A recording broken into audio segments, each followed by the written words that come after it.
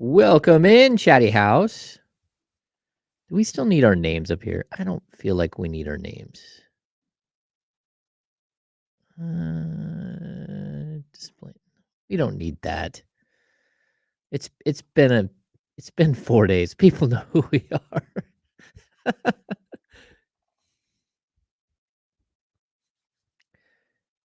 You guys got me out there? Chatty House? Everyone good?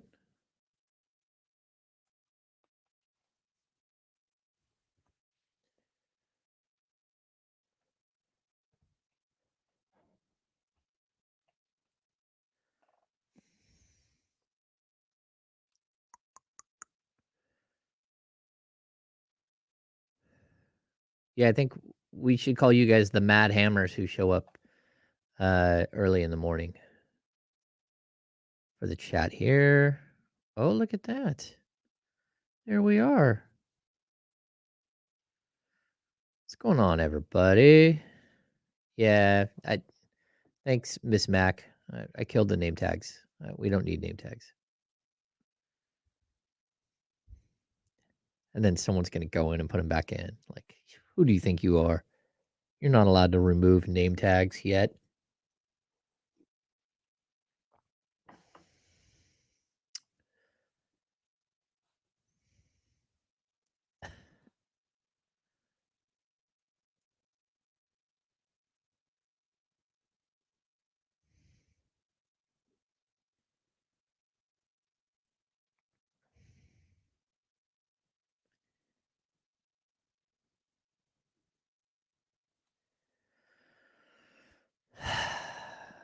Russell, I don't know if Hitchhiker's Guide to the Galaxy was a great movie. I mean, it's a great book, but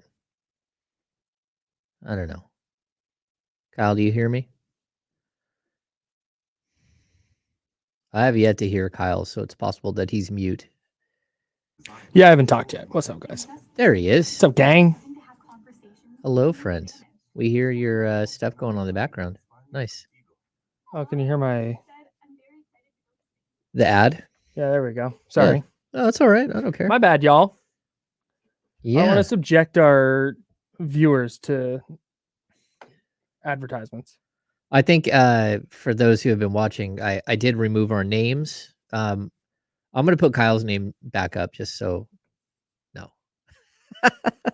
We have 40 seconds to the legal. Oh, 40 seconds to legal.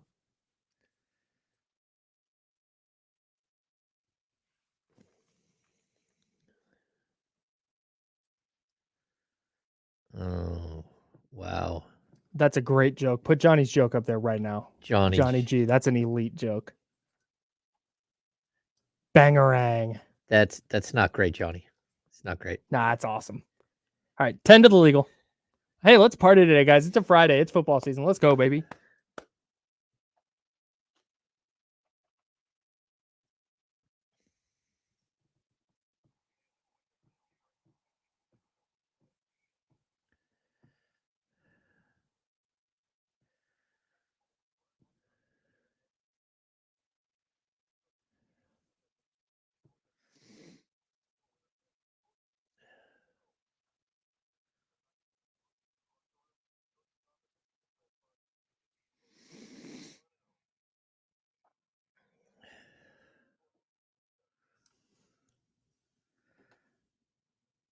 Welcome into the Insiders. I am James Ham. Joining me, Mr. Kyle Madson. Kyle, how are you this morning? I'm doing great. It's Donut Friday. It's a Donut Friday, baby. I'm so happy to bring Donut Friday. Not only, okay, hang on, two things. Yep. So I will explain the history of Donut Friday here in a second, but I was thrilled to bring Donut Friday from my previous station in San Francisco to this one. Yes. I was very happy to do that. I leveled up in happiness when I realized that you also, whether you were privy to it or not, also recognized Donut Friday, and you also brought donuts. It was a whimsical move. Come I was on my way down Highway 49. There's this incredible, authentic donut shop, and I'm like, hey, I'm gonna stop in and grab a dozen donuts or two. And there was a big line. I'm like, I'll wait it out. But yeah, there's nothing like It's been a long week for us. We've had to make scheduling adjustments with our lives to get here. Kyle, of course, gets here at 5:30 in the morning, which means he leaves his house at like 4:30 in the morning, 4 o'clock in the morning. Yeah, 4 o'clock is right when I shoot to leave. Yeah, I can't imagine being in that world, Kyle. I can't. I'm already struggling with just getting up and being here. Well, you're on the NBA schedule. Your body's on the NBA clock, which is a little bit different. Well, yes, my body it stays on the NBA clock. And then there's this thing that, Kyle, I'm not as young as you are. So Great point. Like adjusting schedules, it just takes longer. Yeah. No, that definitely makes sense. Are you toward the age yet where you just naturally are starting to go to bed earlier and earlier? No. I'm a night owl. No, okay. So this is very different. Yeah. So I live on the NBA clock, and like for years I wouldn't get home until 2 o'clock in the morning. Right. I leave the house at 9 in the morning, and I wouldn't get home until 2. Yeah. So between shoot around and everything else that goes into it, it'll be a little different now because we'll be here and then we'll jump straight from here to Kings coverage and then, game coverage and all that stuff. And then be back here in the morning, for, the morning after games. But we definitely, I don't know, somehow we're in sync because I had no idea that you did Donut Friday. This is great. Yeah, but you know what? Like, this is our first time being here in the studio all week. And there's a vibrant life here that goes on that I wasn't privy to before. I'm in the studio quite a bit, but always in the afternoon. And it's not nearly as lively in the afternoon as it is in the morning. So like my first day, Pat Martin, like legendary, he went to grab a coffee cup that he thought was empty. And I walked in and he's on his hands and knees mopping up coffee off the floor. He stands up. He's got coffee all over his white shirt, all over his pants. That was my introduction. But I thought that like this is a good week to thank the people who have been so welcoming here to us.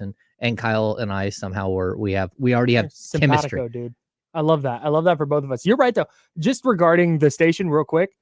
I came from a station that I never saw anybody. Oh. I saw the guys at my station and I love those guys. I still do. But I never saw anybody at the 95.7 studio. We were back in the corner and that's where we were. I didn't see here. You're out and about. Everybody's super friendly about it. They're very open up. And the morning show that I'm on at 98 Rock is all the way down on the other end. So I see everybody on that end as well in the morning. So it's just great. I'm glad to share Donut Friday with everybody here. It started because I would get off of BART in San Francisco and my path to the station took me past a really good donut shop called Happy Donut on Battery and I forget the cross street, but whatever the cross street is, really good spot. They made these buttermilk donuts. They were delicious. Really cool guy. A really cool family owned it. And so I would go in there and I would be in there 3, 4, 5 times a week. Legit. Grab a donut and walk down to eat my donut while I walk. It's about half mile. It's great. Well, when the day I walked in and the guy went, buttermilk maple. Oh, that means I was like, oh no, I'm a regular at a donut shop. I need to clean my life up. So I went, I need to make it special. So Fridays, Donut Fridays, it's typically payday Fridays are Donut Fridays. Yeah. But this is a special one. Like you said, end of the first week.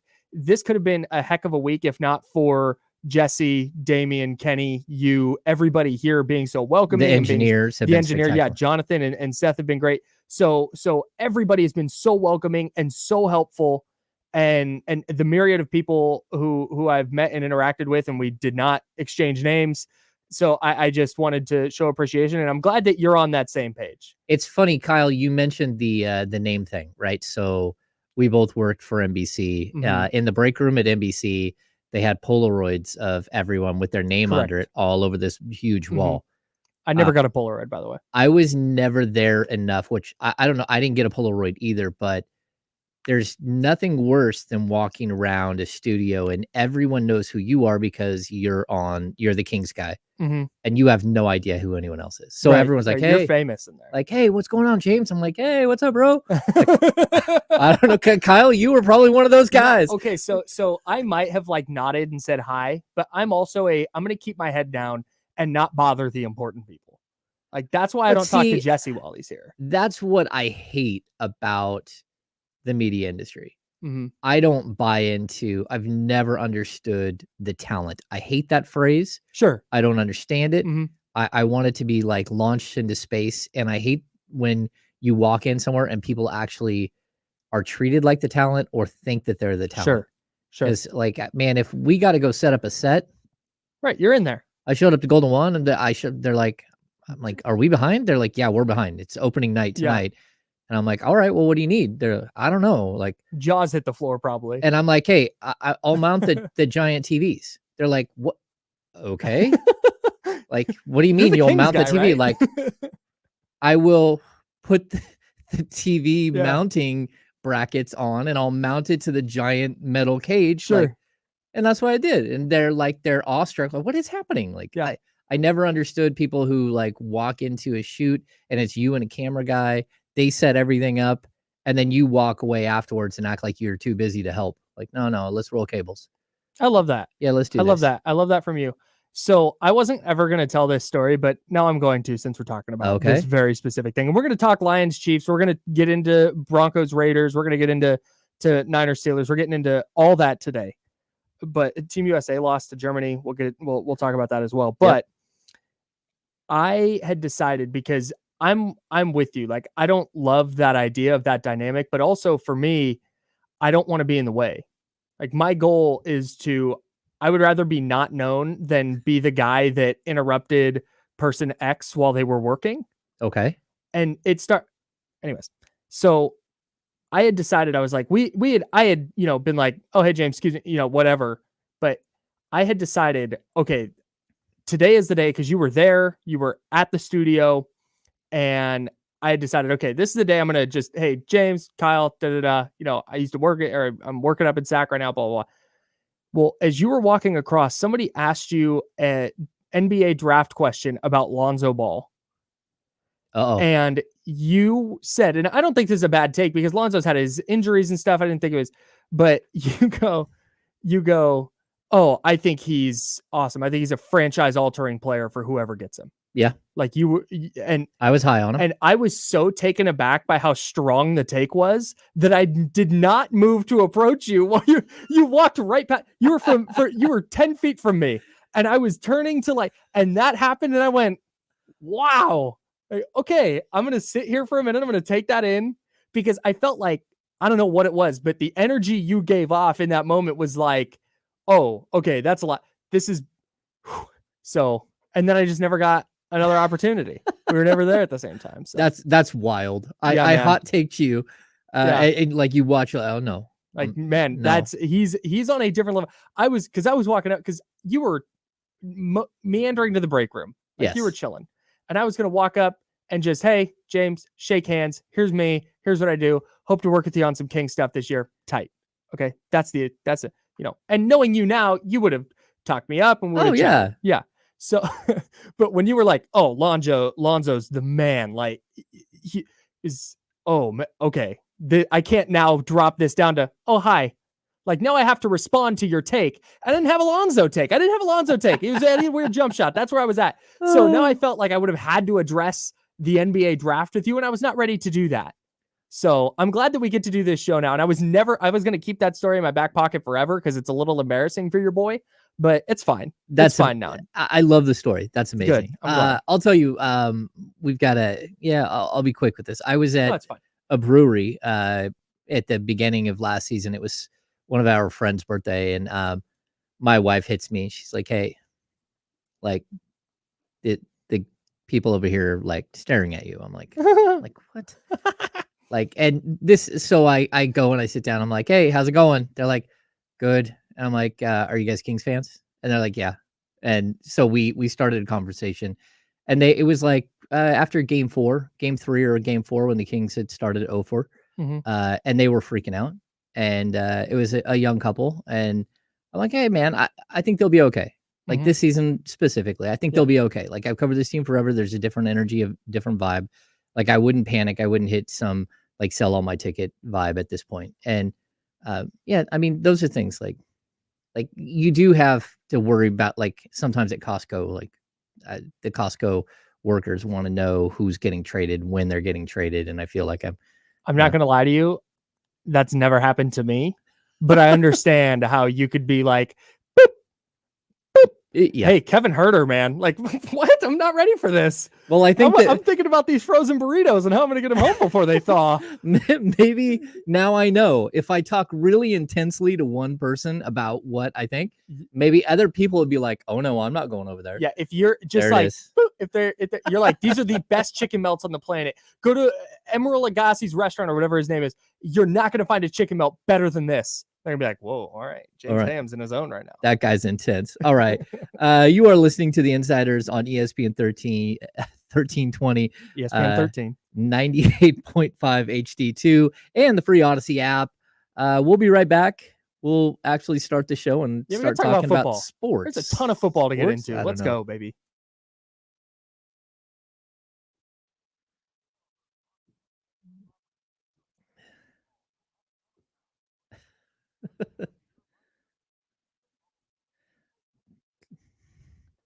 Kyle.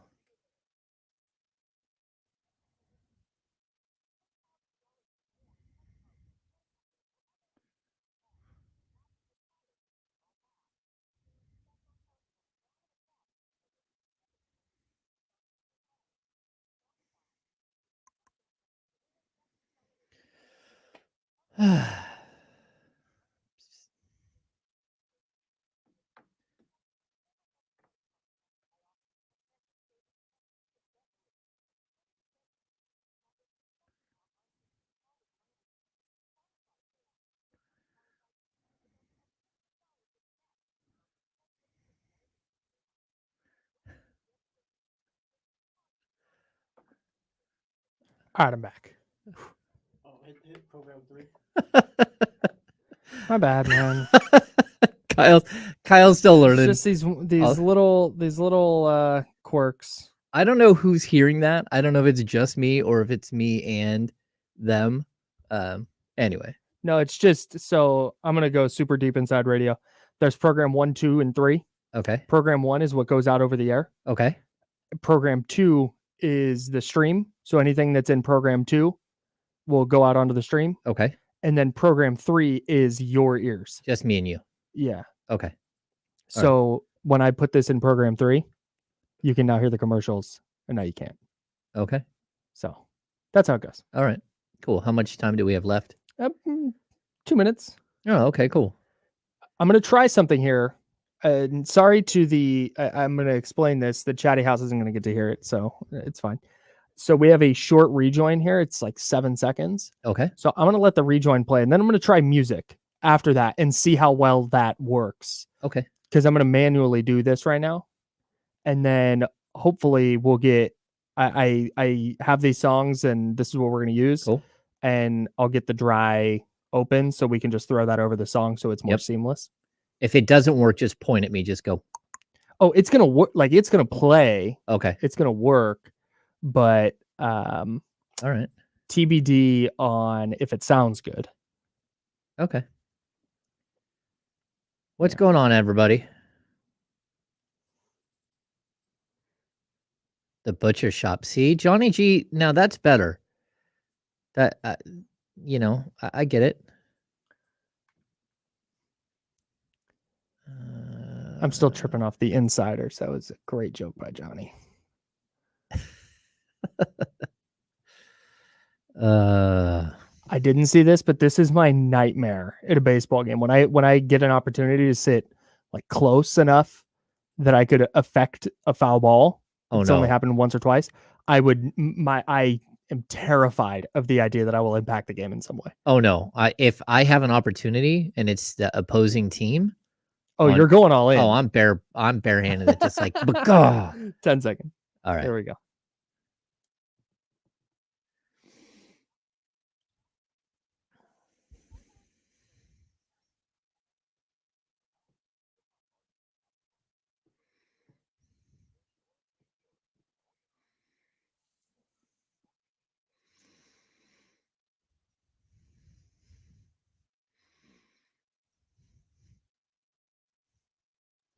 All right, we are back. I am James Ham. He is Kyle Madson. We are the insiders here on ESPN 1320. Kyle, we had opening night of the NFL last night. I don't know what to make of it. Like, first of all, all of my bets were bad. Like, we went through bets yesterday. I missed the over under by a ton. I did too. Mahomes, 2.5 touchdowns. I said over. He probably should have had an over. Boy. Oh boy, should he have. And I thought that it was a more of a low scoring affair than I thought it would be. And it looked like a really, really rusty version of what we'll see later in the season. But what were your initial takeaways from the 21-20 Detroit Lions victory over the Kansas City Chiefs? I have two really, really like strong feelings about this game, which is crazy because it's the Lions and Chiefs. Okay. But I have one for each team. One, I was under the impression, I was of the mind, and I think a lot of people were, that Patrick Mahomes could make it work with anyone. Yes. You and me could go out there and Patrick Mahomes is completing 20 of 35 for 300 yards. And I played wide receiver. I have spectacular hands. I could totally envision that, right? Yes. So that's clearly not the case. And I thought Kansas City, Travis Kelce being out, it's going to be a little bit of an adjustment, but Andy Reid's a smart coach. They're deep enough at running back that they can kind of piece it together there. And then Sky Moore's in year 2. Kadarius Toney, really talented player. You love Kadarius Toney. Justin Ross, awesome player in college. He's dealt with some really significant injury stuff, but he's back now. And you're going, the Chiefs are going to be fine. It may not be 45 points, but they're going to piece together enough to win. And if you had told me the Lions scored, is it 24? 21. 20. That's right. If you told me the Lions scored 21, I would have said, oh, so Kansas City won they covered. Yeah. Right? They won 27-21 or 30-21 or something like that. But man, I was floored by how bad Kansas City's receivers were, specifically Kadarius Toney. I mean, he was so horrific. I feel bad for him. Like he was a midseason pickup, and they made their bold move was Kadarius Toney, and I think a lot of people were like, okay, that's not a great move. I mean, he's got a lot of talent, but he's never put it together. And what would make you think that you're going to be able to put it together? Like, look, this was opening week. You have to be focused. You have to be ready. First of all, he gives up the pick 6 and costs them, a easy touchdown for the Detroit Lions. And then the late drop was just so egregious. But Kyle, it wasn't just him. Like, first of all, the drops were horrible. But the routes, we had the crossing route where 2 guys basically almost run into each other and the ball hits both of them. Yeah. I mean, it was just, it looked like they had no clue. It was like they removed Travis Kelce from the offense and nobody knew what to do except for Blake Bell. Blake Bell scored a touchdown, Niners legend. Shout out to him. Kansas City looked way more unprepared. Yes. Than I anticipated Kansas City looking. Particularly offensively. I totally agree. Marquez Valdez-Scantling had that incredible catch late in the game. Incredible. Like, I thought. Oh, yeah. That was a dime too. Well, yeah, but how many dimes did Mahomes throw that? And every time they just pan to Mahomes and he's got his hands on his head. Like, I can't believe this is happening. So many times. Yeah. It's like us watching his brother on a TikTok video. Like, I can't believe this is happening. Very good. But I also would want to point out that Patrick Mahomes, 6 carries for 45 yards. Their leading rusher. Yeah, so I have him in fantasy, of course, and I'm sitting here watching the whole time. And, we get 1 point every 10 yards, which for me is like spectacular. And we're going to get into, this is Fantasy Friday. We're going to get into more fantasy talk here in just a few minutes with Faraz saddiqi. But the thing that stood out to me was Pacheco. Like, what was going on there? Like, he's running like he's tap dancing. He was so bad. He's a late round pick for a reason, man. I guess. But how do you run? How is this who you're putting around Patrick Mahomes? Well, Isaiah Pacheco was like a fine player for them last year. He was, but Clyde Edwards-Helaire has not been the player they've anticipated him being. And that's kind of the I don't want to say the issue, but it was like, man, they let Tyreek Hill walk. That's kind of scary but they pieced it together last year with Sky Moore and Juju Smith-Schuster. And like you said, in the middle of the year, they pick up Kadarius Toney and he had a touchdown in the Super Bowl. And so you're going, okay, they've got a pretty good stable of weapons here. They just need a couple of guys to be adequate, and they're fine. Yeah. And they were sub-adequate last night. And it's like you said, it's week 1. So I'm not saying the Kansas City Chiefs are going 8-9. They're going to win double-digit games and be fine. Of course. But I just in zooming into a 1-game sample size, could not believe how inept the Chiefs looked offensively, sans Travis Kelce. I shouldn't have this feeling like in the third quarter that the Chiefs need to have Josh Gordon on the phone. That's not where I should be. Stop. That's not where I should be in week 1 of the NFL season. No. And look, you throw Kelce in there, they look different. They look different because he doesn't have to throw to these other guys who can't catch. Yeah. That's why, but can he get you 10 balls a game? He's going to need to. He might need 11 catches per game. So I'm doing the math. I'm like, okay, 170. I mean, if he's just playing out the 16 game schedule that's left, and I got to get 11 catches out of him, that's like 176 catches. Like, okay, I rack them up. It is what it is. Like, we can't throw to anyone else. I don't care how many people are on you. Mahomes can, thread a needle like nobody's business. Right. We're just going to make you do like your weird spin move to the inside the whole time. And that's the other thing I missed. I missed a spin move. Like, where's my spin move? And then like the running game. And the worst part about all of this is I didn't think the Lions were very good. Okay. That's my other thing. They let him off the hook. They did. The Lions offense scored 14 points. And again, I'm still in on the Lions being good this year. It's week 1. It's basically preseason for a lot of teams still. Yes. They use the first few weeks to really ramp up. Check Kyle Shanahan's record by month. It's the perfect encapsulation of a team feeling their way through the first few weeks and then turning it on, of course, over the last couple months of the season. But anyways, I think the Lions are going to be fine. No sweeping judgments here. But they scored 14 points on offense. And one of them thanks to a fake field goal. Everybody last night, I saw on the internet was people going, oh, Chris Jones, they got to pay. The defense was fine. It was. They were not the problem. No. At all. Are they going to pay Chris Jones to play receiver? There was get him on the jugs machine? One guy who was the problem. Yeah. That's what you hate when you watch a game. You're like, oh, if it was anyone else that they would have thrown the ball to a bunch of times, that doesn't happen. And like you said, with Kadarius Toney, there was the pick 6, and that wasn't even one. Here's the deal. When a receiver, it's a high throw and he gets a hand on it and it tips off and somebody grabs it and people go, well, if you get a hand on it, you got to catch it. Like, no, that's a bad throw. But the one, it was like chest high. He got 2 hands on it. It was like you couldn't have set it in his hands better, and he slipped through. Well, that and the same thing with the deep ball. The deep ball late was what was he doing? What was this? He had his it was like catch. Why didn't he grab it with his hands? He had his hands out, and then as the ball came in, he tried to like trap it against his chest. I don't understand it. That was 6 with his athleticism. If he catches that, he's gone. Kyle's yelling, triangle, man, triangle. Seriously, what catch the ball. The thumb. I was floored by how bad Kadarius Toney. There were people, and we can talk to Faraz saddiqi about this coming up at 10:30. Like there were people talking about Kadarius Toney in the Chiefs locker room this year as wide receiver 1. Like, watch out. He is the next Tyreek Hill, this super explosive athlete. Patrick Mahomes is going to lean on him. And then he goes out and has literally, I'm not exaggerating, for me, the worst game I've ever seen a wide receiver play, ever. It was bad. It was not good. And I've watched a lot of bad Niners wide receivers. Yeah. I mean, they did have at one point Ronaldo Nehemiah who couldn't catch it all. He just ran fast. That's not a real player. It is. That's a he was an Olympic hurdler. Oh, sure. Yeah.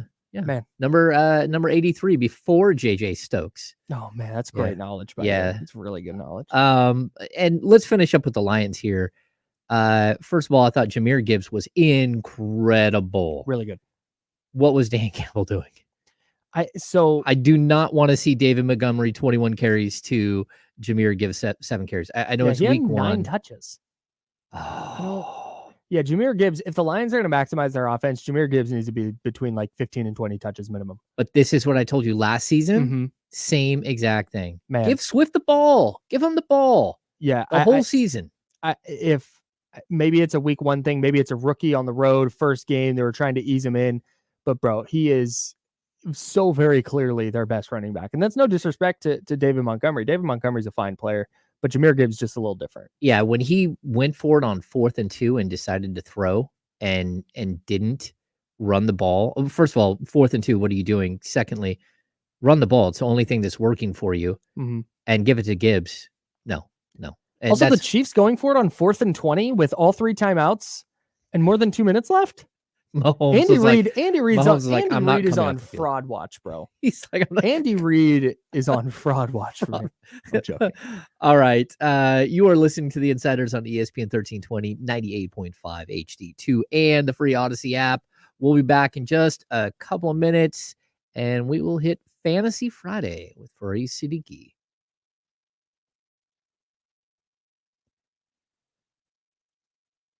Boy, I butchered his name there. Faraz Saddiqi. My bad.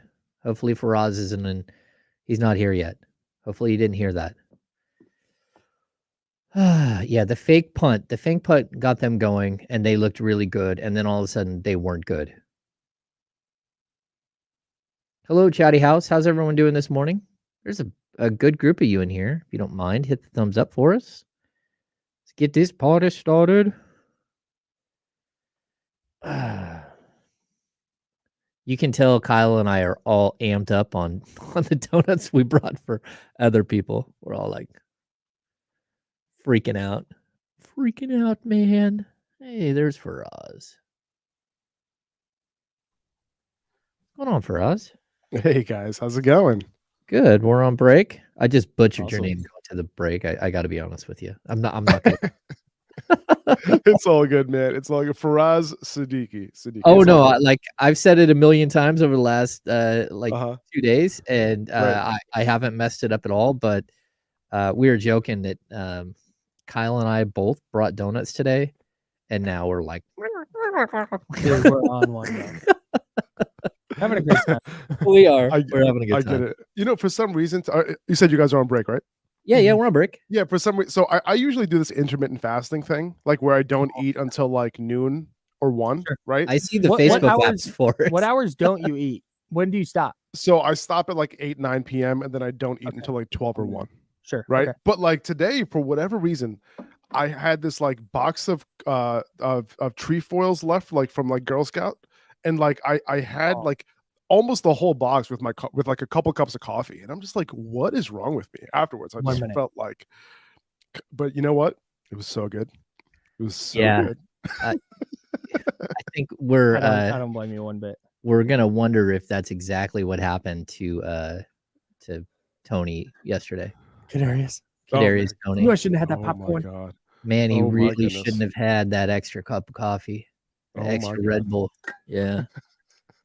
Whatever he was on. Yeah, whatever it was, it was not the good stuff. Not at all. 30 seconds. That was brutal. Okay. Brutal. 30 seconds. I'm so excited to play this rejoin. It's a short rejoin, so I want to play music again. Okay, cool.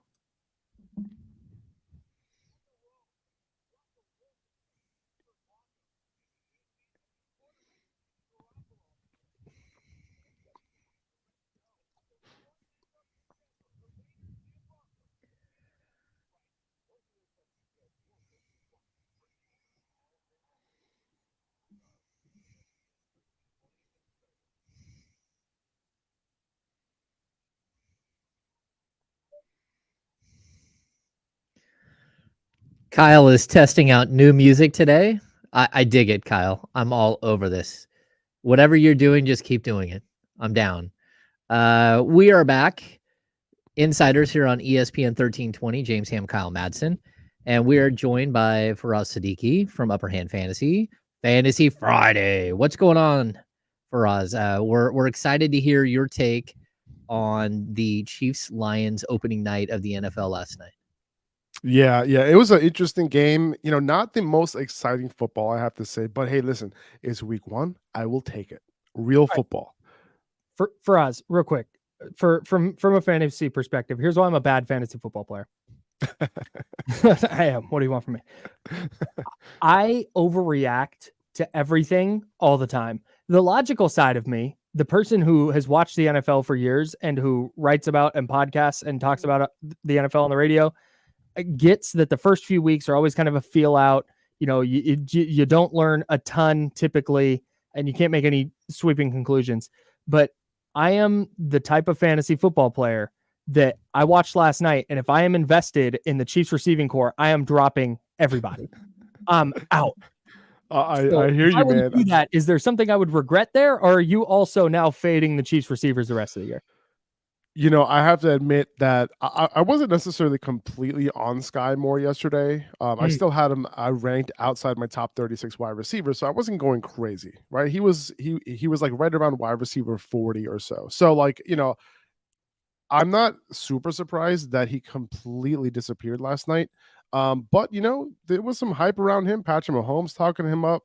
You know, talk about him getting the most routes among all the wide receivers, and that turned out to be somewhat true. But there was a really, really crazy rotation going on with these wide receivers. Like they were just bringing them on and off the field. Like if you look at in terms of route participation, this is like, you know, how often these wide receivers are on the field when the quarterback drops back to throw, right? Sky Moore was at 64%. Like that's not startable from a fantasy perspective. Like you want like 80% or above at the very least. And as a wide receiver, like the top wide receivers are on the field 90% or more, right? So this wasn't good. Now, Rashee Rice, you know, and well, Kadarius Toney, man, what a game! He lost the Chiefs the game, right? I've never seen a worse game by a wide receiver. It was a league losing game. I mean, it was a week losing game. It was absolutely terrible.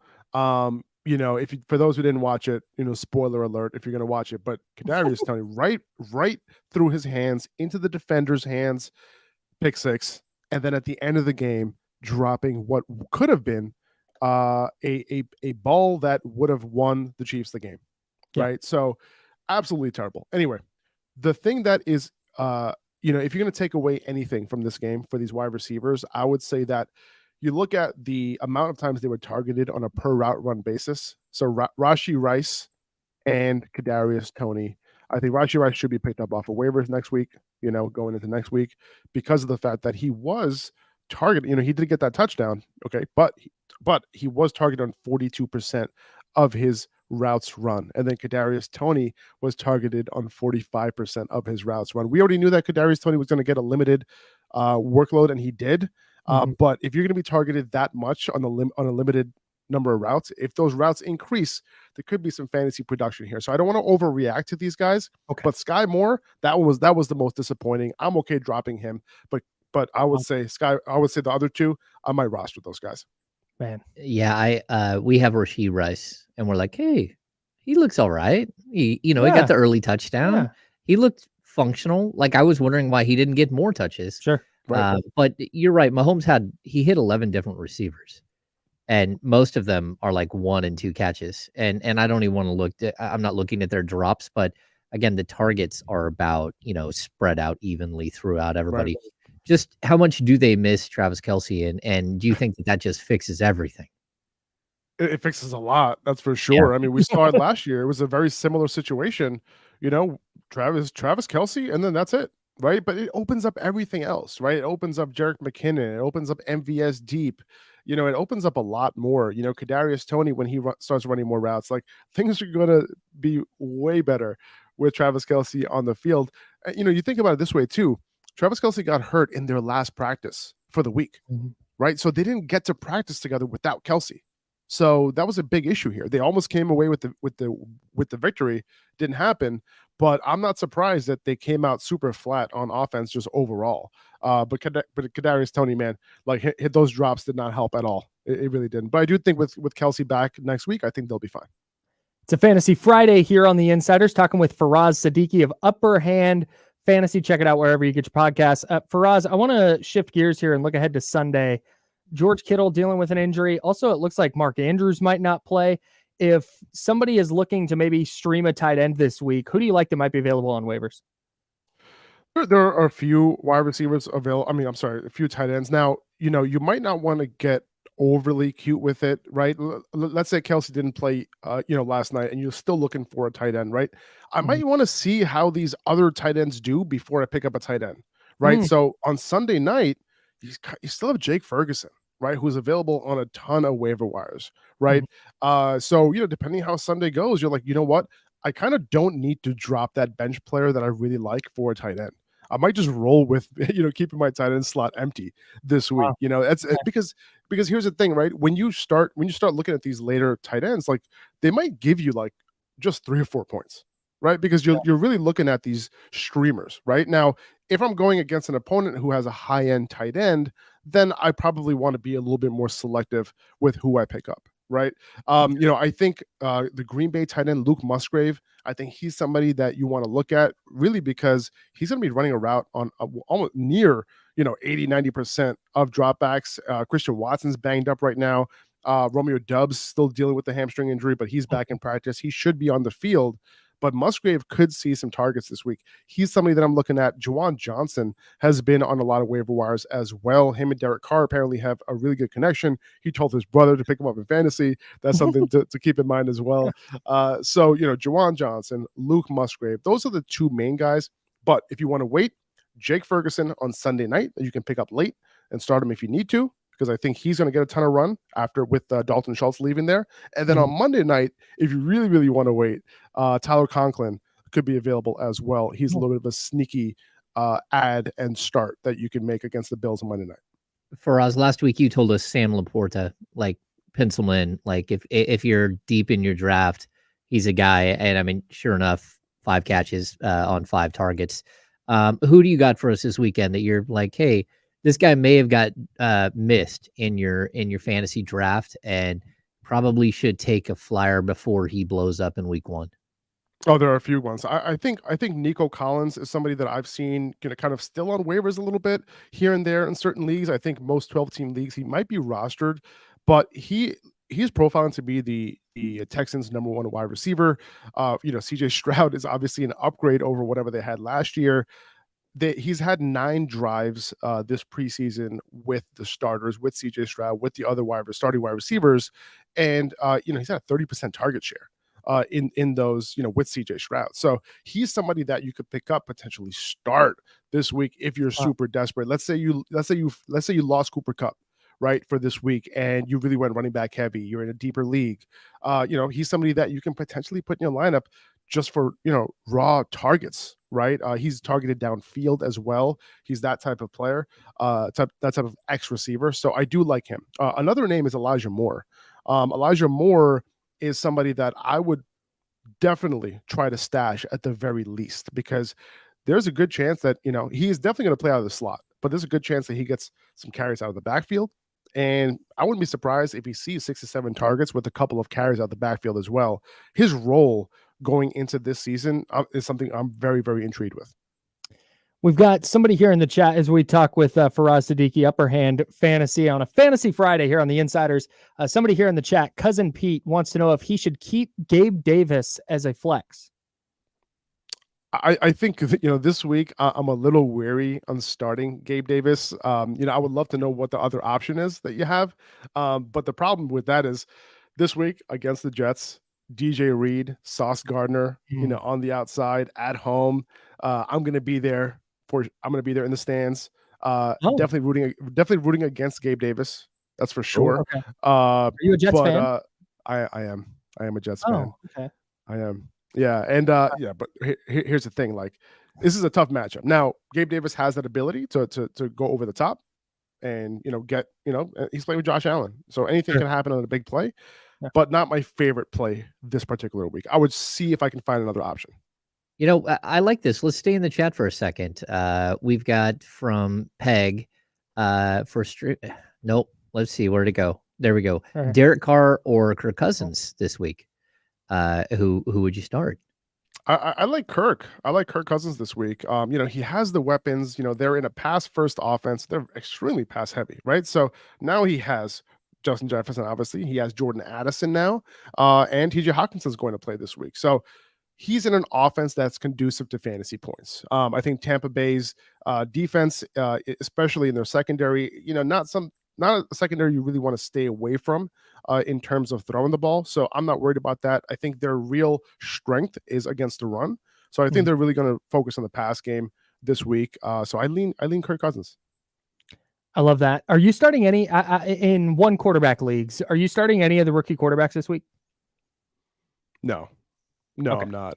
Even Anthony Richardson. I think Anthony Richardson would be the closest to that. Sure. I'd rather start him than CJ Stroud and who's the other guy? Bryce Young. Bryce Young. Sorry. I'd rather start. Obviously he would be the closest thing to that. However, I'm still starting guys like Geno Smith. Sure. I'm still starting because Geno Smith has a great matchup against the Rams this week. So, I'm starting guys like that, like the fringe, like tight end, QB1 sort of quarterbacks that I would normally, make a decision over. I'm starting them over Anthony Richardson just for week 1, just to see how it goes, man. No JT. This is going to be interesting, to see what he does in this game. So all the pressure is going to be on him. Let's see what happens. All right. Have you looked at the running back position for this week? Do you have any guys that you're just like, you got to start them no matter what? Specifically like positions where we're missing some people, like Jonathan Taylor, Kamara, all this stuff. Like where would you who would you start? Who would you sit at the running back position, especially with some of the injuries or suspensions? I think there's 2 guys that are kind of on the fringe. People are not sure whether to start them or not. I think that's number 1, Javonte Williams. Obviously he was drafted later. You weren't drafting him as your RB1 or RB2, right. But you were drafting him for the hope, that he can, thrive in Sean Payton's offense, despite him coming off a multi-ligament injury.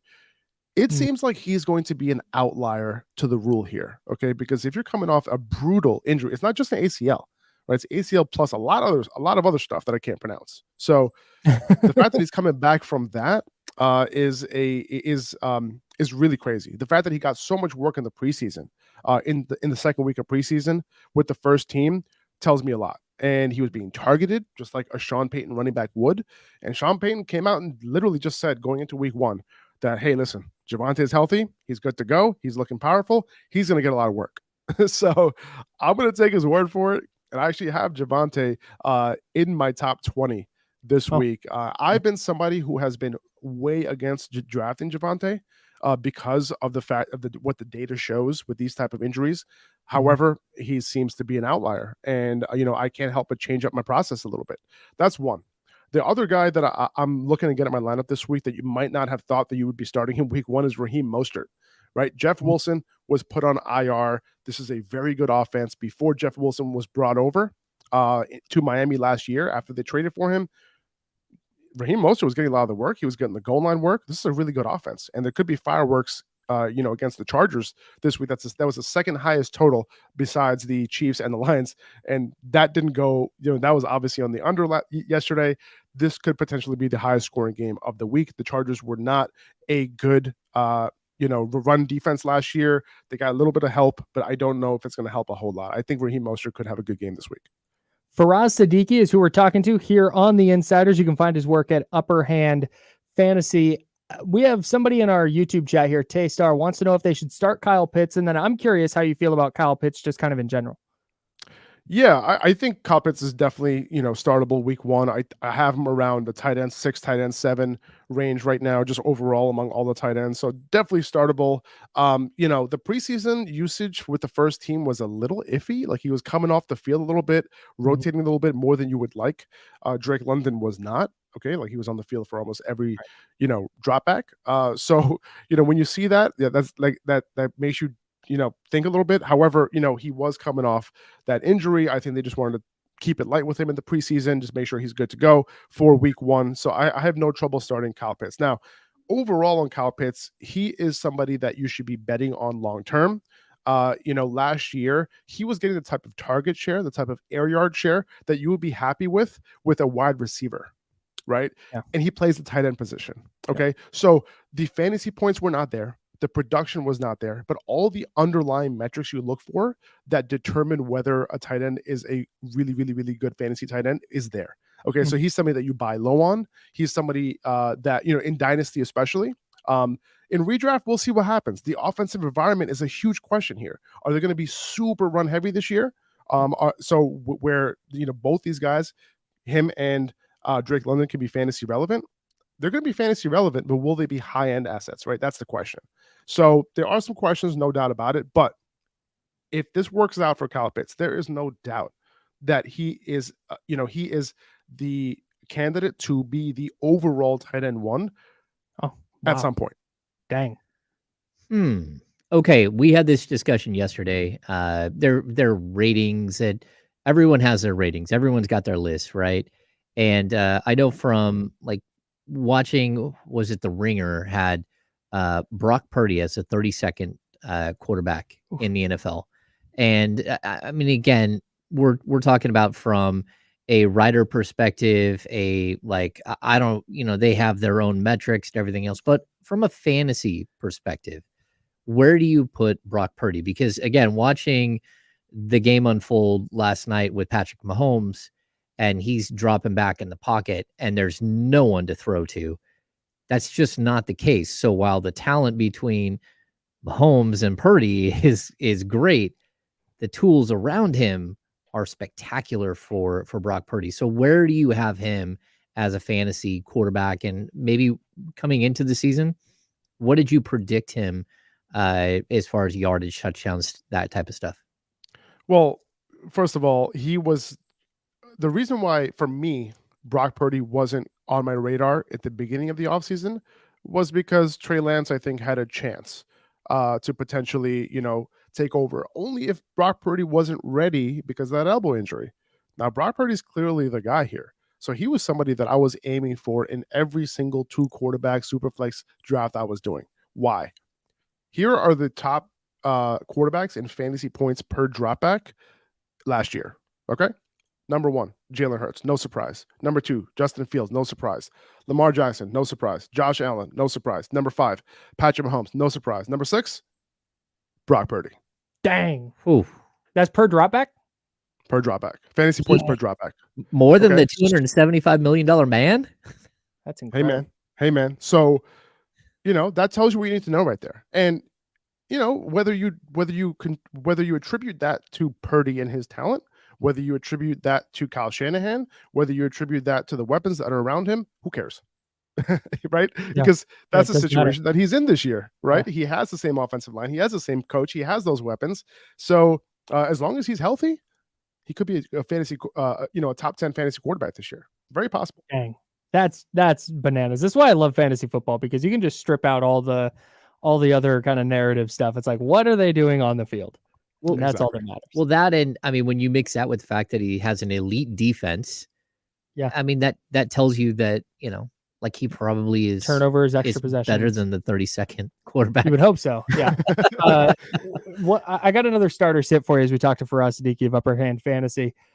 Michigan Wolverines in our chat. It's not the university. It's not like they've got somebody. It's just what their name is. Wants to know if they should, in their flex, would you start Khalil Herbert or AJ Dillon? Oh, that's a good one. I think I'm going Khalil Herbert here. He's the clear number 1 running back for them at the moment. He is one of the most efficient running backs in the NFL. If you talk in 2022 stats here, and he was the clear one in the preseason. Obviously, they have Deontay Foreman, they have Roshan Johnson, right at his heels. But I think it's really going to be a matter of which one of those two become the RB2 in the situation, or the 1B. So Khalil Herbert is that guy. He's very efficient. And AJ Dillon, he's been taking a seat to Aaron Jones, right? And this preseason, like Aaron Jones has been playing like 1-2 snaps, and then they take him out of there and they leave AJ Dillon in for a while, a couple drives.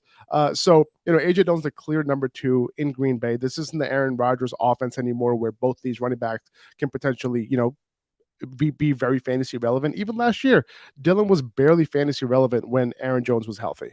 So I think Khalil Herbert's the way to go here. All right. You are listening to the Insiders here on ESPN 1320. We're joined by Faraz, saddiqi from Upper Hand Fantasy on Fantasy Friday. Like we've gone through a Fantasy bunch of Friday. Fantasy Sorry. Friday. I'm gonna make a sounder for that. So Yeah, we'll have to make some sort of sound. All right, we'll do something strange. Look, you are the Jets guy. We now know. But what do you make of Aaron Rodgers, and what do you make of their chances this season? As you know, really, they kind of went out and got the missing piece, the missing link that was kind of holding them back from being a really, really good football team in the last couple of years. Super Bowl. Super Bowl. Super Bowl or bust. No, you know what? Okay, I love that. I love that for you. Listen, man. You know, yeah. Listen, like we have been we've had terrible teams. Okay, so let me have my moment here. Okay, now this is exciting, right? And I think it's not just about Aaron Rodgers. Obviously, he was like kind of that missing piece, right? The Jets. They're a good team. You know, you look at their defense last year that might have improved coming into this season. They could be one of the top defenses, probably top 5 at the very least. You know, you could say. Do they have a chance to be in the best defense in the NFL? I think so.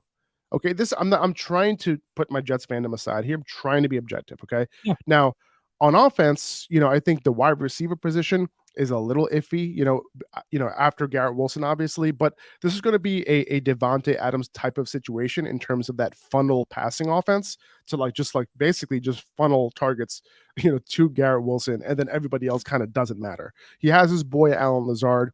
Randall Cobb is, you know, he's much older wide receiver at this point. He's just there to like kind of give him company, but you know, outside of that, they don't have much. And I would argue that I think the Jets are probably a team that needs a wide receiver the most. Probably not more than Patrick Mahomes after what we saw last night. I'm surprised they didn't go for DeAndre Hopkins, man. I'm surprised the Chiefs need him. Right? Anyway, I digress. But yeah, I think that's one of the situations. But yeah, Aaron Rodgers being there, you know, the offense can move. He's with his old offense coordinator. You know, as long as the Jets stay healthy, I think they can make the playoffs. The thing is, it's a really, really tough division, right? Miami, Buffalo. You know, it's tough. Like we might not win the division. We might have to get in through the wild card. And all 3 of these teams are playoff teams, right? In the AFC East. So it's going to be interesting to see what happens. But the fact that Aaron Rodgers is there, that it kind of like matches our offense, you know, with our defense a little bit. And yeah, looking forward to it. For what it's worth, I'm not a Jets fan, so I don't think that's a homer take like at all. Robert Saleh is a damn good football coach.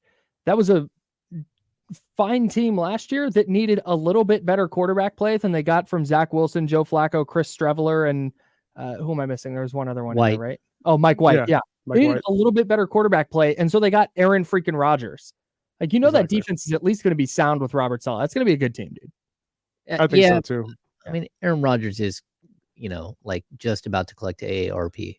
Yeah, but he's significantly better than whatever the Jets were putting out last year, even if he's worse than MVP level. He is. And I love how you mentioned that he funnels to a wide receiver. Like, has anyone built wide receivers like Aaron Rodgers over the last 2 decades? James Jones, Jordy Nelson, Donald Driver. Yeah. Like, it just keeps going on and on.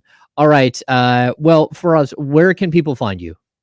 I think Upper Hand Fantasy on Instagram is probably the best place to find me, to send me a message, that sort of thing. There's a lot of content out there as well, but also the Upper Hand Fantasy podcast as well. We'll be going 6 days a week, starting on Monday morning. So you know, week 2 we're gonna get it popping. Can't wait. He just went over the top on us, Cal. He said, "Oh, you got 5 days? No, we got 6. 6 days a week, baby." Hey, thanks for joining us. All right. You're listening to us. The Insiders on ESPN 1320, 98.5 HD2, and the free Odyssey app. We'll see you in just a minute. Thanks, man. Of course, guys. Hope we didn't keep you long, but that was great stuff. Like, people are just like going nuts in the chat. That's amazing. That's good to hear, man. Hopefully we can keep doing this. You know, this is fun. You know, you guys know football too, so this makes it super easy, right? So totally. If you guys want to, you know, do this weekly or whatever, I'm completely down. Let's just book it 10:30 every Friday. That sounds good to me. I think that sounds good to me too. Okay, cool. I'll send you an email, but yeah, we're good to go with this. Awesome. I appreciate you guys, man. All right, have a great weekend. Enjoy football on Sunday. All right. Oh yeah, you too, man. Take care. All right, take it easy. Bye. All right, people. Stephen McBride, you asked this question. how many fantasy football leagues are too much? I am I used to play in all kinds of fantasy leagues, right? And to be honest, I stopped because it just got too much. Like it got too much, and I want to put as much as I can into actually like being successful in one league and trying to balance things and trying to get too many players on the same team for multiple leagues. So I stopped doing multiple leagues. My son plays like 3 or 4 leagues and then he splits my team with me. But I don't know, like 2 good leagues, if you have some really, really good, strong leagues, is where I kind of like cap out. After that, just gets watered down. And I also like, I went through this phase where everyone would say, "Hey, do you want to play?" And I'd be like, "Yeah, I'll play." And then I get in these leagues, and if you don't read the rules before you get in, you just get killed by like stupid things. And so I stopped playing in a bunch of leagues because of that. Because like I don't want to like lose because somebody's kicker scored like 38 points on a weekend. I just think that's ridiculous. So, let's see. From David, choose Maple Bar or Bear Claw. Always Bear Claw. I don't like maple, but maple is big in my household. And my wife makes apple fritters from scratch, which are bomb. Like absolutely incredible, melt in your mouth. Spectacular apple fritters. Maybe I'll bring that in one day. Maple is fire. I don't, again, my boys and my wife, they love the maple, but that ain't me. That ain't me.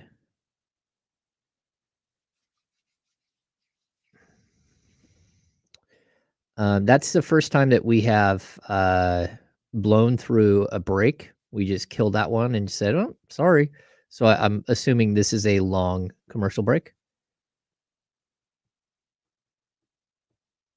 And I'll take this time too. Like, if you guys know who Brett Huff is, Brett Huff is a huge Kings fan, and he's absolutely spectacular. He's a good dude. His wife Tessa has cookbooks that are incredible. She's a baker, and my wife started baking. Kyle's looking at me like in a panic state. What happened? No, you back? Yeah, no, so again, nobody cares, but I'm recording our stuff live. Okay. So that way I don't have to go grab it after the show. So that's what at the breaks I go in and I delete the breaks out and then and we got a long break here because we combined 2. We've still got like 3 minutes left. But no, Jesse and I are working on a little something special here. Okay. Wait, when are we back? Like 3 more minutes. 3 more minutes. Okay. Is it? Somebody asked if I've tried cinnamon and donuts. Is that Tyler who asked that? I don't know. I don't think I have. Unless I have and I just don't know that that's the name of it. Steve McBride, I do not think Brett Huff is the former UC Davis Hooper. Although I'm not sure. But I highly recommend it. Like if you guys are looking for a gift for your spouse and they're looking for a new hobby, Tessa Huff's books are absolutely incredible. They're so cool. My wife makes all these layer cakes now, and we don't eat them. We have like a piece, and then that's it. If you ever need someone to put away some layer cake, let me know. I'll just bring them in. I will. Dude, just drop them off. I made some of the most amazing cakes like the wife has made, and she was never a baker before. Yeah. And now she makes like these 3-tiered cakes. That's incredible. With all these different like fillings and just amazing stuff. Was this by any chance inspired by the Great British Baking Show? Yes, we watched that nonstop, and it is the perfect comfort show. It is. It's the really music's cool. Nice. The judges aren't overly harsh, but it's also not like, wow, everybody's awesome. But the contestants are so supportive. When they tell their story, I'm just so in. That's such a great show. I haven't got to the point where I critique the wife like this is stodgy. Like when that happens, I don't know. It's not good. Gonna get. I wouldn't. I would lie. I'd be like, no, this is really good. Yeah. I'll soggy bottom. I love how About a minute. the chatty house just goes sideways on tangents and topics. It's one of my. I honestly, when I'm doing my hit with Kenny and Damien, I have to not have the chatty house open. Oh, really? Not because I'm worried about, what people are saying about me. It has nothing to do. I'll get distracted. Okay. Like yesterday when they were talking about bowl cuts and Ramsey ordering Chipotle burritos or burrito bowls or whatever, I was so dialed into that. It was so hard not to focus on it. Oh, you were like, you wanted to jump in. And, yeah, I wanted to actually, be part of it. You wanted to DoorDash like right then. About 30 seconds. All right. Hey, and don't forget, legal show open.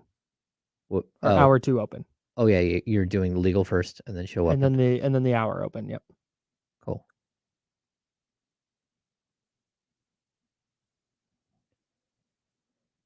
Okay, I'm gonna put commercials in your ears and we're about ready.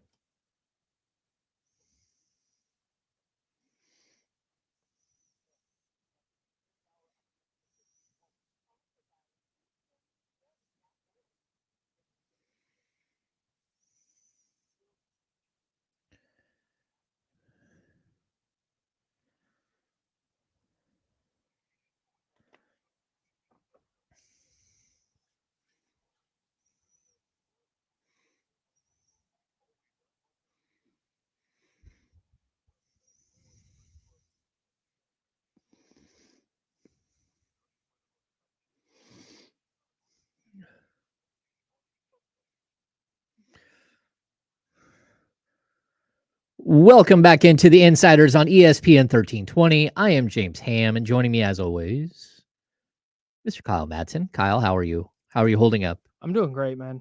I'm having so much fun today. You haven't dipped? Do you know why? The Sugar Rush hasn't dipped yet? No. Do you know why I'm having so much fun? Oh. This is what Jesse and I were working on at the break. Fantasy Friday. It's our first drop. I'm so excited. We're gonna have a few more takes on that one, I think. Maybe. I don't know. That's because every Friday is a Fantasy Friday. Tickets are just $15. This is amazing. Yeah. We always we're gonna start doing it next week, where we start talking about Tuesday overreactions, or we'll do Monday overreactions when it comes to football, specifically with 49ers or Raiders talk and stuff like that, especially since we do have the Raiders here on ESPN 1320. We're the home of the Las Vegas Raiders. But how much do we have to pull back from week 1 overreactions, especially when it comes to like a game that we just saw on Thursday, where I don't think Kadarius Toney could have had a worse game, and I don't think he'll have another game like that ever again. And if he does, he'll be like out on the street. Like that's not something that is allowed for someone to single-handedly destroy a team's, ability to win a game. I think Patrick Mahomes will walk in the room and just wave him himself and just say, "Hey, look, like you can go ahead and take whatever money we owe him out of mine, and I don't want him in here anymore." If that happens again, or if it happens again that dramatically, yeah, for sure. Yeah. So how do we avoid these overreactions from week 1, especially when it comes to a young quarterback like Brock Purdy, and like Niners are going to throw him out there to the Wolves and hope that it all works out. He does have some experience, but he's also coming off an injury, and like a perfect example of reacting or overreacting to early season things in the NFL. And we'll tie this to what we've got coming up with Raiders, Broncos, and Niners, Steelers. But the Chicago Bears beat the San Francisco 49ers in week 1 last season. Oh. And the Bears were dreadful. They were really bad. And the 49ers got beat. Don't get it twisted. They got smacked up in Chicago. That's what happened. But the 49ers did not play well. And the 49ers were a better team. And over the course of the year, that starts to bear itself out. And so, no pun intended. Yeah. Yeah. Nice. So it was not actually that time, if you can believe that. So in week 1, I think it's important to make note of things. Yep. And to go, wow, Kadarius Toney was brutal. That is on the record. But also, and I know it's not fantasy, but it fits into that. Like with what Faraz was saying last segment, you can't overreact to one performance from a player who's shown he's very explosive, has all this talent. So I'm going to make that note of, hey, you know what? Kadarius Toney was not very good, but I'm also not going to go into next week and like betting against the Chiefs, or I'm not changing my take that the Chiefs are the top team in the AFC right now. Like they're still the defending champs. They had a tough week 1. Kadarius Toney's a good player, or at least a talented player who had a very, very bad week 1. Travis Kelce wasn't playing. Chris Jones isn't there. Like there's so many things that could that'll happen between now and week 5 and week 10 and week 18, where Kadarius Toney dropping a couple passes in week 1 isn't ultimately going to really matter. I totally agree. And the fact is they still lost by 1 point. Like that's the thing. And I would like to say that the Lions won that game. They did a good job of finishing it. They finished it the way you have to finish a game. Yeah. They got the first downs. They salted the clock out. But for me, the Chiefs lost that game. Like Kadarius Toney, unfortunately, lost that game. It's not like that you can't point to specific plays. I mean, the pick 6 doesn't happen.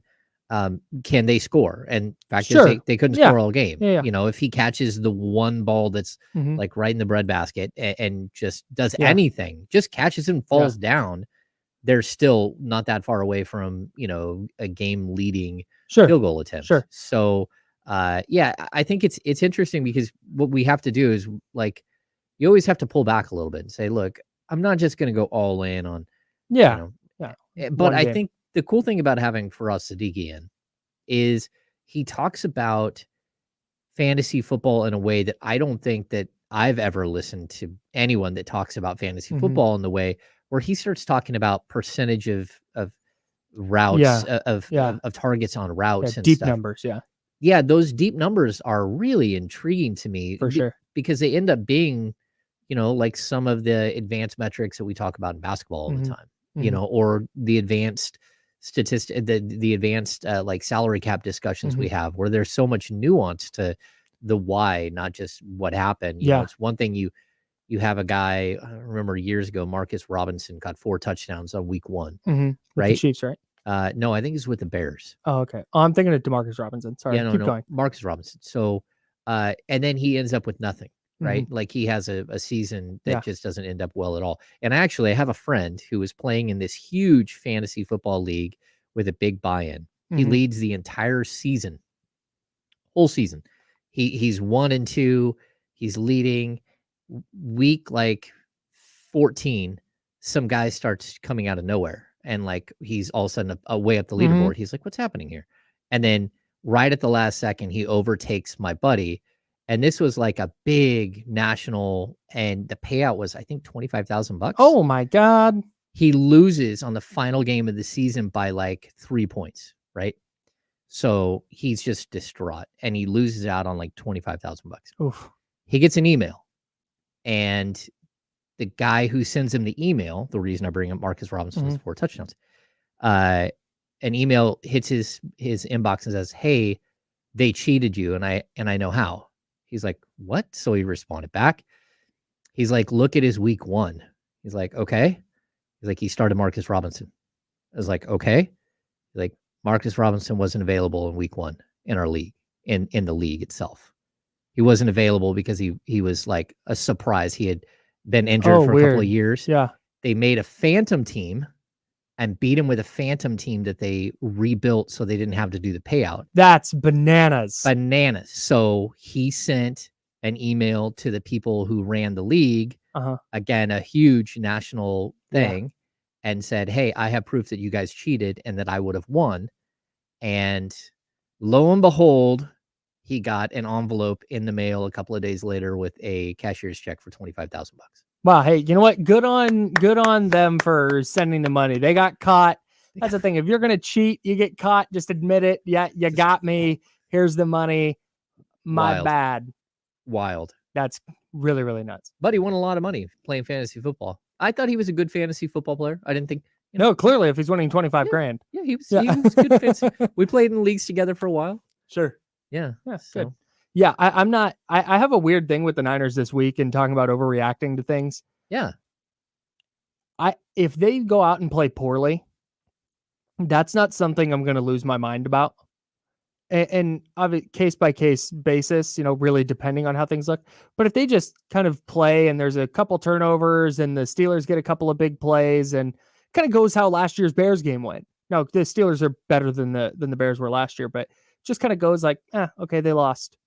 I'm not going to really freak out. But if they go in and play really well in Pittsburgh and just control the game and win it 24-14, and there's never really a doubt that they're gonna whether they're gonna win, I'll feel really good about them going forward. But if they don't play well, I'm not gonna feel horribly about them going forward. Yeah, it's like when the Kings lost the first 4 games of the season. It is what it is. Sometimes you lose. They figured it out, and then they rattle off a bunch of wins. If the 49ers lose the first 4 games of their season, I'm going to call their season over. Oh, no. Their season's over. I just want you to know that. I want everybody to know that. Yeah, that's their first 4 games of the season aren't great. If they're 0-4, I'm pulling the plug. Yeah, that would put be a Sam rough Darnold in. All right. You're listening to The Insiders on ESPN 1320, 98.5 HD2, and the free Odyssey app. We're going to take a break. When we come back, we'll preview some more football stuff. Yeah, we got Raiders Broncos to talk about. We got Niners Steelers to talk about. We got a ton to get into. We do. We have all kinds of stuff. And Kyle wants to do NFL season predictions. Yeah, he does. We'll see how that goes. Come on. Let's go, baby. We'll be back in just a minute. Ask Sherwin-Williams during the Endless Summer Sale. We did have that break right there, right? Oh. Hello, everyone. Hi, Lizzie. Nice of you to join us. Kyle did pick the Lions. He has the receipts. I did not. Marcus Jones. We did see the Team USA game. I watched quite a bit of it, including the end. Kyle Ham, when can I call in? Hey, Jesse. Yeah. Would you judge me if I ate another donut? And I hear you, Kyle, right? Kyle doesn't have his headphones on. Let me make sure. I hear you. I'm not going to judge you if you have a second donut, Kyle, which I could hear all of that. I can hear My mic is on. Kyle is learning when his mic is on, when it's not. There's all these buttons. So funny. There's all of these buttons. Hey, y'all, I'm eating a second donut later, but I'm not doing it on camera. Kyle, I had a second donut. I have to be honest. But hey, watch me go to do that, and I'm actually standing like in the window while you're on camera, and I'm doing. I love the little blueberry donuts, like the old school. Yeah, we're gonna get to that, right? Get to what? That right there, the Team USA. Man, we got a ton of football to get into still. We can talk about USA at the breaks. Okay. Or sprinkle it in a little bit. Okay. I haven't written down my predictions. I'll just wing it. Yeah, I'll say a division. Let's actually do that. That's fine. Right. What are we coming out of break with? What do you want to? Right now, I need to do my show notes. 30 seconds. All right. I've got something for you. I got something coming up. You want to come out of it? Yeah. All right.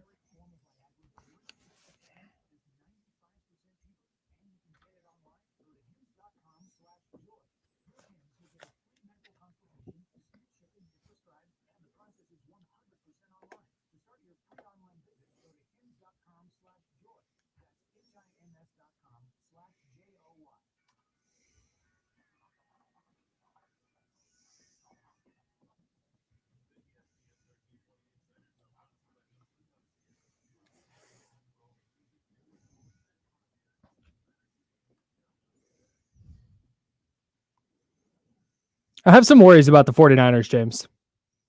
Okay. Like I was just talking about how I'm not going to overreact to stuff, Okay. but we've talked a lot lately just about how, like, these reasons for optimism, right? Yes. Like, where do they rank? They're ranked at number 10. That's too low. Brock Purdy's the 32nd best quarterback in this ranking. That's too low. But I think there's just so many things that can go wrong for the 49ers. And if Brock Purdy is the player that the 49ers believe him to be, because the 49ers think, Kyle Shanahan and the people in that building think he is their franchise guy. Yep. They don't have the same questions we all do. They are like, that's a dude. He's taking us where we need to go. It's very similar to the way that the Kings view Keegan Murray.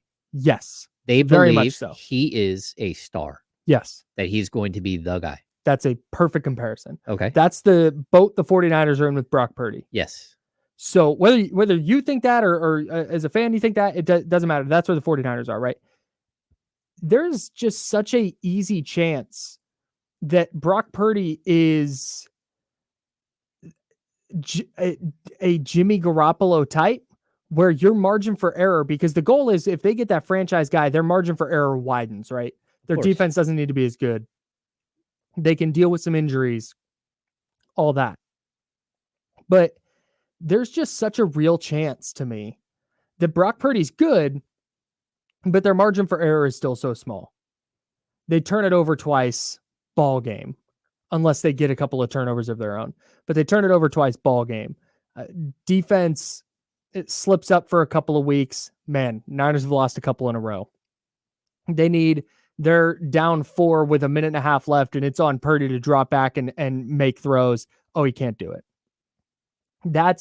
I think that's too real of a thing. And I don't think it's getting talked about enough, because we're talking about it. We always talk about Brock Purdy in the lens of a good game script. We always talk about Brock Purdy and, okay, he just needs to distribute to McCaffrey and distribute to Debo. Well, that's in the context of, hey, there's a tight end and a fullback and they can run it or pass it. They're going to do play action. They're going to get him on the move. Defenses don't know what's coming. But in those spots where there's 90 seconds left and they're down 4, they need a touchdown and they have the ball on their own 25.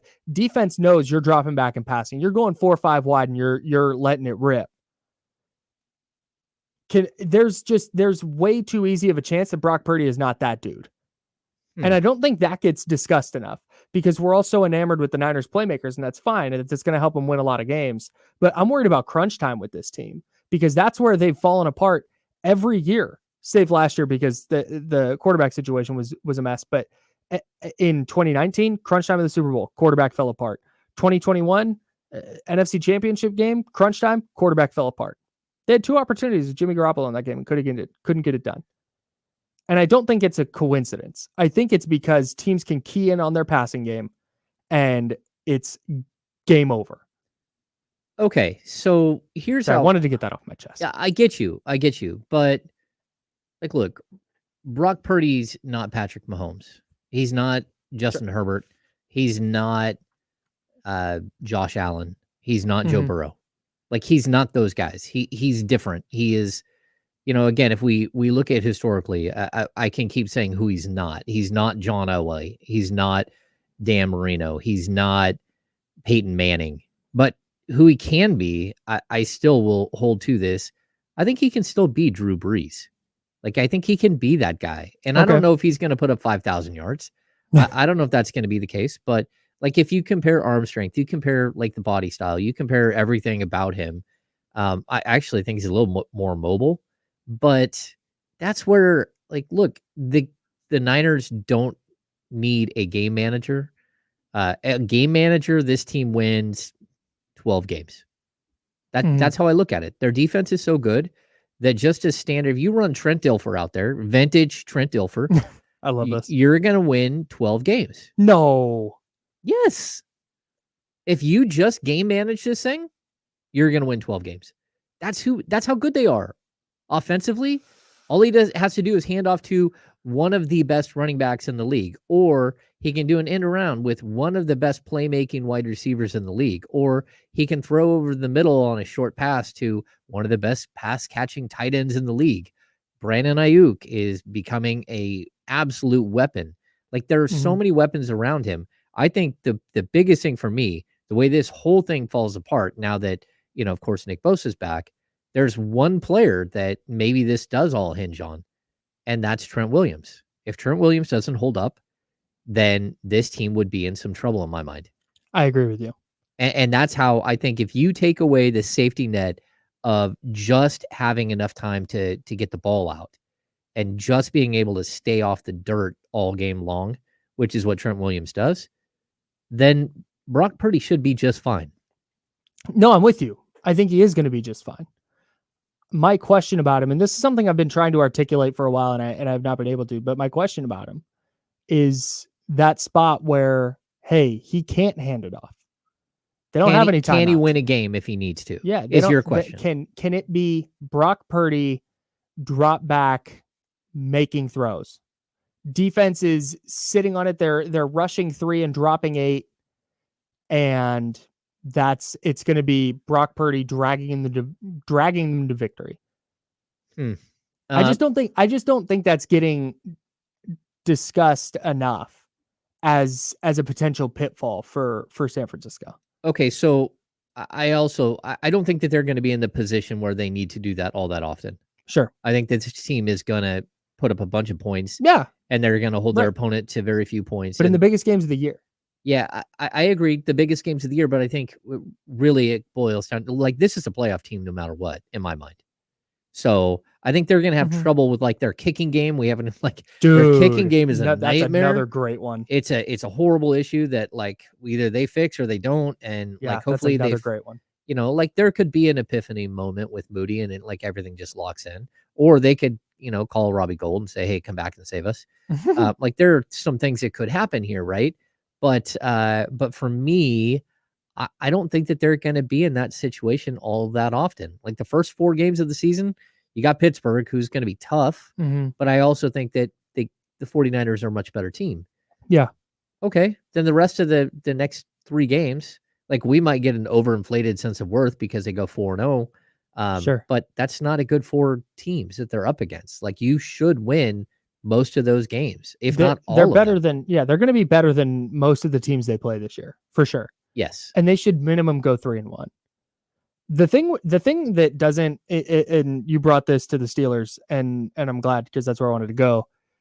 Something that hasn't gotten talked about, another thing that hasn't gotten talked about enough. Talanoa Hufanga has just this cyst thing in his knee, and there was no, like, Talanoa Hufanga injured his knee, it's getting checked out.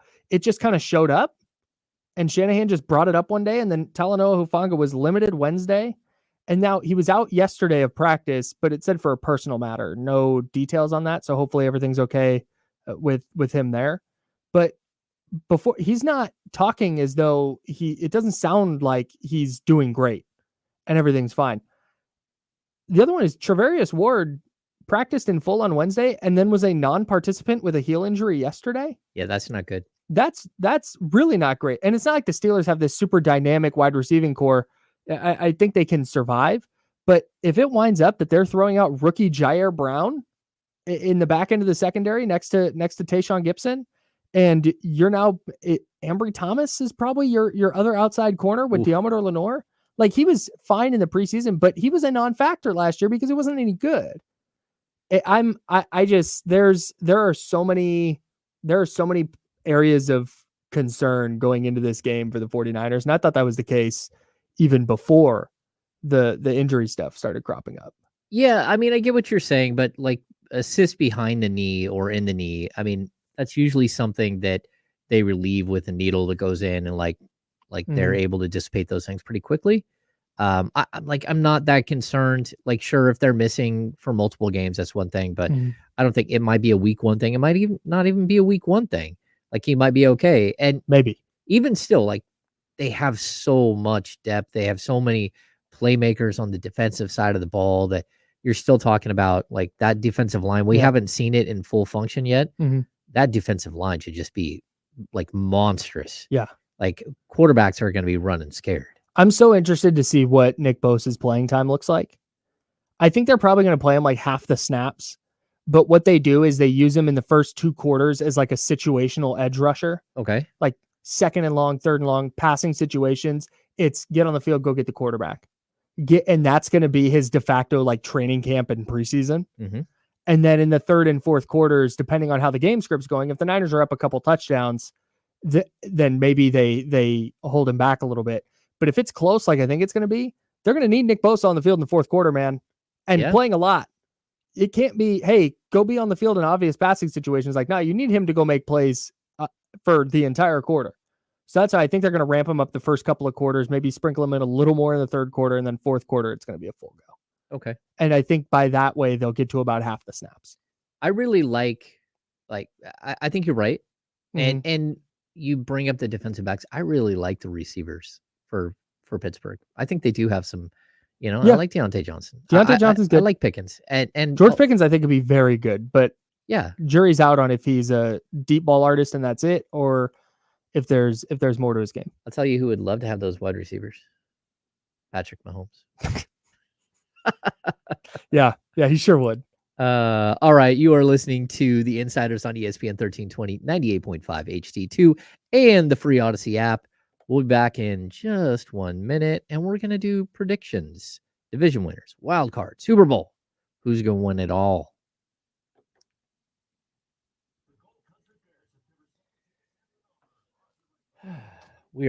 Our clock is all weird, and like our rundown's all weird. I'm like, where are we?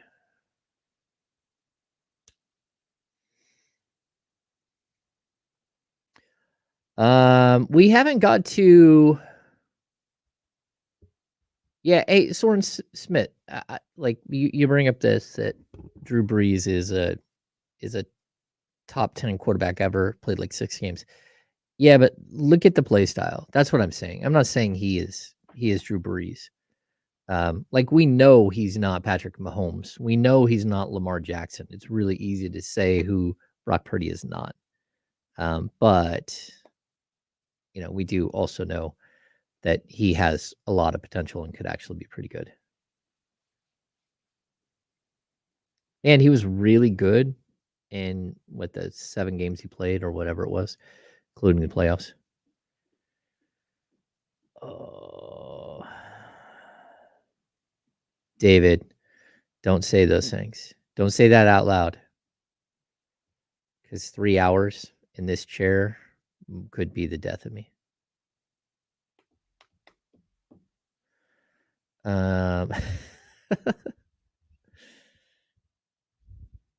If you guys are hanging out in the chatty house, you don't mind, give us a thumbs up. That helps everything. I think I'm going to have a pod later on this evening with Brendan Nunes. Maybe Sean Cunningham, but probably just Brendan tonight. Sean has some stuff going on. So look for that. Also written something on the Kings beat, and I have not put it out yet. I haven't hit publish. What are you writing? Well, I kind of wrote about the take that I had earlier in the week about if Sasha Vezenkov can be what Keegan Murray was last year, then that allows Keegan to be something much bigger. But I did it in word form. Typing form.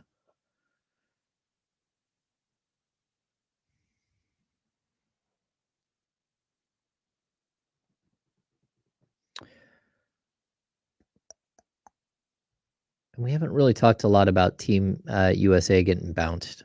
That was pretty jarring. Like Jaren Jackson Jr. is a fraud. See, we got to talk about this on the air. We got to talk about this. That's a bold statement, Kyle. No, I know it is, and I'm ready to go to air with it. Let's talk about it. Final segment? Yeah, final segment. Final segment. All right, here we go.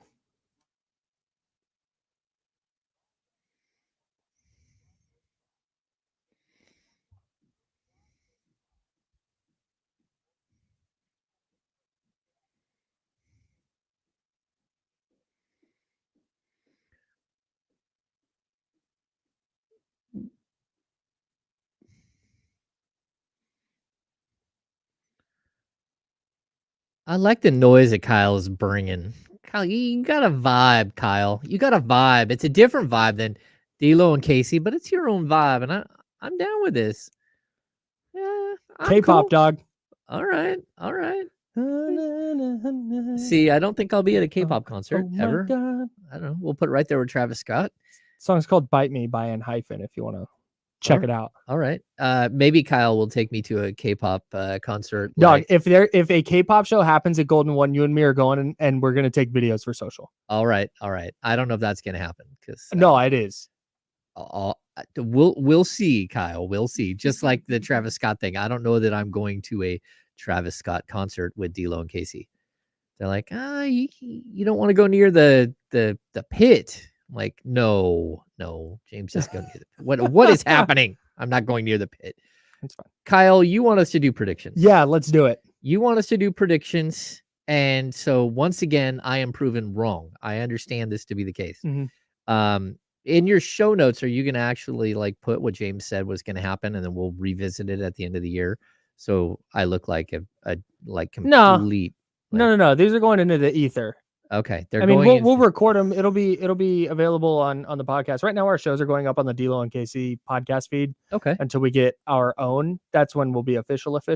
So if you're not already subscribed to D'Lo and Casey, all their shows, all their content goes up on that podcast feed. You can get it wherever you get your podcast. Download the free Odyssey app. You can find it there. You can also listen to ESPN 1320 via the Odyssey app. You just search ESPN 1320, hit favorite. And then if you listen in your car and you have to get out of the car, you just pop the app on. That's what I do when I get home. See, Kyle's really good at that. Kyle, why don't we see if you're really good at the pick'ems? That's a great transition. Let's go. What do we got? All right, let's start in the NFC West. I have the 49ers winning the NFC West. I too have the 49ers winning the NFC West. I'm gonna go bold here and say I expect regression from the Seattle Seahawks. Ooh. I think Seattle's still going to be pretty good, but I think the Niners are maybe a game or two better. And I think Seattle does snag a wild card spot, though. Okay. I think they're more like a 9-8, 10-7 team. I'm not sure that they're better than that. I mean, you get, at least 4 wins in division that are gimmies. Sure. So their schedule is tough, but yeah. I like what Seattle did for the most part last year. Geno wasn't as good in the second half of the year as he was in the first half. So you may be right. Maybe they fall back and they're 9-8 or something, and just kind of where they were last year. But I like I said, I think the Niners are at least a game or two better, and I think they win the division. I'm already regretting drafting Kenneth in my fantasy draft. Kenneth Walker? I am. Kenneth. That's okay. I need you to play Kenneth. He will. Zach Charbonnet will play a little bit, but Kenneth Walker's a good player. He's got to shake off the groin strain and go. No, he'll be fine. All right, what do we got? Let's go. NFC North. This one's tough. I think like last night, obviously the Lions won, and so you want to lean Lions. I think the Packers are still going to be really good. They might be more defensive centric than we're used to, and maybe they lean a little more on Aaron Jones as a running back than they used to, with Jordan Love kind of still getting acclimated in his first season as a starter. But I saw enough from Jordan Love that I think he can run the offense, and Matt LaFleur runs kind of a Kyle Shanahan type of scheme. So I think they're going to be able to move the football. I think their defense is really talented. I'm going to pick Green Bay as a sneaky winner in the NFC North. Okay. With the Lions grabbing a wild card spot. The Vikings are fraudulent. Get the Vikings out of my face. I am going to go Vikings and say I think Kirk Cousins has found himself as an NFL player. I think for a long time he was like the butt of many jokes, and that he struggled with like who he is. And I think that a light bulb went on last season, where like the gold necklaces, now we got like the handlebar mustache. I think that I think he's realized that he can be a very, very good player. I thought you were going to say he's realized that he's a huge dork. Yeah, I think being a dork, but embracing that and not being worried about who and what he is, because I feel like for a long time he was worried about how he was perceived. Do you know who Kirk Cousins is, though? Okay. He's the quarterback that throws it short of the sticks on 4th down with their playoff hopes on the line, or their season on the line in the playoffs against the Giants at home last year. I'm out on the Vikings. And it's not even so much Kirk Cousins. because I don't disagree with what you're saying about Kirk. Yep. I think for the most part, he is better than people give him credit for, but I'm just out on the Vikings as a team. I don't think maybe they go 13-4 and they surprise me, but I thought last year they won a ton of games by the skin of their teeth in a way that wasn't like, wow, gritty Vikings win. That's a good team. It's just kind of, oh, that was a weird circumstance that they won that game. So I'm not buying the Vikings this year. I'm sticking with the team that went 13-4. Okay. All right. No, that's fine. Okay. That's fine. NFC South. Oh, man. I think the Saints are going to win the NFC South. I think the Saints are going to make a push for the 1 seed. Interesting. Yeah. I think the Saints might be good as heck. You're all in on Carr? I'm just all in on well, Carr being better than the quarterback play they had last year. No disrespect to Andy Dalton. He was fine. But was he, I think he was fine. He was just okay. Do you remember him against the Niners? He was slinging it a little bit. So I think that's a really talented receiver group. I think their defense is very good. Whether Dennis Allen is a good coach or not, I'm not totally sure. But I think they are, with respect to the Falcons, who I also think might surprise some people, I think the Saints are the best team in that division. I agree with you. Okay. I think Chris Olave is an up-and-coming wide receiver and is going to be a stud, Yeah, especially with Carr.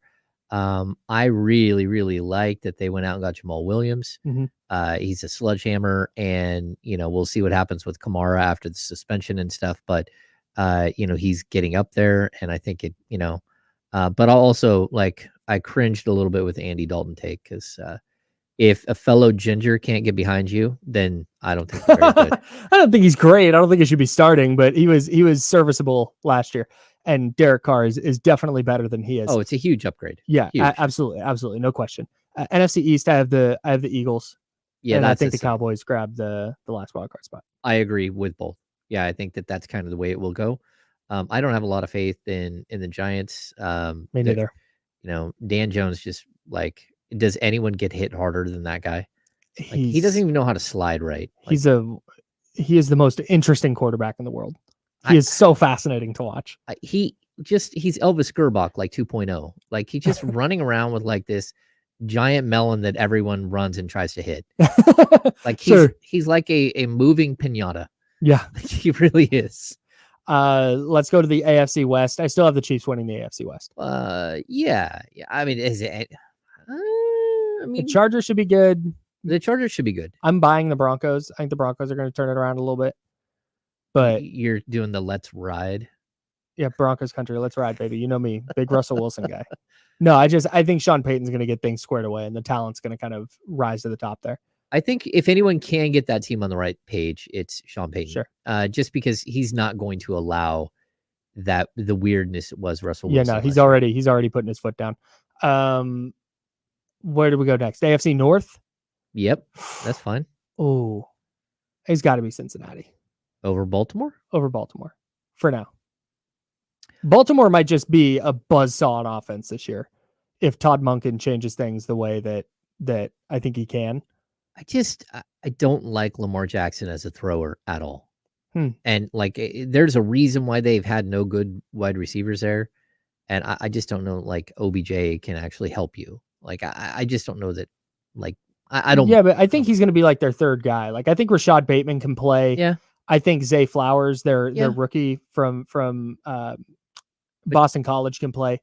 So I'm in on their receivers, but I'm just in on a passing game that's not designed by Greg Roman. Okay. That's I get you. I just I never bank. It's the fantasy football player in me. I never bank on rookie wide receivers. That's fine. I think Jamar Chase is one of such an outlier. Justin Jefferson just yeah, but even if outliers. But if he's if Zay Flowers is Chris Olave or Garrett Wilson, you love that for Baltimore. Yeah, for sure. And they still have Mark Andrews, who's a little banged up. AFC South, boy, it's the Jags for me, and I think the Jags run away with it. I don't think there's anyone else even. I don't believe in Tennessee at all. It's always tough to believe in a team like Jacksonville because they just haven't proven that they can do it. And, they have these moments and you're like, oh, okay, they're interesting. Yeah, won a playoff game last year. Yeah, but I think they've got offensive weapons. They are going to be fun to watch. They always, for some reason, have a great defensive line. So yeah, I'm sticking with you there too. Yeah. I did not think that we would agree on so many of these. Yeah, but that's what, dude. Donut Friday, agreeing on these picks. Let's rip through these last couple. AFC East. Boy, I think you have. I'm gonna pick the Jets. I'm gonna pick the Jets over the Bills. I'm gonna do it. I'm gonna go wild. I'm a firm believer in the Jets defense, and I think Aaron Rodgers is gonna elevate them to a new level. I am trying to win points here with Jesse. I think the Miami Dolphins. Come on. He picked the Dolphins. I don't know if you can hear that, Jesse, but I actually have the Dolphins going to the Super Bowl. So I think they get out of there as a wild card. But I love that pick, dude. I think the Dolphins, if they get that defense right without Jalen Ramsey, I think they're going to be really, really hard to beat. I love that pick by you. That's a great selection. Okay. Super Bowl. I have the Eagles beating the Dolphins. I'm gonna be like super vanilla here. I love it. Go Chalk. Let's go. I'm gonna say Chiefs and Niners. Okay. Did the Niners get over the hump this year? They do. Yeah, come on. I don't know why I'm saying that. That's where I'm going now. Mark the tape. That's funny to say because I would mark it. Mark the tape. All right. You are listening to The Insiders on ESPN 1320, 98.5 HD2, and the free Odyssey app. We'll be back for one final segment of our first week here on The Insiders. We're going to talk about why Jaren Jackson Jr. is fraudulent. Fraudulent. Yeah, he is. Fraudulent. We'll see you in a few.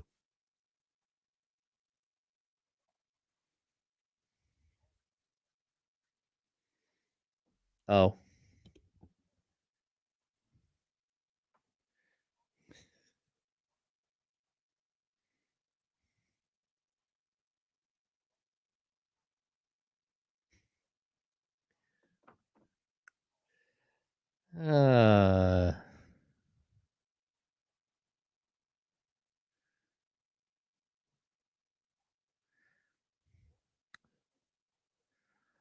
What's going on, Chatty House?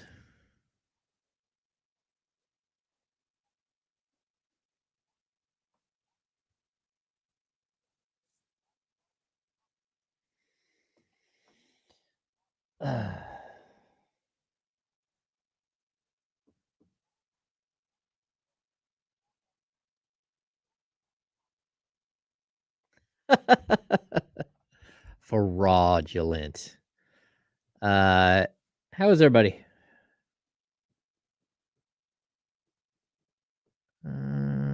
You took Lamar in the third round. That's high. I don't know. It depends on what kind of league you're in.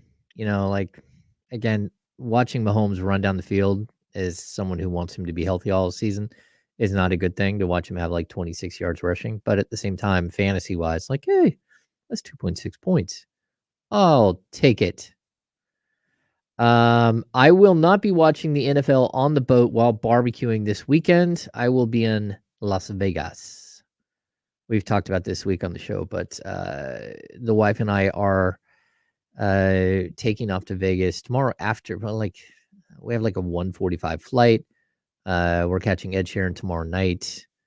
We're catching Lady Gaga on Sunday. I will be somewhere watching football all day on Sunday and then racing to Lady Gaga. And then flying back early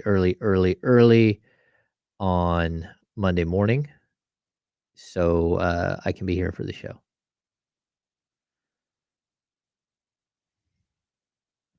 I might do...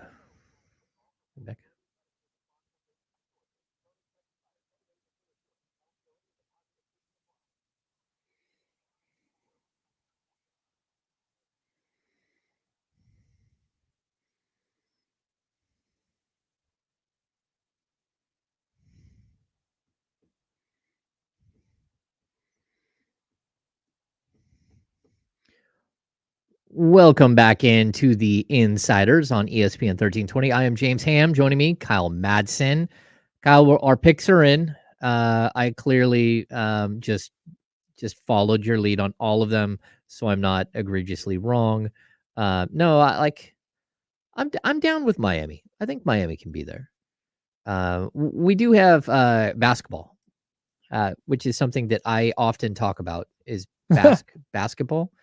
You dabble in that sport a little bit? I do dabble in that sport. I have spent well, what is it? 17 hours, and you're an expert at something. 17,000 hours. 10,000 hours. At 10,000, I thought it was higher than that. Well, I believe it's 10,000 hours, but you can consult the fraud Malcolm Gladwell. Okay. I definitely have more than 10,000 hours. And Yeah. so I feel like I might be an expert in some things. Sure. But Team USA fall to Germany in the World Cup, 113 to 111. They have been eliminated from gold medal contention. The gold medal game is set. It is Germany versus Serbia. Serbia bounced Team Canada. Jordi Fernandez. So, Kyle, this is kind of a bummer because we could have had the what if game. The what if game. What if the Kings still had Tyrese Halliburton and Bogdan Bogdanovic and they were playing against each other for a gold medal this weekend? That would have been fun.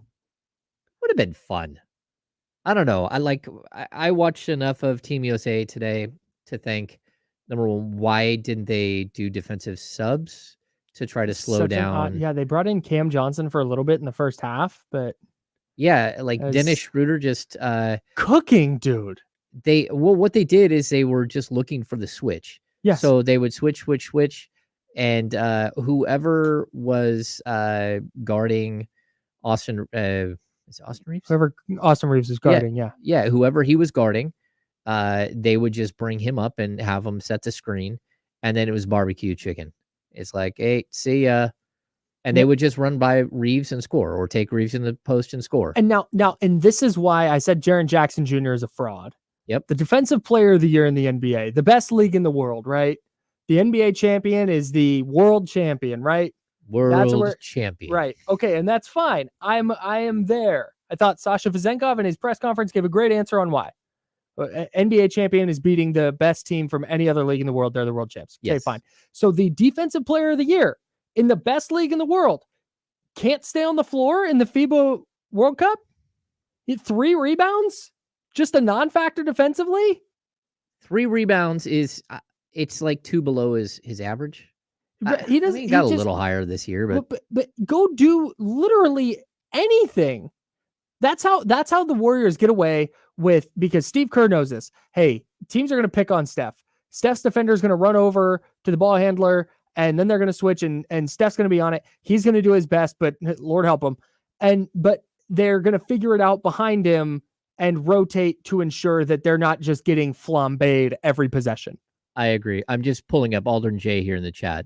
De'Aaron Fox would have led USA to gold. Fact or fiction? I don't know. I don't think so. I don't think that guard play was their problem necessarily. I think De'Aaron's a better defender than Reeves would have been, but he's not going to play in that same spot.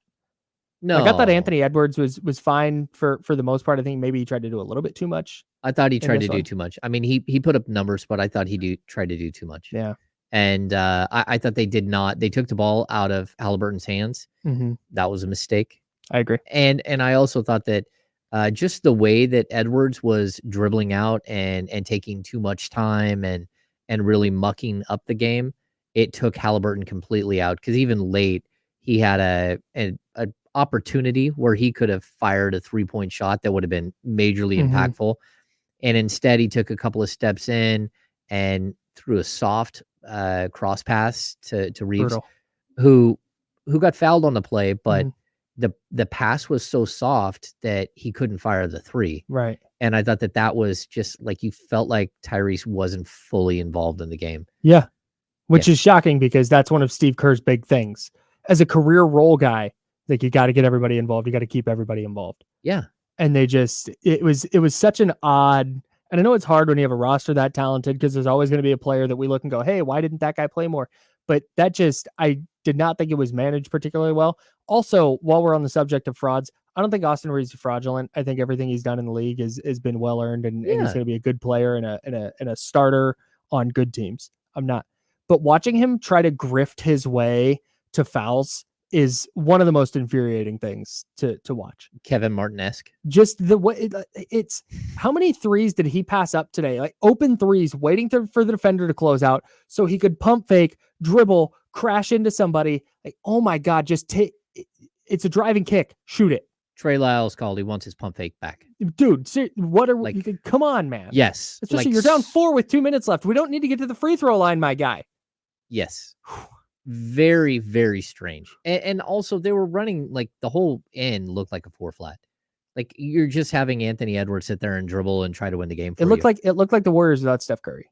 It was very, very awkward to watch. And hey, Steve Kerr, fraudulent is what I'm saying. Oh no. I will not be saying that. Everybody's fraudulent today. Yeah. Fraudulent Friday. A fraudulent Friday. Yeah, like Exactly. it is what it is. Like you didn't send your A team and you got beat. Yep. And now Bogdan Bogdanović is going for gold, baby. He's going for gold. Are you okay? Are Kings fans rooting for Bogdan? They should be. Are people Bogey pulling was for awesome. Bogey? He was. That game winner against the Lakers was a moment. He's one of my favorite players to cover because he just like it was about winning. He was so confused by losing that like, a lot of players come in and they come from these programs that, like a De'Aaron Fox at Kentucky. How many games did he lose in college? Like 2? Yeah, 2, maybe 3. He gets to the pros and it's like you get smacked down. Well, Bogey was like unacceptable. Like this is not basketball. I love the idea of somebody being confused by losing. Oh, like clock hit 0 and they're behind. Like, what the hell happened? One of my favorite moments with Bogey was Sean Cunningham asked him that game snowballed on you a little bit, right? And he looks at Sean. And then he looks at me, and I'm like, "Do you not know what snowballed means?" He goes, and I'm like, "It was little, and then it got bigger and bigger and bigger, and got out of control." Yeah. He's like, "Oh, yes, the game did snowball." Very much did. Yeah, it's like the American colloquialisms that like he just didn't have all of them down. Yeah, it's fine. Like, look, I'm excited to the bronze medal game. I like playing for the bronze medal. That doesn't mean much, and you shouldn't like. I'm sure that like Tyrese Halliburton is going to put it like in the back of his sock drawer. Yeah, like he does not want to show people his bronze medal. But you got to go after it right here. You got to prove that you're still big brother over Canada. Canada, of course, lost to Serbia. They melted down very. They did. Yeah, they didn't have a great night either, but I think that it should be at least fun to watch Team USA versus Team Canada. Jordy Fernandez going to finish ahead of Team USA. That would be interesting. Are you rooting for Jordy Fernandez? If you're a Kings fan, are you rooting for Jordy Fernandez or Tyrese Halliburton? Jordy. Let's go. Is the guy that's still there? Okay. Yeah. Okay. No, yeah. That's fair enough. That's right. I think that's the right answer. I wish Trey But Lyles was also on that team. USA, baby. Yeah, I know. I would have liked to see Trey Lyles on that team. I think Trey Lyles would have helped that team. The scary thing for USA in that game is Canada's going to have the best player on the floor with Shea. That's going to be tough. Yeah, you got Lou Dort they can throw at you. They got Dylan Brooks they can throw at you on the perimeter. That's not going to be an easy game. No, and if you go in there and you're playing soft, Kelly Olynyk is going to light you up. True. He's going to take you outside and he's going to bomb a bunch of threes, and then he's going to muscle you in the post. Yeah. So Jaren Jackson Jr. probably not going to play a lot. Oh, a little Bobby Portis again. Bobby Portis, give me Paolo, man. These are your options. Yeah, dude. It is their selection of bigs is tough. I'm so interested to see what the Olympic team looks like in a couple of years. I am too. I think it's going to look totally different. All right, so like this was a fun first week. Thank you, everybody. The Chatty House has been off the hook all week. Before we run out of here, Raiders Broncos prediction. Raiders. Okay. Oh no. Yeah, I'm going Raiders. You got the Raiders in the road upset. I got the Broncos winning a tight one, and I got the Steelers beating the Niners, 20-17. Yeah, no, 23-21. Yeah, Niners winning. You got the Niners winning. Okay, very good. Niners. That's okay. I just want to get those in. So thank you everybody for tuning into the first week of the Insiders. We've had a blast. We're working out the kinks. We're figuring out everything on the fly, and we're definitely gonna continue to build chemistry and get better here. So thank you for tuning in to the Insiders on ESPN 1320, 98.5 HD2, and the free Odyssey app. It's been a great first week. We'll see you next week. See you. Hammer. Oh, What's up, man? what's going on? Shout outs. Appreciate y'all.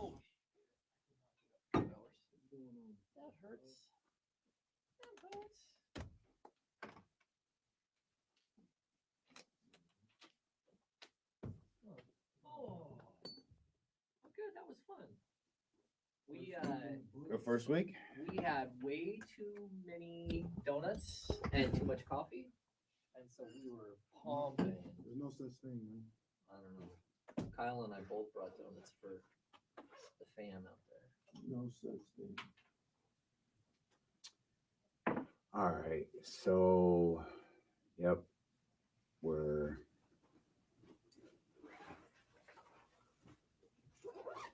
definitely missing. Fuck. What's going on? We're definitely missing two. Yeah, we're definitely missing two, and one of them is a commercial break one. So,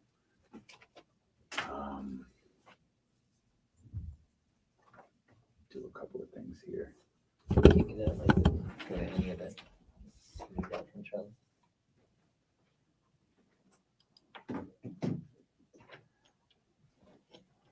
Oh, this is mine.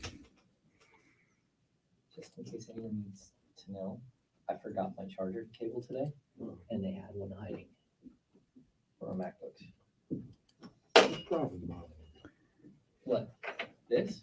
it. Yeah. Well, no, I asked the engineers, and they had one. You might have found it. Well, I think I left mine. I got a replacement at this point. It was like a year ago. No, you should have asked. Oh well. Everything good with you guys? Oh man, everything's good, man. Yeah? Yeah. Recording stuff in advance is turning out to be a little problematic. Oh no. Yeah, how are we doing? Like the switch over? You doing okay there? Yeah, it's fine. It's fine.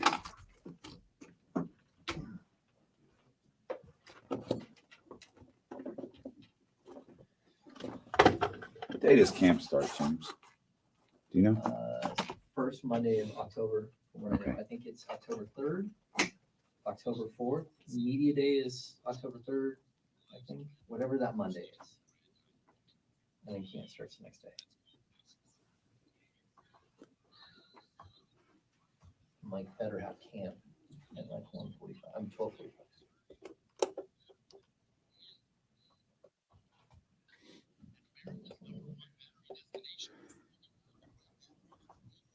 Jesse, I got commercials.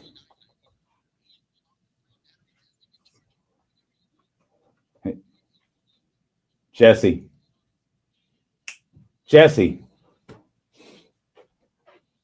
I got commercials. October 2nd is media day. October 3rd is training camp, I believe. Oh, okay. That's their tradition, right?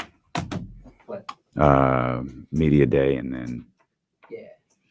So it's usually the last week of September. It's usually the 25th. Everything's pushed back.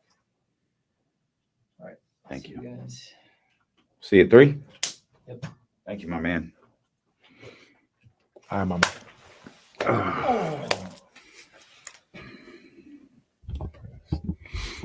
Give me a shout later. Got something growing. Okay. You got it. You got it. Leave my spot okay? Yeah, you good. Mess?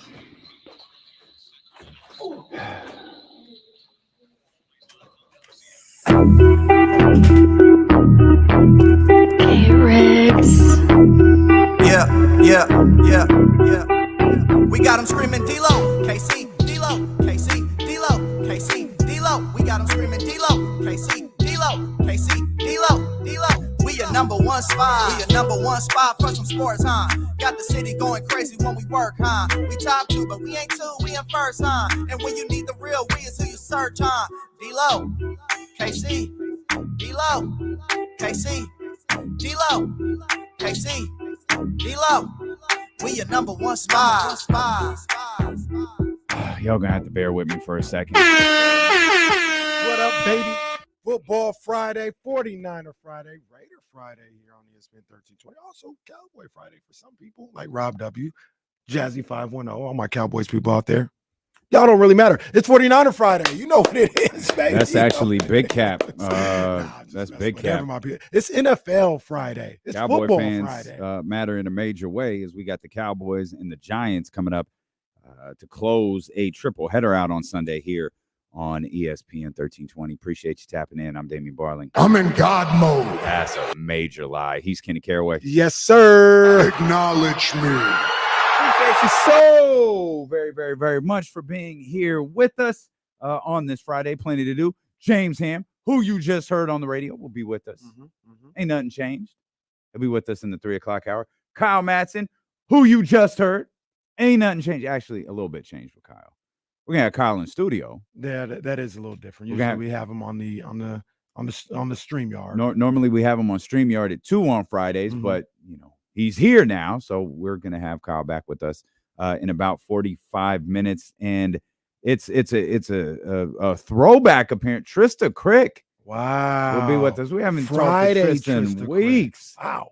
TK will be with us at 2 o'clock, so that is all ahead. Man, there's a lot to get into. Week 1 of the NFL season underway. Hell of a football game last night. That was a good game. It was very good, very entertaining. Good way to start the season. Dan Campbell, Detroit Lions, 2 easy entities to root for. But man, USA basketball loses this morning. They did. Some people will say, "I knew it. I knew it. I told you so. I told you so." They just got beat. Dennis Schroeder and the crew got them. That's it, man. What you gonna do? That was some tough final possessions. They had Tyrese took a slip and slide on a defensive possession that resulted in a ultra wide open 3-pointer. And I don't know what Anthony Edwards was doing. It's not don't jump and not know what you're gonna, don't get in the air trying to make a pass. Yeah.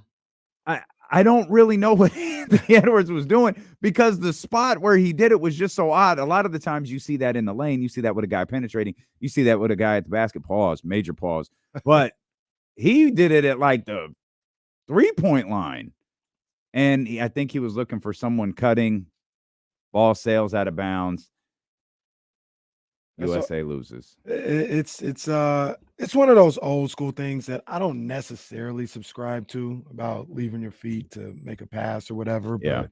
But when it doesn't work, it looks bad. It looks bad. Yeah. It looks you get bad. Back to, oh man, you got to make sure you're have your fundamentals straight. But it's just one of those things that happen, and you got to tip your hat to Germany.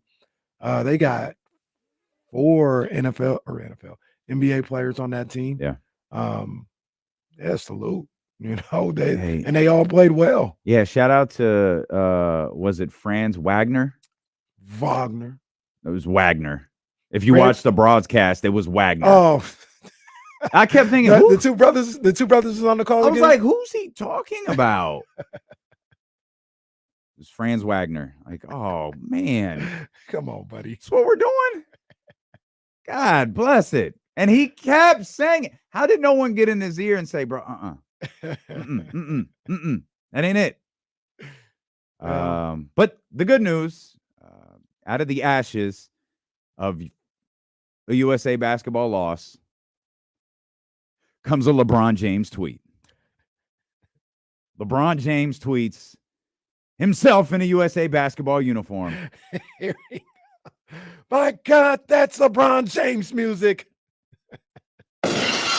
Here he comes with that BMF walk. It's LeBron James. Shout out LeBron for that. That's solid social media work on his part. Yeah, man. And this is one of the things, man, like they kind of need him, right? if they want to win the gold. Yeah. We've come to the point in basketball legacy or history or wherever where it's real games out here. It's real games, and if you don't have your best, you're in danger of not winning. Now, with that being said, they lost by 2 in the semifinals. It's not like they got drug out of here, but you gonna have to have your best to win the way the USA basketball fans are used to winning. Well, it is. I mean, obviously, the NBA players, the USA players, are very, very good, very, very good. It is a smidge bit egotistical on our part to think we don't have to send our very, very, very best players while every other country does. While every other country is like, no, nobody turning this down. We're sending our best. Right. They going over. We're like, our best don't really want to do it. These guys are really good. I thought this team, I know you didn't agree. I thought this team was good enough to win. No, I did. I absolutely thought they were good enough to win. Oh, I didn't think it was a a foregone conclusion. Well, I didn't think that. The way, it typically is. Yeah. But no, they definitely had enough talent to get it done. And like I said, they lost by 2 in the semifinals, like against a team that's been undefeated, that has 4 NBA players on the team. Like this team could have won. One of the things that came out of this that I'm starting to. Sorry about that. There's a lot going on my side of the screen. Don't worry about it. Just ignore all of the sounds that are coming. Don't sweat it. Ignore the sounds emanating from your radio right now. But one of the things that I'm interested in, the guy's won 4 NBA championships as a coach. Another 3, I believe, as a player. Steve Kerr is that dude. Boy, Steve Kerr was y'all need to leave that man alone. Why? You think he's a bad coach? No, I'm not saying that, but leave him alone is not what we're going to. We need to find out why you can't play Brandon Ingram. Oh, no, I'm fine with that. Yeah. I'm fine with that. The memes about drawing up a play for Steph Curry, not realizing he's not in the huddle, I'm not okay with. No, that's funny. That's not okay. Leave that man alone. All right, Steph, I want you to come over here and Now, the only thing that I'm saying, and I'm not saying he can't do these things, but you look at James Wiseman, Jordan Poole, Jonathan Kuminga, all have issues with Steve Kerr. And then you get a guy like Brandon Ingram, who's way better than all those guys, verified out here. But the second he doesn't vibe with Steve Kerr, instead of finding a way to reach him and make sure everybody's on the same page, he buries him. Yeah. And I'm just seeing that. I mean, Kevin Durant had issues with Steve Kerr. And he had to play. You ain't going to bury Kevin Durant, but they had issues. So it's so it's pretty normal. I'm trying to think of last year's and I can't. So this might be an ill-advised statement.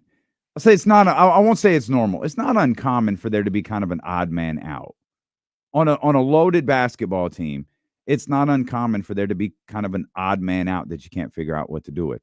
I don't understand why it's Brandon Ingram in this case. He's too good for that. But he's too talented.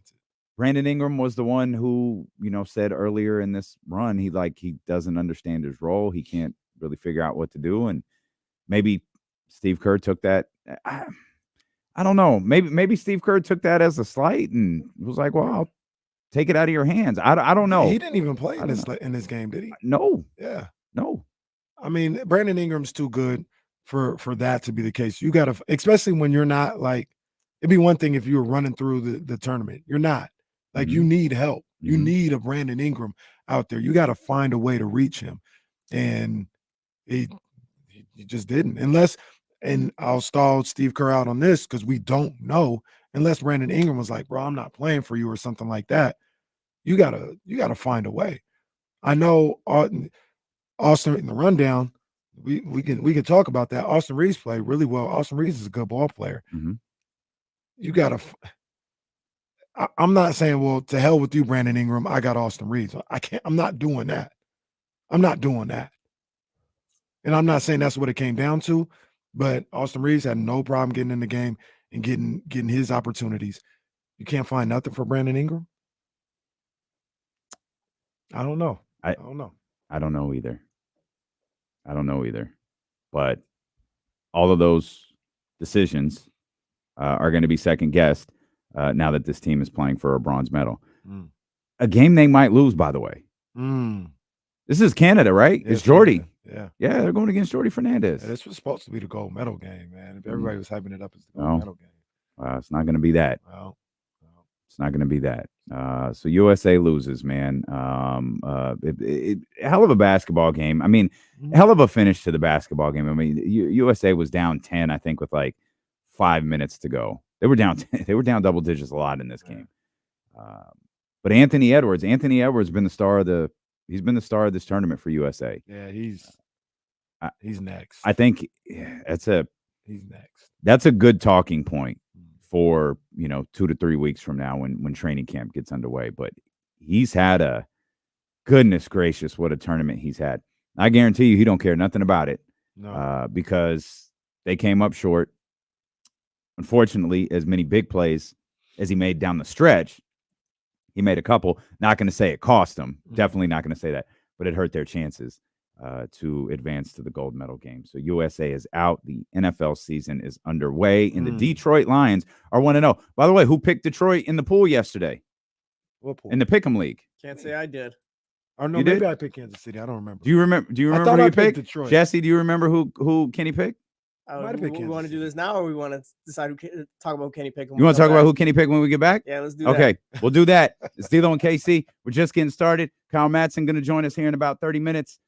Steelo and KC brought to you by Sky River Casino here on Sacramento Sports Leader, ESPN 1320. Jesse, how long do we have? Okay, bear with me a second. Yeah. Chatty House, you're going to have to forgive us here for a quick minute. I have no idea what this is going to sound like for you, if you're even going to be able to hear anything, but we're going to need a minute because something has gone awry and we have very, very little time to try to fix this. So give us a minute and we'll be, this is the break. God damn. What did we do here? This was the brand loyal thing. Oh. God damn it. Shit. It's literally the hardest break. I still got it. Pulled up. Okay. I still got it. I still got it. All right, y'all. Bear with us for just a minute. I gotta flip the board over.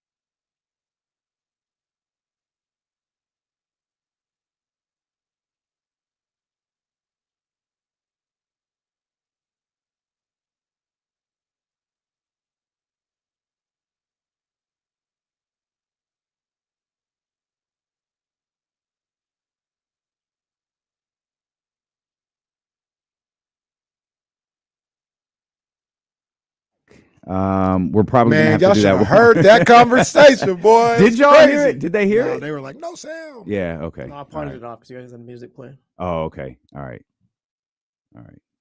Sorry about this, guys. We're just having a little glitch over here. No. We're okay. We'll probably have to flip over and do that one more time, and then I'm gonna have to figure out why that keeps happening.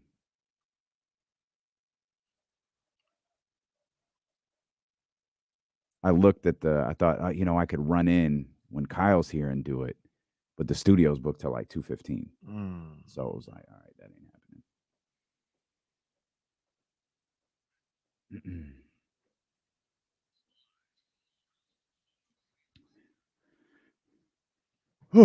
Probably the most eventful commercial break in ESPN 1320 history. Good times. Kyle Madson's going to join us coming up here in about 30 minutes. Me and Kenny, we kicking it. We having fun. It's a half day for D'Lo and KC today. Walked over like, hey, there's something wrong. And we're going to be working for the next couple of commercial breaks to right the wrong, if you will. Appreciate you so much for being Like I with us. told Jesse, we're going to have to find some backups because that mother lover is not real. Don't trust it. I don't trust technology. Technology be lying to you, boy. I'll record this on my phone. They be lying to They you. can't be the only one. All right, we talked about USA basketball losing. Let's talk football. Boy, there was a lot of football stories that came. I don't know why my voice just did that either. You're hyped. It's Football Friday. I don't know why I'm hyped for Joe Burrow's money. I ain't getting none of it. I'll say it in a more masculine way. There was a lot of football news yesterday. That's a radio voice for you right there. Before the game started, we got the news on Joe Burrow becoming the richest quarterback in NFL history, becoming the richest player in NFL history. We'll talk about that in a minute. Mm-hmm. Really impressive win for the Lions. Yeah. Don't let Mike Tirico tell you otherwise. That was bizarre. Don't let Chris Collinsworth. Listening to Chris Collinsworth call a Patrick Mahomes games is one of the worst. Come on, man. It's one of the worst experiences in all of sports.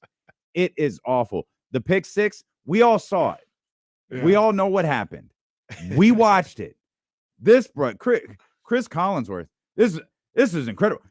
Patrick Mahomes threw a perfect pass. Patrick Mahomes threw a perfect pass, and this is going to be registered as an interception for him. I can't stress this enough. That pass was perfect. Chris, we know. Yeah. We're watching. It happens almost in every game. If Derek Carr throws an interception in the same vein, I really hope you react the same way. You won't, because you've got this really weird fascination with overpraising Patrick Mahomes. Chiefs games on, quotation, Sunday night on NBC. It is the worst experience in pro football. I do not want to hear Chris Collinsworth gush over Patrick Mahomes for 3 hours like we had to hear. And I don't want to hear the play-by-play announcer make excuses for the team that lost. Yeah, that was whack. Hey, Travis Kelce's not there. That sucked. Chiefs and Christian. That's part of this. Mm-hmm. It's the injuries are all part of this. Don't go talking about those asterisk riders. Well, the Lions won, but no, the Lions went out there and did exactly what they were supposed to do. Jared Goff did a solid job leading that team, and man, I'll root for Dan Campbell. I like Dan Campbell as well, aka Goldberg. Goldberg. I like Dan Campbell as well. I like that Lions team. Shout out to my man, Coach Chris, the only Lions fan that I know. Yeah, you shout him out a lot. Yeah, good for him. Hey, he gonna have a year. He was texting he gonna me have a last year. night, man. He was live your hyped, life, man. Chris. Yeah. So, yeah, that was a big time win for them. There was a lot of they didn't take over. I'm not saying that, but there was a lot of Lions. Yo, there really were. Yeah, I could imagine that. This is one of the biggest games that they've had as a fan base and a franchise. It's like the Bloods and Crips out there between all the it was just like red and like blue splashes everywhere. They were out there. I mean, it was one of those things where, it was a really big game. It was the kickoff game. You had months to save up your money to get airfare and do all this. And, if I was a Lions fan. And spoil it. And if I was a Lions fan, I'd make the trip down south to go to that opening kickoff game. So they were in the building. And it was just a good night for the Lions. I was happy for them. I think they're a good team. I think they are going to win that division. And, they're going to go to the playoffs, man, and host a playoff game. Good stuff. It was yesterday, as we were hosting the afternoon show on KSFM, that Kenny uttered for the first time, Super Bowl champions my ass. I think it was 7-0 at the time, Detroit. Yeah, that's not true. Kenny didn't say that at all. But we did. I did, when the Lions scored, I did say, boy, you're going to have a day tomorrow. I told you the Chiefs were garbage. I told you they weren't going to be. I'm putting the Bills back in and taking the Chiefs out. I'm like, Kenny going to have a day if this score holds. Oh, hold on. I got to do this right now because I made a mistake. Oh, you did? I made a mistake. You did? Explain. Well, it's not even what you're talking about. Oh. I said Coach Chris is the only Lions fan that I know. Mm-hmm. That was false. As I don't even know what the text said, but I saw who it came from. And I was like, you know what? You're listening. I apologize. Shout out to our guy, Will. He's also a big Lions fan. Oh, okay. Yeah, man. That's my guy. And Will. Will told us Utah was going to be nice Will last year. On opening night. He was like, Utah, I'm telling you. Will was riding high for, 8 weeks or so. Yeah. He was on top of the world. And I come in one day. Well, I think it's about done for them, but it was a good, it was nice there for a minute. Yeah, man. So shout out Will. He told us about that. He's a Lions fan. And also maybe he's just a great man. So this will be his second best quality. He's a Michigan fan. Go Blue. You already know what it is, big dog. Tough game now I'm this just weekend. not going to talk to Will all year. Tough game this weekend against UNLV. True champions over there in Las Vegas. We've got to be prepared. Who's true champions? UNLV, man. They got the heart of a champion over there. True champions. And it's just tough, man. The schedule's crazy for my boys in Ann Arbor, but we're going to fight through. We're going to fight through. Schedule's crazy. Will you stop? But I also did get something else wrong. Okay, what'd you get wrong?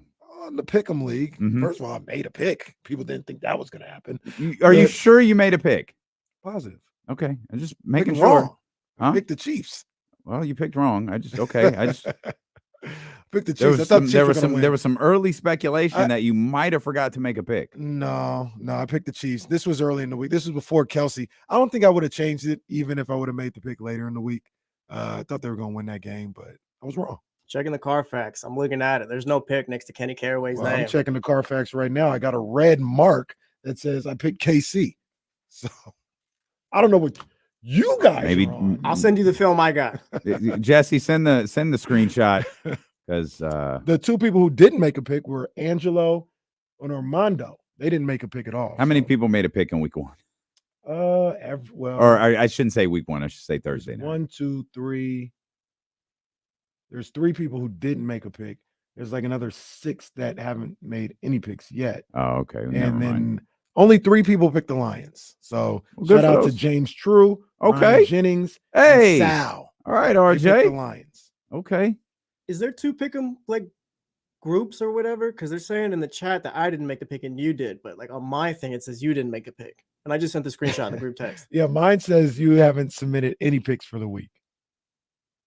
There must be multiple pick'em. Well, there's only one 2023 pick'em. Well, maybe you got. Did you get that? Says 2022 pick'em. I went to your tweet. I went to your Twitter and I signed up through there because I made the picks for this week too. The screenshot says the 2022 pick'em. These for Jesse's screenshot. Yeah. He either made the picks and wrong. This whole thing is in shambles. This is like a different universe type of thing because there's 4 people in that pick'em too that I'm in that made picks also.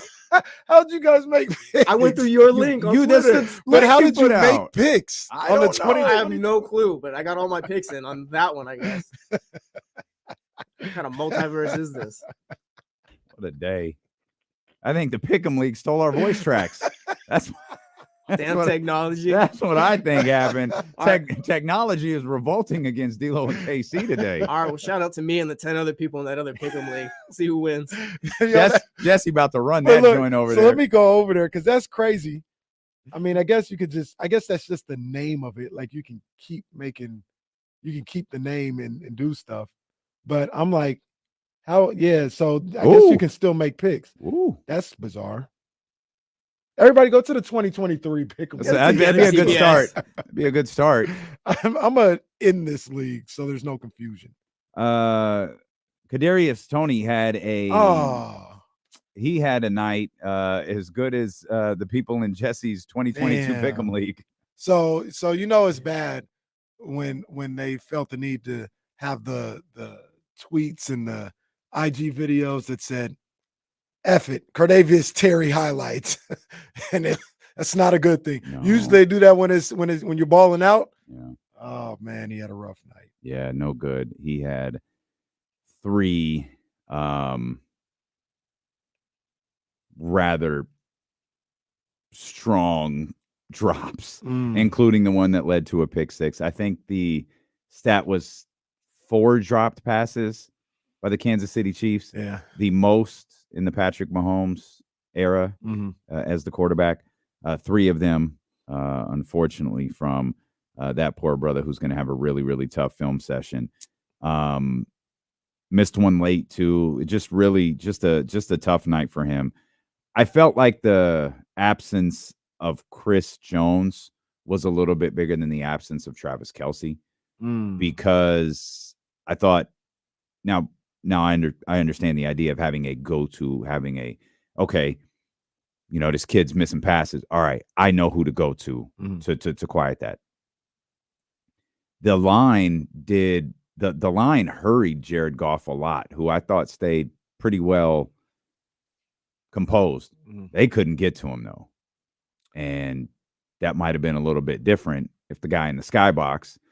We saw that. Kenny and I saw that. I was like, that Chris Jones in the skybox? It didn't dawn on me. Well, of course it is. It's ring night. Yeah. He might be mad. He's not that mad, but yeah, he was in the skybox last night. I agree a little differently though. Okay. I thought the Chiefs defense played well throughout the year. I understand what you're talking about. They didn't get to him throughout the night, but I thought they played well. But he made some tough throws under pressure too, particularly in the fourth quarter. It stood in the pocket and made some throws. Yep. But to your point a little bit, I thought they missed them as a closer. As that game was closing out. That's where your Chris Jones, your Aaron Donalds, your Nick Bosa's, your TJ Watts, that's where they put the game away. And they weren't able to do that with no Chris Jones. And then you saw on that touchdown winning drive, they ran right up the gut. Yeah. Once they started getting things going. So I think that's where they missed them. It's not the reason Detroit won. Yeah, they won the football game. They won the game. There's no doubt about that. There's no excuses need to be made for them winning that game. I'm not there saying, I told you so, because I actually told you the Chiefs are going to make the playoffs. Like I said, I didn't have the Coco Jones. You were so to say they won't, because they still got Patrick Mahomes and they got to win. Patrick Mahomes should be able to win you 10 games. But another thing, I was on the fence about it, just because they've lost some things. Eric Bieniemy, well, take another year back. Tyreek Hill, Eric Bieniemy is offensive play caller, and Travis Kelce wasn't in this game, and who knows, when he's going to come back. I expect him to come back relatively soon, but you still just don't know.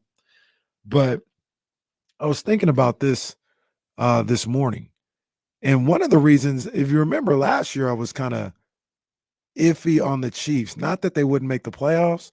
I was like, I ain't gonna make the Super Bowl again.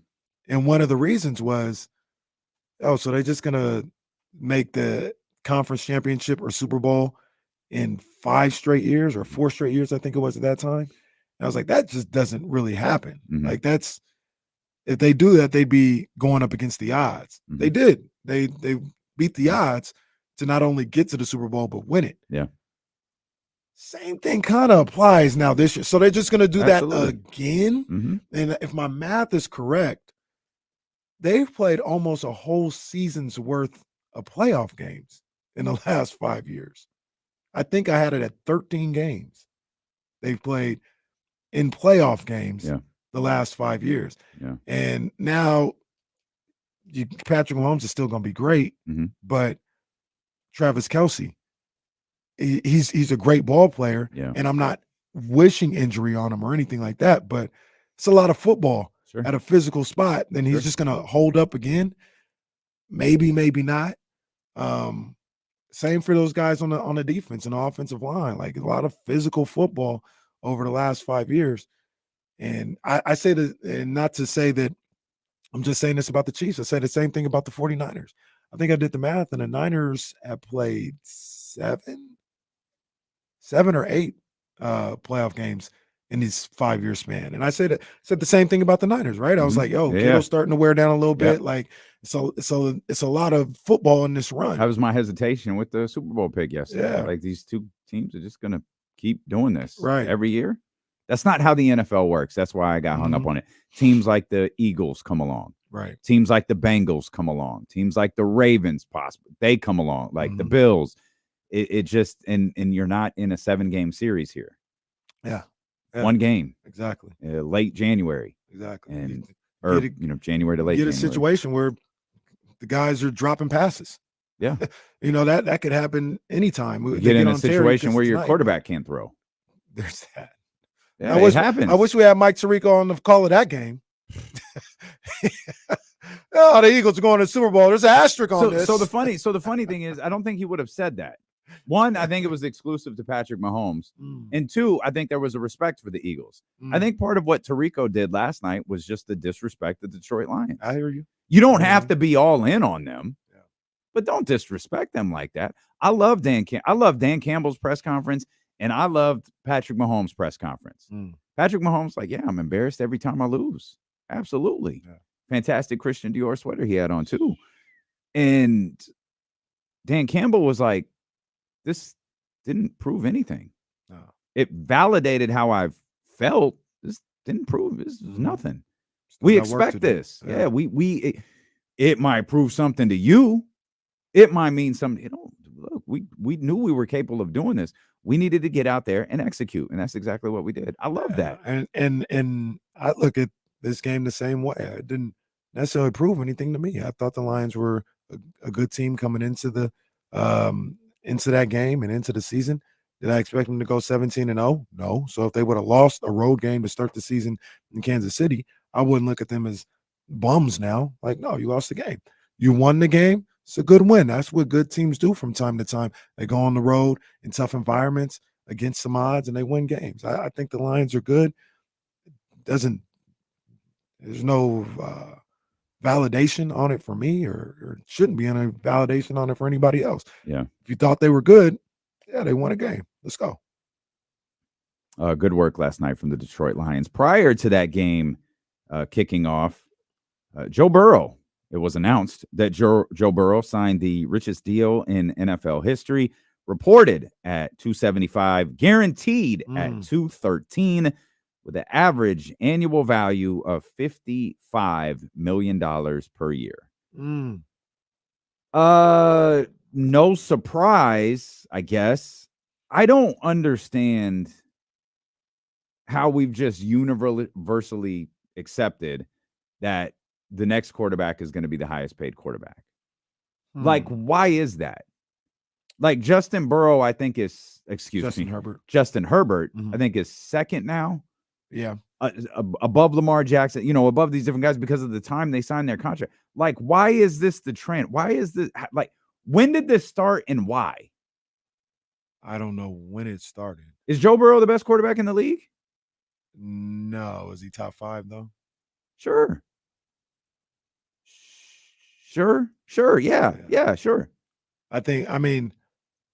He has Mahomes, Allen, Purdy. Yeah, sure, top 5. Purdy. Yeah. I do that. I didn't say top 3. I said, Yeah. No, top 3. Because Purdy's in the top 3. Well, obviously. The man's never lost a regular season game in his life. So I'm trying to think of when this might have started. Did it? I don't mean this is any shade or disrespect. I don't. But did it start with Dak? No. Oh, God, no. But no, it's been around for a while. But Dak was the first one with no real accolades. And what I mean by that, no, I know what you meant. It was still funny. I know what you meant, but it was very funny. But he was just next. He was next up, and you had, or no, that might have been. It was Eli, I think. But Eli had accolades. I take that back. Dak was the first one just like, well, he's out of the rookie contract. It doesn't matter what he's won or hasn't won. You got to pay him. I guess. I mean, to say Cap, but Cap went to the Super Bowl. Was Cap? Yeah. Cap was the highest paid quarterback in the league for a heartbeat. Oh, you know who? Daniel Jones. Daniel Jones didn't. You know who it might have been? Might have been Jimmy G. Okay. Yeah, I guess it could have been contract after you know 5 games. Gotcha. That was a pretty big, and I remember that's what got Stephen A. Like Stephen A. got mad at it, the situation, right? Because he was like the highest paid, or maybe he got a boatload of money, and Stephen A. was like, everybody was like, he's only played 5 games. How are you giving him this money? How much did Joe Flacco play into this? Now, I understand you're talking about accolades. Joe Flacco won a Super Bowl. Joe Flacco was the ultimate bet on myself moment here. Yeah. And he had put the Ravens in a position where, what are you going to do in that sense? I don't think anyone thought Joe Flacco, with all due respect to the year that he had, was the best quarterback in the league. Right. But he got that massive contract, and that was before Jimmy Garoppolo. It was before Jimmy, but it was around, and maybe it was before or right after Eli, though. Same thing, because I don't think anybody thought Eli was the best, a top 5 quarterback, but he won a Super Bowl, and they had to pay him. So it's in that era. I think it's one of those two. Okay, it's a good call with Flacco.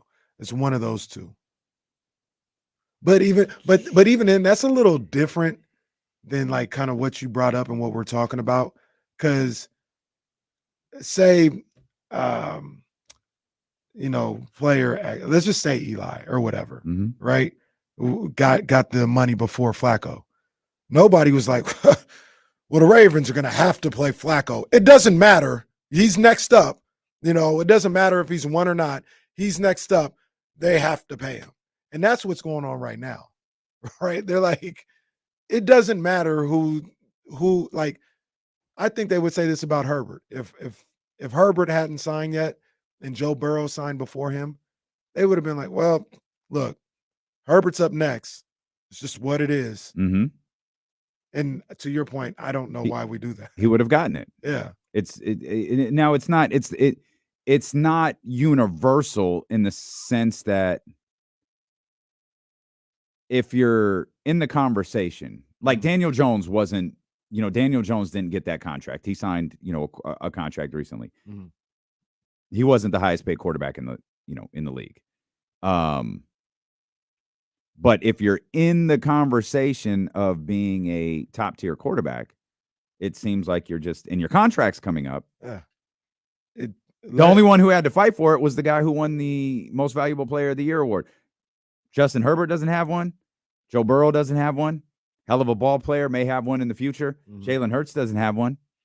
Kyler Murray, Russell Wilson don't have one. Yeah, probably should, but doesn't. Right. Deshaun Watson sure as hell doesn't have one. No. But you know who's next is it's going to be Trevor Lawrence. Yep. Then it's going to be Brock Purdy. It's going to be Brock Purdy. I wonder how.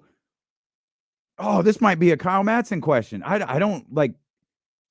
I can't imagine like where your drafted factors. This like I can't imagine where your drafted factors into this. But like Herbert, well, Lamar was the last pick of the first round. Yeah, it couldn't possibly. It couldn't matter because Dak was in the 3rd round and he got that massive. Was that massive 3rd deal. or 4th? Or he might have been 4th. Yeah, he might have been 4th.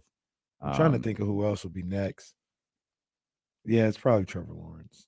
Yeah, I mean, there's just going to be a new cycle of quarterbacks where if you believe, and it ultimately boils down to this, is this quarterback, and that fits perfectly.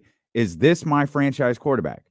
Because if the answer is yes, that's probably where they top the list. Like if you were 100% sold on it, I'm guessing the Giants are willing to give up on Daniel Jones by the end of next year. And are financially able to. Justin Herbert, the Chargers, they're not going to do that. I think you're right as far as like they'd be willing to in the right situation. But didn't he just sign a deal? That was a pretty big deal. Now he was probably Daniel Jones. He did. Yeah, he was. But they can move on. What I'm saying is because of the deal they signed with him, they could probably move on from him, not this year, but at the end of next year. In 2025, if they cut him after post June 1st, they are on the 11 million worth of dead cap, but they save 30 million. Yeah. Easy work. Just waste $11 million to save $30 million. Yeah. Rich people problems. And you know what it does also is it buys them time. I'm okay with how they did that. Okay. Because I'll say real quick, but because usually you'd have to do like Eli. I just got to sign him, or Dak. I just got to sign him to forever. Not sure if he's that guy or not, but this is the position that we're in. The Giants, we'll see what happens for the next 2 years. If he is, we'll keep it going. If not, we'll move on. Let's talk 49ers football with Kyle Madson. He joins us next here on Sacramento Sports Leader, ESPN 1320. Yeah, we only need like 10 seconds on this one. This will be easy. Okay, hang on. Be right back. Give us 1 second.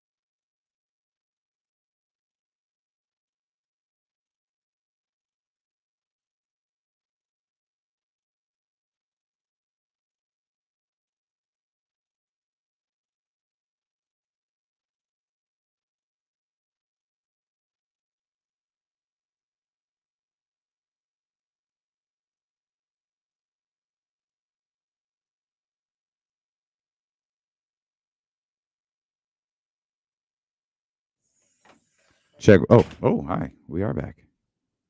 Mic check 1, 2. Kyle Madson. I got to get Kyle Madson. Do we have a minute? We good? You want to beef with the king? What is you gonna do? Do you have a computer login yet? Yeah. Oh, just log in. Oh no, we'll do it. Yeah, because it's your. Yeah. I also need the Twitch login from you so I can cut the video, so I don't have to have Jesse do that for me. Okay. We'll have to do Ramsey Monday. Yeah, totally fine. Good question. I've just been meaning to tell you. That's and then gonna I haven't move. seen you for long That's enough gonna to move bring to it a up. off-air situation. So like kind of like the 13th round. So I got picks. I got picks. And yeah, we'll do that. We might do that instead of the 13th round on Fridays. But we'll get them in. I went 5-1 last week, but one of my losses was in a parlay, so I didn't get a whole lot of money.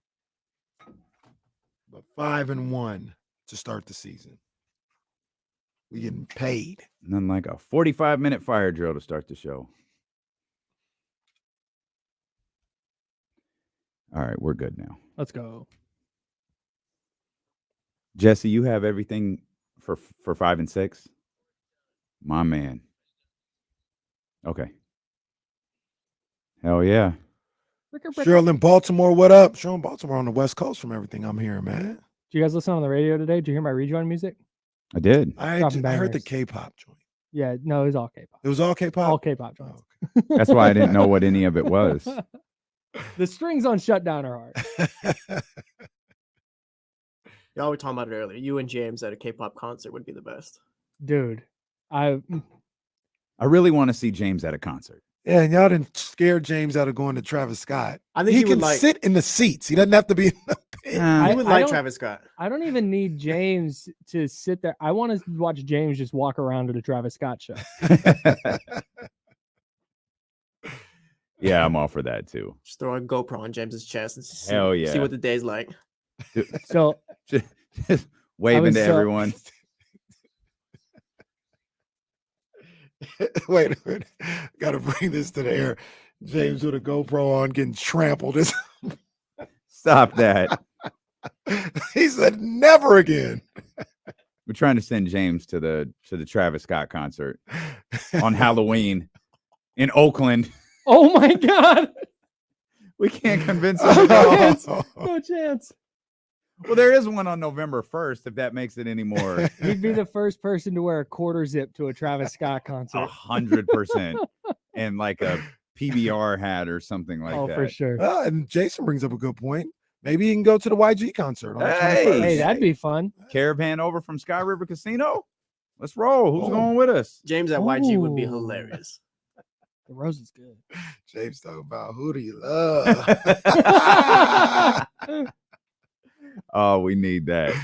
Yeah, we need that for sure. I mean, that is our show. We could get James to introduce YG at the show. Like, we could do that.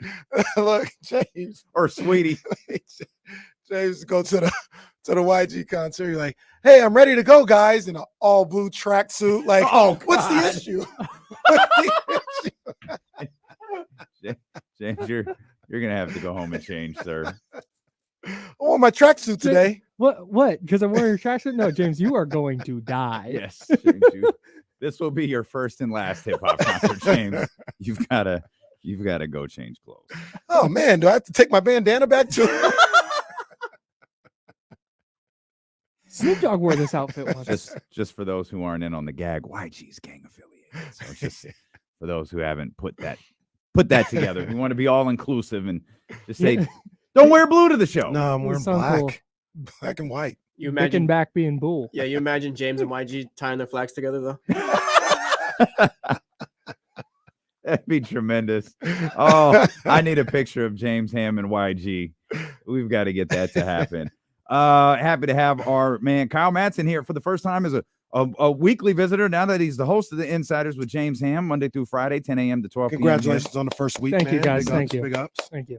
How'd you feel like it went? Good. I was expecting more like significant hiccups than we had. I was just talking to them about it. I didn't feel my list of like, man, this was something we got to fix tomorrow or Monday is not. I don't have one. You guys sound great, man. Thank you. I appreciate that. The one thing I love about you guys starting your new show is we're basically going through the same process. Regardless of how long Kenny and I have been on the air together, like we're starting something very, very new at KSFM. And I was telling Charlie before today's show that this week, like within the last 2 or 3 days, is the first time since Kenny and I started this on August 14th that I see what the show is going to be. What the show is today is not what the show is going to be in 3 weeks.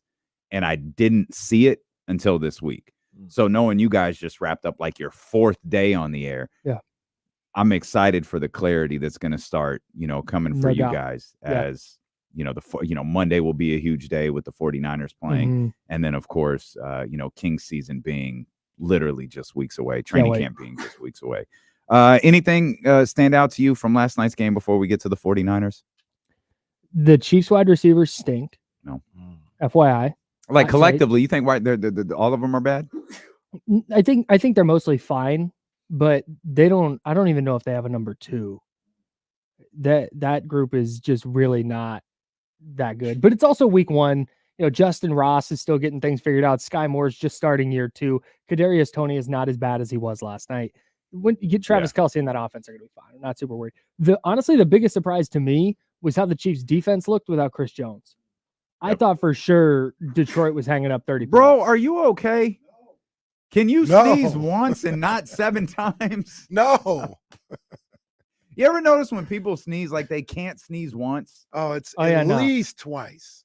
Some people like myself. No, you're it might a be like minimum of 7. 3. You're a minimum I'm of 2 3. sneeze gang. That's why I ignored the first 2 because I knew the third one was coming, and that was probably going to be the last Ooh, one. And I don't know what happens. I was doing just fine 2 seconds ago. I don't know either. Yeah. But the defense without Chris Jones. Yeah, defense without Chris Jones is really impressive. 14 points from the Lions offense. I thought they were going to hang up like 30. I thought the Lions offense did pretty well against that defense. They had the fumble inside the 10. Mm-hmm. There was something else that happened on one of the drives that I was like, oh, they didn't get points here, but they're moving the ball. I thought the Lions looked how I thought they would look. Yeah, I didn't think they looked bad. good No, team. they look good. I was a little bit anticipating the Chiefs defense just being a disaster. Like, man, get Chris Jones in the building now. And I saw that take after the game. It was weird. Like, oh man, Chris Jones going to get a bag now to play receiver? Someone wasn't Yeah. paying attention. I don't- Yeah, someone was not paying attention. And to be honest with you, outside of what I talked about not too long ago about you missing the finisher, because that's kind of what was missing a little bit with the Chiefs, where the defense was solid, but when it's time to put the game away, that's when your Chris Jones, your Bosa's, your Aaron Donalds come in, then they're just unguardable in the fourth quarter. They missed that, but everybody talking about Chris Jones about to get the bag now. I probably came away from that if I was Kansas City's front office saying like we could probably make it. Yeah, it was tough for Like Chris we Jones. could last probably night. make it. Yeah. But we'll see. It's week 1.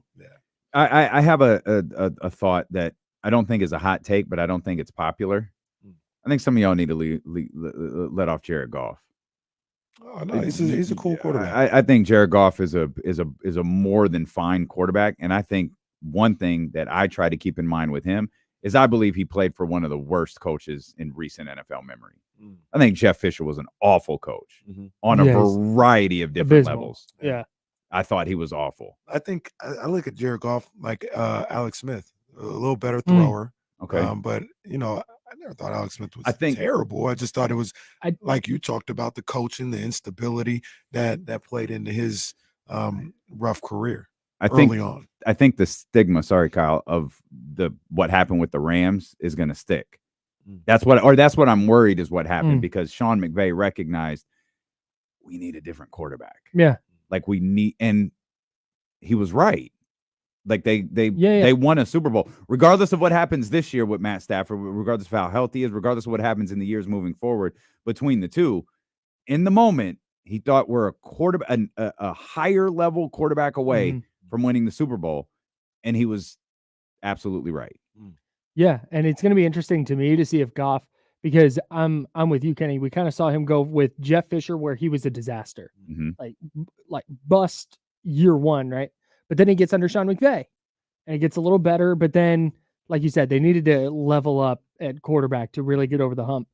But now you look at this, like Jared Goff, a little bit of another evolution from him. So it's going to be super interesting to see if the Lions run into that same problem. Yeah. Like down the stretch, because we didn't really see a scenario last night where it's, minute and a half left, playoff game, team down 4, they need a touchdown. Can Jared Goff do it? Because that's really kind of what separates you at that position to be able to consistently do that. And I came away from last night, but also they went 7-3 down the stretch last year. The Lions did. And they played really well. We're on 8 of their last 10. We were talking about. Yeah. So I think just based on that stretch of games and what we saw last night, I'm more confident that Jared Goff can be that guy for them than I was at this point last year. I was always like hesitant about how a team finishes the season because the thing that always sticks in my head with something like that is, Kyle, you'll remember this. Remember when the Niners won the last game of the season to knock the Broncos out of the playoffs and oh my gosh, 6, and they were like, Nolan's got this team Alex Smith ready has to go. figured it out. Yeah, I think they beat Seattle towards the end of that season too, like on a Thursday night in Seattle. And Nolan's got it figured out. They're turning this thing around. I can't wait for I was so hyped for next year. And how'd it go? Didn't go well. Oh. Same thing with Mike Singletary. Mike Singletary, well. it's like, man, this guy has it figured out. And then you get into a full season. It was, ooh. I think Singletary. When did he drop his pants again? That was interim Mike Singletary. Oh, that was interim. Oh yeah. They signed him after that. Yeah. Oh, my timeline on that was wrong. That was like that led to his hiring, not his firing. Yeah, that was like his second interim game. The I Want Winner speech was his second one. Yeah. Wow. That's probably what got him hired. Yeah, because that's when he kicked Vernon Davis out. Right. I remember Credit to him for turning around Vernon Davis' career, though. He did. He did. Real quick before we leave this game, we didn't talk about it. Maybe somebody can explain the thinking, the rationale. I think I kind of get it, but Andy Reid, we're just going to go for it on 4th and 20 and 4th and 25. Yo, with like Andy Reid on fraud to go. watch. Andy Reid's on fraud watch. Stop it. Stop it. What was that all about? Yeah, I'm not because sure. the thought I don't know why you would do that. They had all 3 timeouts plus the 2-minute warning. They had all 3, and I guess the thought is if you hold them to 3 and out, they kick a field goal. If they make it, it probably would have been like a 45-yarder. So if they make it, it's still a 1-score game. I don't like. I get that line of thinking if it's 4th and 10. Right. 4th and 20, they got a false start. And he said, yeah, we're still going for it. 4th and 20 with a group of receivers that to that point had done nothing. Do you know how psyched the Lions were to see the Chiefs run out there on 4th and 20? And if I'm not mistaken, he had the pass. Oh, twice, multiple times. Yeah. Which, he only had it once. They went. I'm only talking. I'm the only one I'm thinking of is the, I think it's the last Kadarius one. Toney. Well, Kadarius Toney had one first down that he dropped. That was 10. It wasn't 20. It was 10 yards away. So it probably 20 yards down the field, but he dropped it. The third one almost got picked. Yeah, and then there was the Sky Moore one. That was the last one. Yeah, it was up high. No, I that was the F it Tyreek's down there somewhere play with no Tyreek. Right. Well, I keep saying one more before we get tonight, but I want to ask you, the Chiefs. You don't have them going to the Super Bowl. I heard that. I don't think they're like a bad team or anything like that. Like they're good. Patrick Mahomes is great or whatever.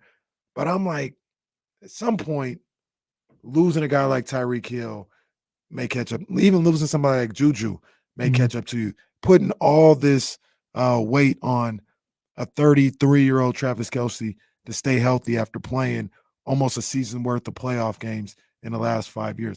Like, I know Patrick Mahomes is great. I know Andy Reid is great, but at some point, they can't just keep doing this and going to Super Bowls and having 1 seeds, can they?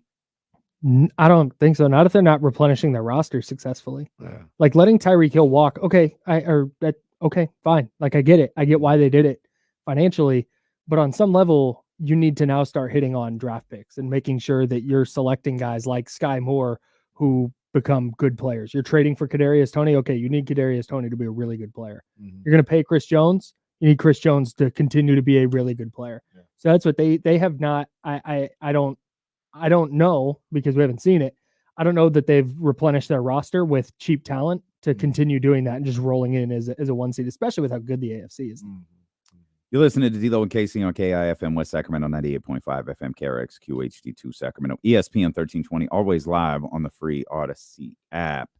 Friend of the station, Nick Wagner, tweeted from Kyle Shanahan's press conference just moments ago. Nick Bosa looks ready to go. He will play as expected Sunday. How many snaps will be dependent on game flow as they gauge Bosa's stamina throughout. Again, that's from Kyle Shanahan's press conference, courtesy of our friend Nick Wagner. You expect full load for Nick Bosa this weekend? No, I think what they're going to do is use the first half as like a preseason. So he'll be a situational edge rusher through the first and second quarter. And then, like you said, it depends on game flow. If the Niners are up a couple touchdowns and they're just kind of rolling, then maybe Bosa's snap count is limited and they really ease him in.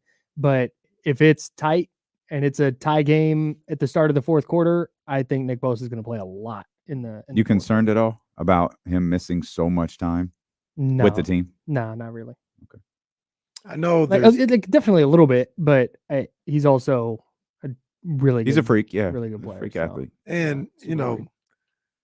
I don't want to totally simplify what he does out there, because there are schemes. He's really good in the run and all this other stuff. But I mean, he's 9 times out of 10, go get the quarterback. That's just identify if it's run or pass. If it's pass, you know what to go do. Maybe you wink at Armstead, or we got a stunt coming right here. Something like. But it's not a whole lot that he need to worry about. Go I love get the quarterback. idea that That's he what you're getting paid $120 million for. Leans over there, stunt. You go right. I'm going to come in behind you. Oh, Hey, look, he's so good. He might be able to say out loud, "Hey, we about to do a stunt right now," and they're not gonna stop him. I'm gonna go here. You're gonna go there. He still get to the QB. I love the way that you wrote about this over on Niners Wire. Oh, thanks. Is Kyle Shanahan a control freak? Yeah, but I think every coach is, to an extent. I think Kyle Shanahan's problem comes in that he is not the let go and let God type. Where Danny Gray might have speed that helps the Niners offense, and he is going to be a factor for them when he's on the field. But you know what? He's not a great run blocker, so teams might be able to key on pass when he's in. So Danny Gray's not going to play. Or Danny Gray can't remember where to line up on this play, on this jet sweep, so he's just not going to play. And that's where I think Kyle Shanahan falls short a little bit, is because he tries to dictate so much what's going on that I think it strips some talented players of the ability to be talented and to be good. Look at Mecole Hardman with the Chiefs. I talked about this last year after the Chiefs beat the Niners in week 7. It's really clear Mecole Hardman is not a great receiver, but he is fast as heck. And so Andy Reid went, great, you're fast as heck. Here's how we're going to get you the ball in your hands, and you're going to get behind these blockers, and you're going to go. And they cooked with that. And the fact that the Niners aren't able to do that, I think, is because Kyle Shanahan is so like, I need to know exactly how this play is going to go. Because if it doesn't go that way, then I think it's going to fail. Or if it doesn't go that way, then I have failed as a play caller because it didn't go exactly how it went in my mind. And I think that's what's held him back a little bit, and I think it might continue to hold him back. No, on the other hand, I don't think that if he had Patrick Mahomes, I don't think that he would be anti-Patrick Mahomes freelancing. And if Trey Lance, when he was on the field, and okay, maybe he's not running the offense to a T, but every time that he's under center, they score a touchdown. Every drive. And he's freelancing, and it's not going exactly the way they wanted to, but hey, it's points. Then I don't think Kyle Shanahan would have a problem with that. I don't think he's going to bench him because he's not running the offense. They're scoring touchdowns. Do you think he does that a little bit? Or, I mean, it's a little bit of a small sample size, but he does that with Brock Purdy, because lost in that RG3 clip that came out that sparked all this is RG3 did say, like, he feels like Brock gives him the best of both worlds. Like, and that's what made me think maybe he does allow Brock to, kind of play a little bit more as opposed to being robotic. So that's one of my concerns with the Niners this year. Is one of the things Shanahan talked about was how there were some things Brock needed to work on, some things he could definitely improve on. And I think one of those things is bailing out of the pocket too early. But there were times where he'd bail out and just throw it away. But there were also times that he bailed out of the pocket and made a play down the field to George Kittle or Deebo Samuel or whoever. Touchdown. Yeah, it happened a couple times against Seahawks in Seattle, and there was one against Washington, and there was one in the playoffs. But if he's making plays like that when he does bail out and go off script, I think he's on script enough that Shanahan's not going to have a huge problem with it. I just hope he doesn't handcuff him. I just hope it's not like stay in the pocket, run the offense. Because if Brock sees an opportunity to make a play, then go make one. I don't care whether it's in the scope of the offense or not.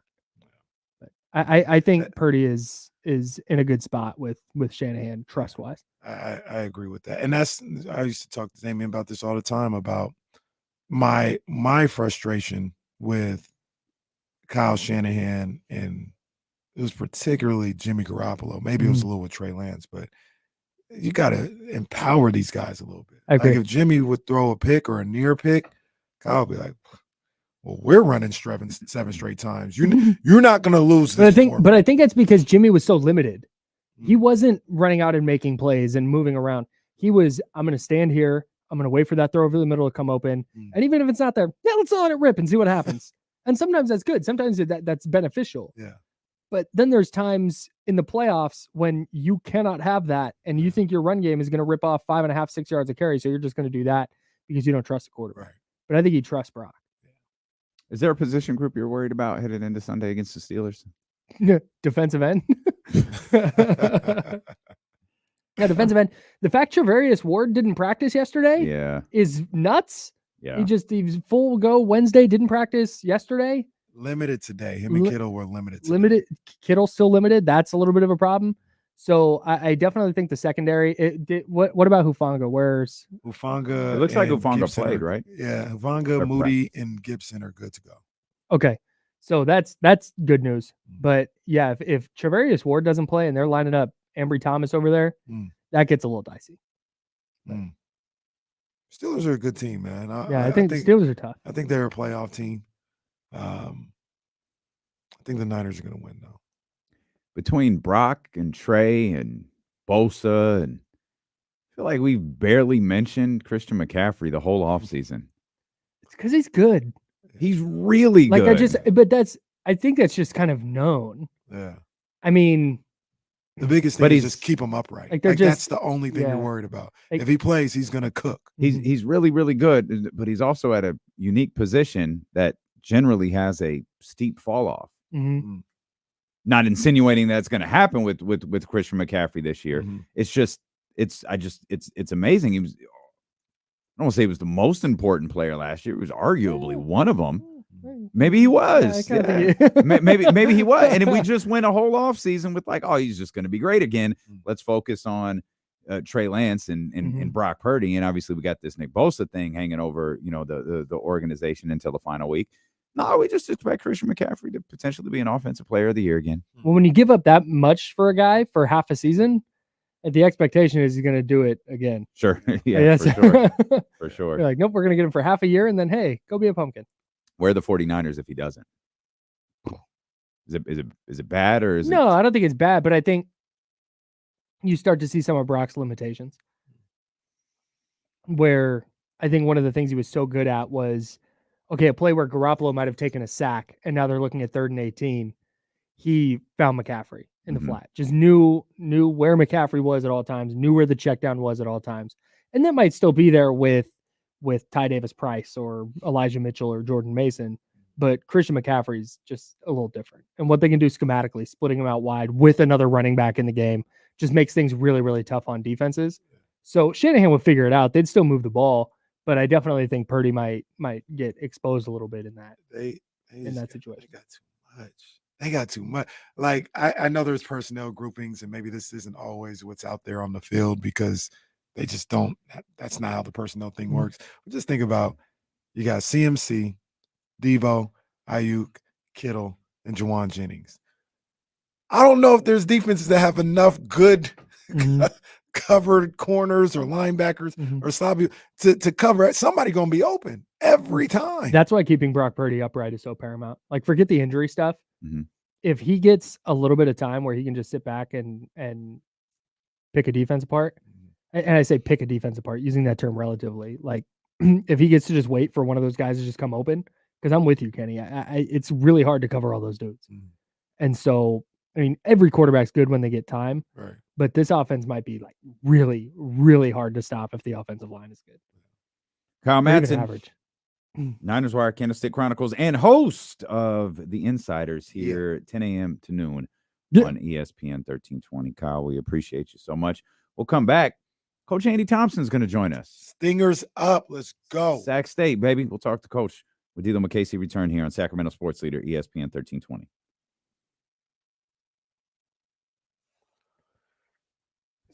It's gonna be a good time out at Hornet Stadium on Saturday. Home opener. Yeah, it's gonna be super fun. It's a good environment. parking lot's gonna be popping. You guys see my new Stack State mug? How sick is that? That was pretty dope. Super dope. Yeah, that was pretty dope. Yeah. So I have, they make all those for the different like cities or states. They have Disneyland ones for Disneyland and then California Adventure. They have them for all the parks in Florida and stuff.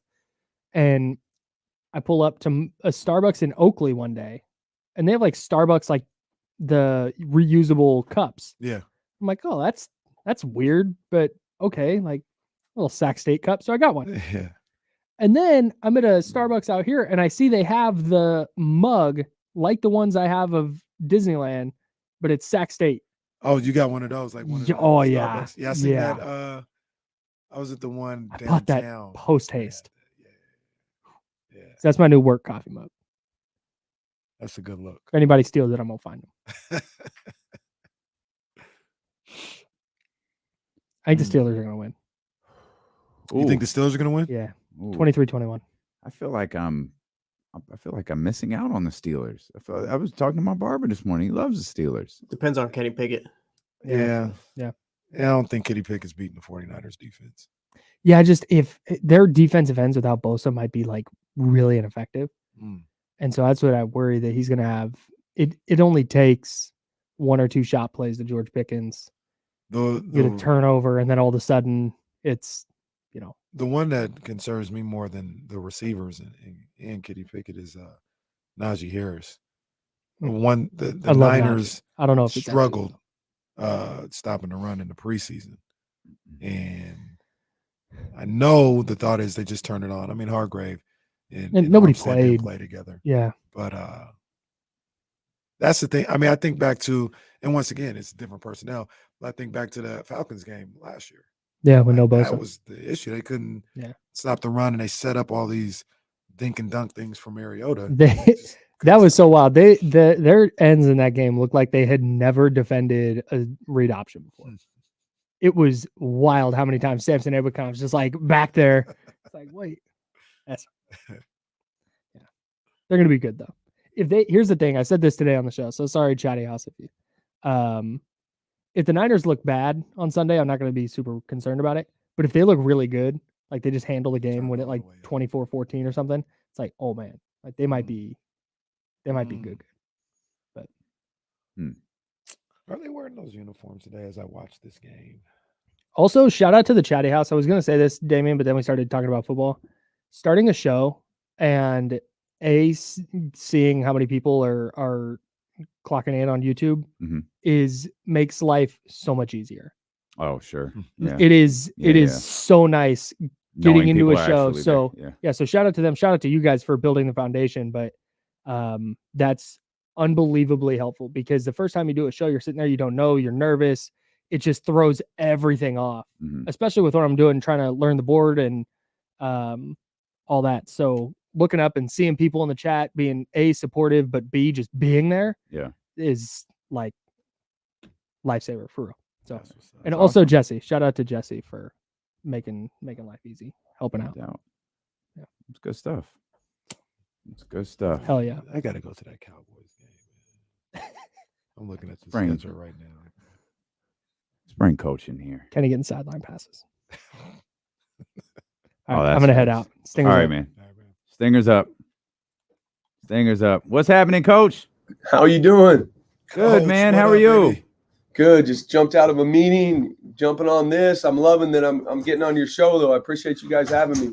No, we It's all appreciate good. you, man. We're still in commercial. We're coming back in probably 20 seconds. Sorry, I can't count. We're coming back in about 20 seconds. But we appreciate you carving out time for us ahead of the home opener. Heck yeah. Appreciate you. Carl. Good How's stuff, man. how's the Kings news looking? I got Niners gear on too. Oh, yeah, it's It's- 49er Friday, Coach, man. It's Oh, 49er my Friday. goodness. Hey, hang on, Coach. We're coming back right here.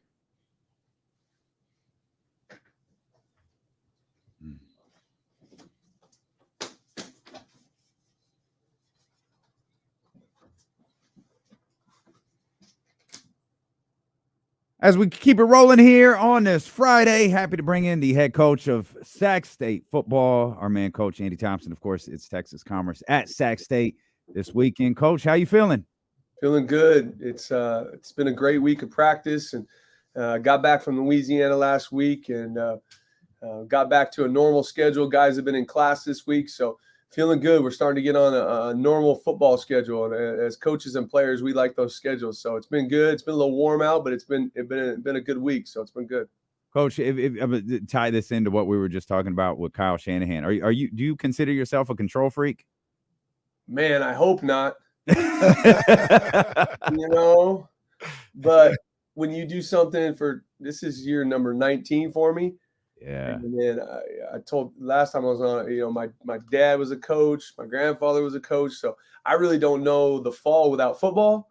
So definitely certain, this part of the year, my body just feels like this is what you're supposed to do. So I hope people wouldn't say, hey, Coach Thompson's a control freak. I hope to say, hey, he works hard, but he gives us some freedom to be who we want to be.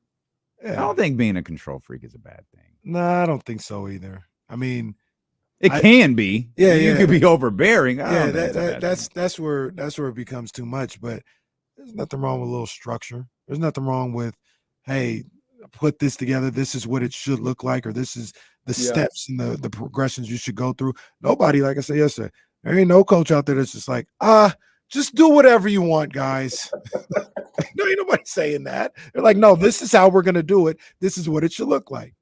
But if you wake up and you're trying to control the weather, that's probably where. All right, there was a movie about that. Well, there was indeed. I'm with you on that. We came from down south where it was that humidity. It was 92 at kickoff and about 85% humidity or whatever it seemed like it, and it got hotter as we went. So I'm glad we're in the Sacramento, a little bit drier heat. So that was a little crazy though. It's that Kenny Caraway weather. Yeah, I like the humidity, Coach. Which is the most absurd statement any human being has ever uttered. What was it? It was like 2 weekends ago, where it was like over soul bloom. Yeah, soul bloom. Yeah, and I like that a lot better than being fried like an ant under a magnifying glass. Yeah, definitely. Coach, how's it feel for you to? Obviously, you guys played great. You got the win, but how's it feel just to get that first game out of the way? I like that we got one out of the way, and we learned a lot from each other and how the guys responded. Because it got tight there in the third quarter, and I felt like the guys were resilient, and Caden Bennett really stepped up and made some plays, as a lot of guys did on offense, and defensively we were able to make some stops. So we kind of burst ahead there and scored 3 straight times, and then it was 35-10. So it's good to see for the first game us go on the road and find some answers about what we thought we had on our team. Obviously, you got to improve as the season goes along, but we're different than the NFL. We didn't have any preseason games. We didn't get a chance to have any or practice against other teams. That first game, it counts, and you got to be ready to go. So glad we got through that. Yeah, Coach, I want to talk a little bit about your QB, Caden Bennett, man. 11-16, 221 yards, 2 touchdowns. And I don't know, maybe I'm just the untrained eye or whatever, but it felt like, you guys let that thing fly a little bit more, under Coach Thompson now. And, I know before, it was very effective, obviously, but it was a lot of, run options. You had Scatterboo, a lot of running with the quarterback. And it seemed like you empowered and entrusting your quarterback to, drop back and throw it a little bit more. I love seeing it personally. Do you feel like it's a different style of play, or is that just kind of the way the game played out on Thursday? I think you're right that we want to be explosive, and if you say you're going to be explosive, you got to take some shots down the field. You can't just talk about it. And I do think that's something we've emphasized. I think Caden made some natural plays that yes, he's a great athlete, but just like a lot of great athletes, he can throw the ball with accuracy and touch, and I think he showed that. Especially, we got into an empty set, no running backs back there, and he threw the ball down the field and he threw it with great accuracy. So I do think he can throw, he can run. I thought, the first drive, we went right down the field, being able to run the ball with Fulcher. So I'm hoping we can do both. I hope we can make it so tough on a defense because we have those plays where they throw the ball down the field and we can line up and run the ball and go right at you. So I'm greedy that way. I want it to be both. Yeah. Coach Casey kind of alluded to the way that things were last year, obviously under, Coach Taylor. You guys had been together for a handful of years. Being in you know, when we started to hear rumblings, you know, Coach Taylor and Stanford, like that's looks like it might be a thing. We heard, oh, that's all right, Coach Thompson. We heard that almost immediately. Taking over for an established, successful coach like Coach Taylor, like how much is that like a different type of pressure of, well, I have an idea of what I want to do, but we don't need to reinvent everything right away. You know, we've still got these guys here who played really well last year. Like how do you approach this season being your first as a head coach with all of the success that you've had over the last couple of years? Great question, because you know that is all those thoughts come into your brain. You know, you got to keep the things that were going really well. First off, you have to get picked to be a head coach, and so I'm honored that you know Mark Orr and President Nelson at the time, and now Dr. Wood are allowing me to be a head coach. Everybody says, "Oh, I want to be a head coach," but you have no control over it. Yeah. Someone has to, you know, trust you to take that role. And so what I'm trying to do is pretty simple. I'm trying to learn every day and trying to get the most out of our players with their abilities. And so you have to watch, you have to listen, you have to shut your mouth and kind of see what's going to be best for everybody. We got a lot of great assistant coaches, and I've talked about that. So yes, you want to be successful because you want to keep this thing going because you have pride and you're competitive. But I also know it's just not about me. It's about we and our team. And, you know, 11 guys have to do their job every single play. And so there's a lot of coordination that goes into that in football. That's why I think it's the greatest game there is because you have to have everybody going in the right direction. And as coaches and players, we spent a lot of time preparing for that game last Saturday, and we're going to spend a lot. We have spent a lot already this week. So I'm trying to continue the success that we've had, but I am trying to do it in the way that has to be me. And hopefully you guys feel that when you talk to me. Hopefully the fans feel that. Hopefully the players feel that. I got here because of the people I learned from and who I am. I can't be somebody else. Yeah, for sure. For sure. Coach Andy Thompson, head coach of Sac State football team. Home opener on Saturday at Hornet Stadium. Texas A&M Commerce coming to Sac State. You know, Coach, last year, you know, I got the opportunity to go to the Sac State football game. And that was like one of the first times in it was like 10 years. And I was like, okay, I'm just going to the Sac State game. Don't let him fool you, Coach. He was partying in the parking lot for a while. Like I was looking all over for Kenny Caraway. I took a little slow roll through the parking lot. I was like, this is not how I remember it. This feels like a college game. They're tailgating, there's music playing. They got, you know, the sororities and fraternities out there doing their thing. And I say all that to say it's really a good time out. And that's before I even got into the stadium, which is also a good time out, man. So for those who haven't been to a Sac State football game in a while, what's the energy, what's the environment that they can expect if they're getting out there Saturday or if they're thinking about getting out there on Saturday? I'd love for people to come out and check us out. Dr. Wood's got a new saying, hey, our hive, our house. And we're trying to make this truly unique. And his leadership, just in the short time he's been here with the campus, the vibe is good. I mean, we had a big welcome back barbecue, and there was thousands of people there, and there was music playing. And I just feel like this university's invested in housing. So we have more students that are living on campus, like the traditional college campuses. I think the school is investing also in athletics. And you're seeing it with enrollment. Enrollment's gone up in Sacramento at Sac State. And so we want this to be a place not only for our faculty and our students, but the city of Sacramento come out and say, man, that was a great event. It's an exciting football team. Those guys play the right way. And I think there is, you know, integrity that comes when you play a football game. They celebrate together as a team, not just as individuals, but it's a great place to go. And there's great food and all those things that come with college football. So I'm excited, and I'd love for people to come out and check it out. Well, Coach, we wish you the best of luck. We're going to let you go get ready for Texas Commerce. Much like Coach Patrick, you've got a home here on D-Lo and KC and ESPN 1320. Anytime you want to talk Sac State basketball, Sac State football, anytime you want to talk NFL, anytime you want to talk, period. Mark Orr not doing the things he's supposed to do, you come talk to D-Lo and KC. We'll try to get some things moving for you, Coach, but go take care of Texas Commerce, man. We appreciate you. Hey, thank you for having me on the show. Thank you for you guys, how you cover Sacramento and all of Northern California. You guys do a great job. I listen to your show. I'm a big fan. So appreciate you guys having me on. Much we love, man. appreciate We're that. gonna get you in studio again next time too, man. We got when I'm here, because I took that a little personally that Coach came and hang out when I wasn't here. I know. No, I'll definitely roll through, man. Stingers up. Yes, Appreciate indeed. you, Coach. Thank you, sir. Yeah. Coach Andy Thompson right there, man. Great, man. Goodness gracious. I'm ready to play. Yeah, no doubt. Hey, that's sign of a great college coach. Like I'm ready to go. Play. Let's go. I'm ready. Hey, I made the joke about Mark Orr. Man, what a great job. He is doing a great What a job. great freaking job he's been doing. With Doing a Coach Troy great job. Taylor, Coach David Patrick, Yep. and just knowing, hey, we're losing a great one in Coach Taylor. That's all right.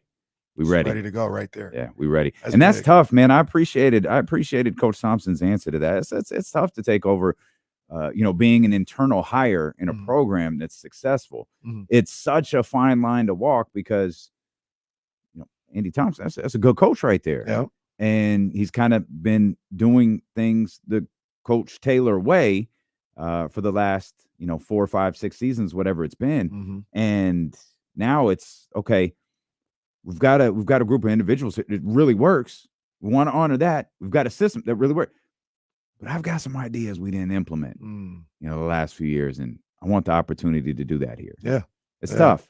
For sure, man. And I think he's going to do a great job this season.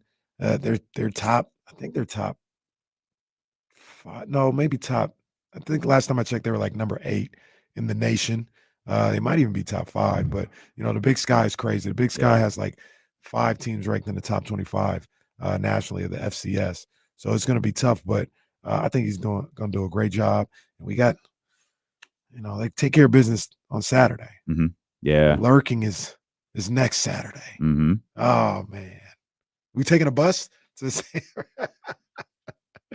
taking a bus. Who they playing next Saturday?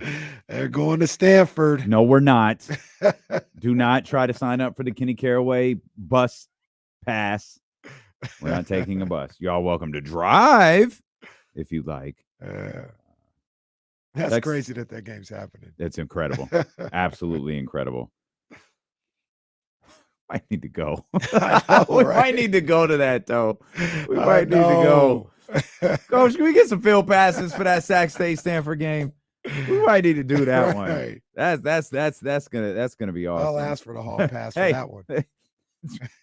Go see Stanford for the last time in the Pac-12 or Pac, whatever we decided on. Who was that? I think you were here. I was talking to you about it. I am disappointed, but going to the ACC, like, be pretty dope. Like, you're gonna get Duke coming out here, North Carolina coming out here, Clemson. Sure, it's fine. Has anyone looked at the ACC's television deal? Well, for a while, like we talked about. No. Finish the first thought. It's gonna happen for a while. The television deal. Oh, do you know when the television deal ends? Like 2 years, right? No. Then next year? No. I think the year that the ACC television deal, I think it's a 203 somewhere. Oh wow. I think. Jeez. I think it might be 20, like 30. 5 is in my head, but that seems crazy. Is it 2035? Selling it short, 2036. Bruh! It's one of the worst television deals in college sports. Ooh. And you're going to take these 3 teams only to find out, wait a minute, we don't want any part of this. Yeah, not good, bro. Who's going to say that? The ACC? No one, none of these schools, the ACC schools, the ACC schools have the worst deal in college sports, bro, when it comes to television rights. Bro, they're on the CW. No, that's not a shoot. Or no, not a work. God, why can't you get that right? No, that's not a work. They're on the CW. That's nasty behavior. But while it's here, was the CW formerly UPN or yeah. So while they're here though, Duke, North Carolina, they will be coming to the West Coast. Yeah. I don't really care about the football aspect, but basketball, I want to go see North Carolina and Duke. Men's and women's. Yeah. That women's game is gonna be crazy. Stanford versus Duke. Yeah, that'll be nuts. I'm not gonna need that game to not happen for like 3 or 4 years though.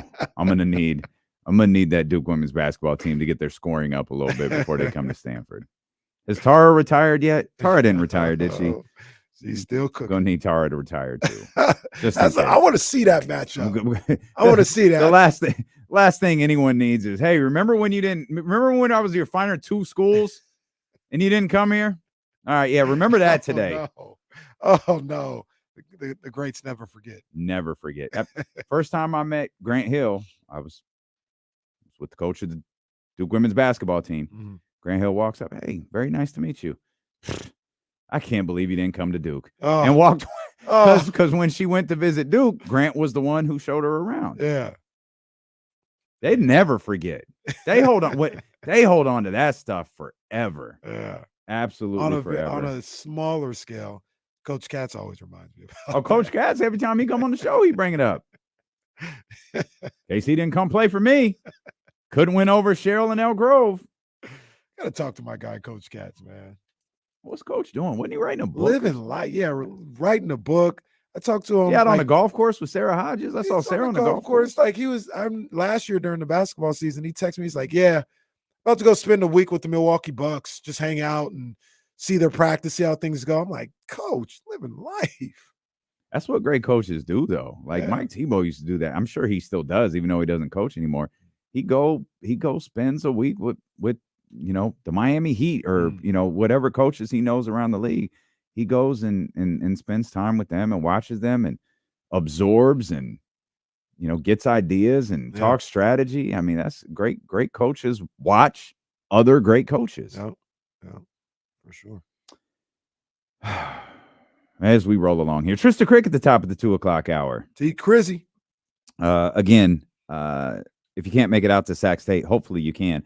Texas Commerce at Sac State, beginning pregame show 6:40 tomorrow here with our very, very, very good friend, ESPN 1320's Jason Ross. He is. He is. Not lying. I'm going to say that because I know how many people over there it pisses off. Our very good friend, ESPN 1320's Jason Ross, will be on the call for Texas Commerce at Sac State. Someone just sent a text. Damn, did someone else quit? Never mind. Sorry, I shouldn't have said that. Oh, no. Bad host. Shout out to the homie. Shout out to the homie Jay Mars. We see you, baby. You ever want to fill in, you know who to call. Yeah, man. People need to be paying attention. People need to be paying attention, man. Powers that be need to be paying attention. Make the same mistakes. Give me 3. Give me one thing because we don't have time to go. Like, give me 3 things. NFL season got underway last night. Mm-hmm. You obviously are watching the Chiefs very closely. Mm-hmm. Given if you tuned in yesterday or even caught the start of the show, you didn't go hot take on anybody. No, you just said I don't think the Chiefs are winning the division. I'm not sure what's happening here with Kansas City, but I'm not willing to write anything in here. I couldn't put it on wax completely. I got too much respect for the world champs. But you put it out there, and I think your reasoning is completely fair. It's nearly identical to the reason that I gave regarding my trepidation around the Super Bowl pick. I have them there. You're like, he's gonna keep winning, huh? He's not gonna face any adversity, no injuries, right? No, nothing. Okay. All right, we'll see. What else are you watching as the season gets underway this weekend? I know you only said one, but there's a few things. We don't have to dive into all of them, but like I am interested in what this Jets thing looks like. Yeah, me too. I'm definitely interested in that. You talked about it. We both talked about it yesterday. One of these teams ain't gonna make it. That everybody's penciling in as far as the Bengals. Yeah. Who was it? The Bengals, Bills, and did we say Chiefs? Bengals, Bills. I think it was the Jets and Dolphins. No, I think we talked about those 3, like the top 3, the Chiefs. Oh, the Chiefs, Bills, Bengals. Yeah. And we're like, one of them, history says one of them ain't gonna make it. Yep. I'm interested to see which one it is. Yeah. So and it's the Bills and the Jets Monday, right? Yeah. It's gonna be some good stuff. There's gonna be some good stuff. So those are 2 things that I'm really locked in on. Obviously, the NFC. This also sounds crazy. I want to see the Eagles do it again. before I'm just like, yo, nobody messing with him. Do you agree with Kyle's assessment that Jalen has another level? No, Might be unfair to call it an assessment as much as a thought that he has another level. I don't think so. I don't feel that way. And I also say that saying he was probably the MVP last year. So if he stays at this level, he's one of the great quarterbacks in the game. Yeah. So I think he just stays, around that level. I don't know if he can go to a whole nother. Is there something in particular about Philadelphia that you let me see it again. Really healthy last year. Oh, really easy schedule. They were the Sacramento Kings. Wow, what a turn of events. Excuse me. Oh my God! Excuse me. I will use that in this situation. I'm always looking at that kind of stuff. Be on people. Because people, I'm very sensitive to like anything, right? Like people talk about the Chargers or people talk about the Lions. They're like, oh, come on, it's the Lions. It's the Chargers. And we were like, people said that about the Kings all the time. So I'm always sensitive to that. So kind of the same thing here. People talk about the Kings are so healthy. I'm talking about the Eagles were super healthy last year. So I'm aware, but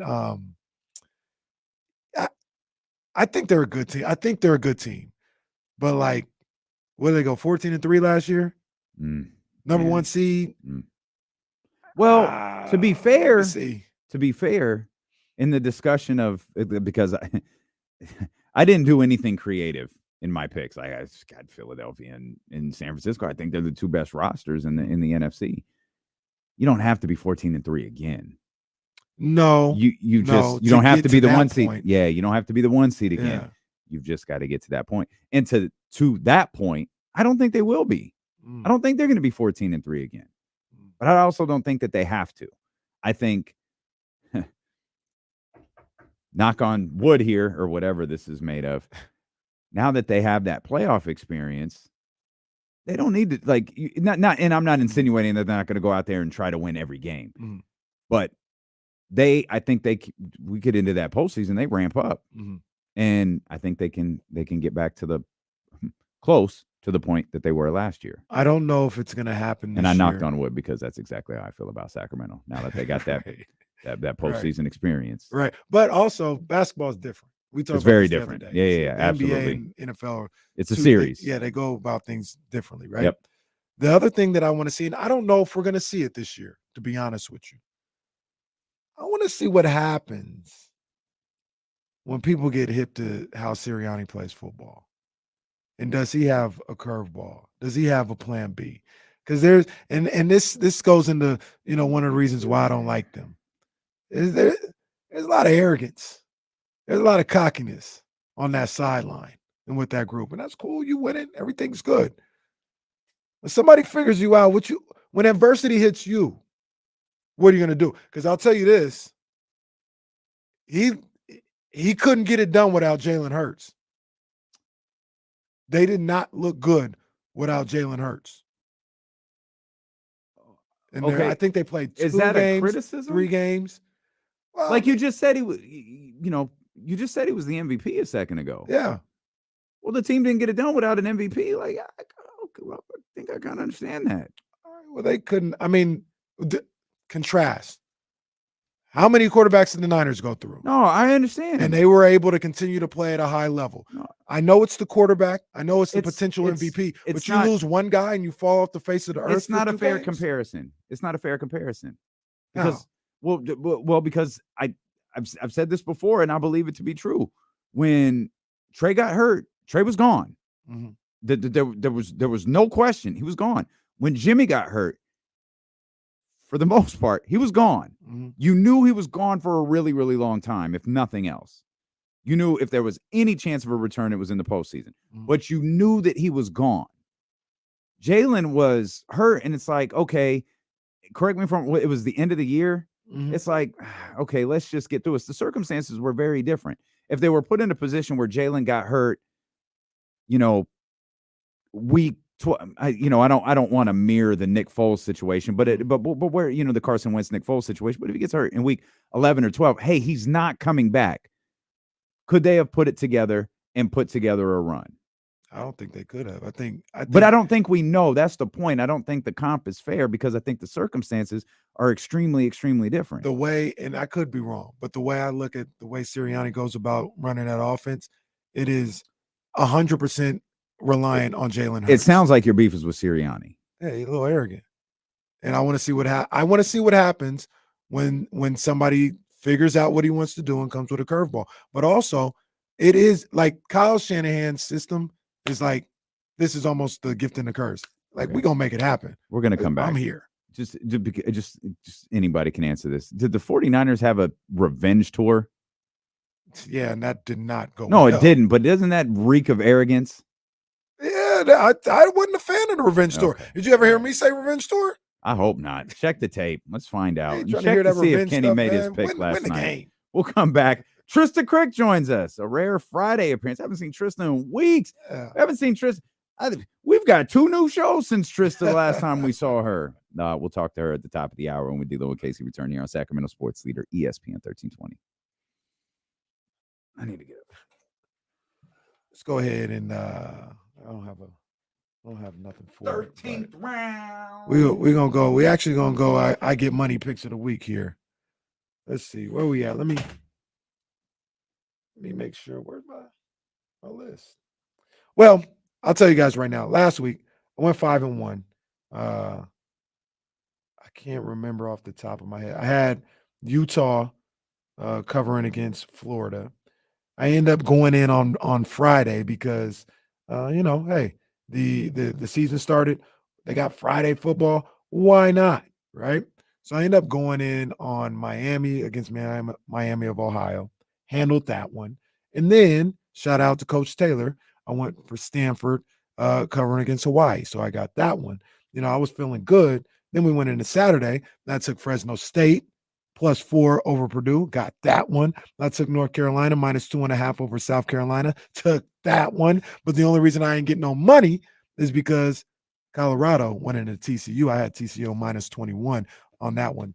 So that was my 5-1 last week. This week, got some other good ones, man. I picked wrong last week. It ain't gonna happen again. I'm taking Colorado, Coach Prime, Shador, my people over there, the Buffaloes. I got them in their home opener against Nebraska. They're a 3-point favorite. Give me the Buffs. Give me Coach Prime and the whole crew, man. I got them cooking. I'm gonna take Oregon -6.5 at Texas Tech. Oregon beat the hell out of somebody last week. I mean, it wasn't Texas Tech, but I think they've got enough firepower to go into Texas Tech, who lost to Wyoming last week. This may be a week 1 overreaction, but they lost to Wyoming last week. I got Oregon going into Lubbock and covering the 6.5. And finally, I'm going to go with, I thought about Auburn and Cal. I thought about, Cal's getting 6.5 points. I thought about taking Cal, but I'm just not sure yet. So I'm going to play it safe, and I'm going to go Florida State. 30.5 point favorites at home over Southern Miss. I'm going to roll with that. So we got Colorado -3. We've got Oregon -6.5. And we got Florida State -30.5. I get money. I get it.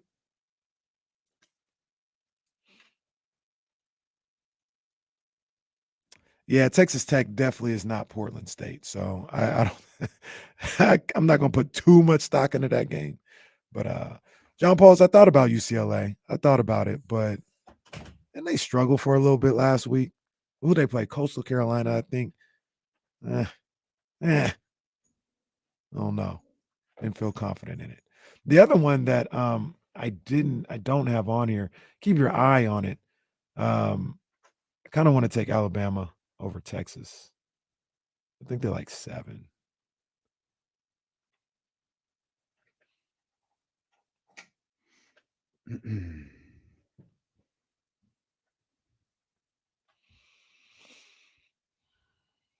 Okay. Do you have KSFM songs just dancing in your head throughout the day?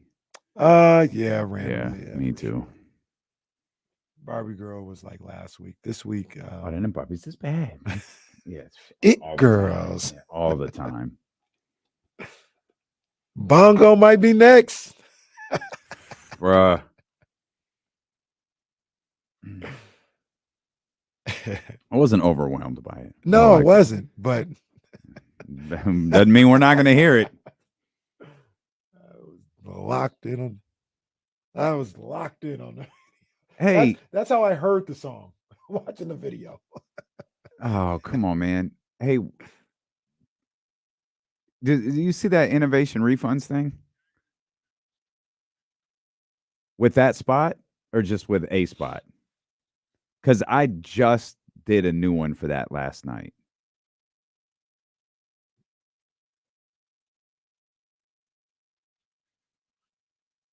No, I record the spot. I upload it to V Creative.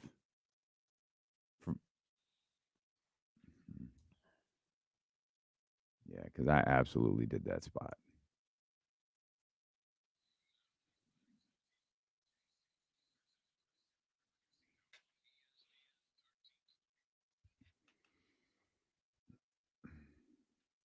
Is Mitch still there? Oh, 916-909-1320.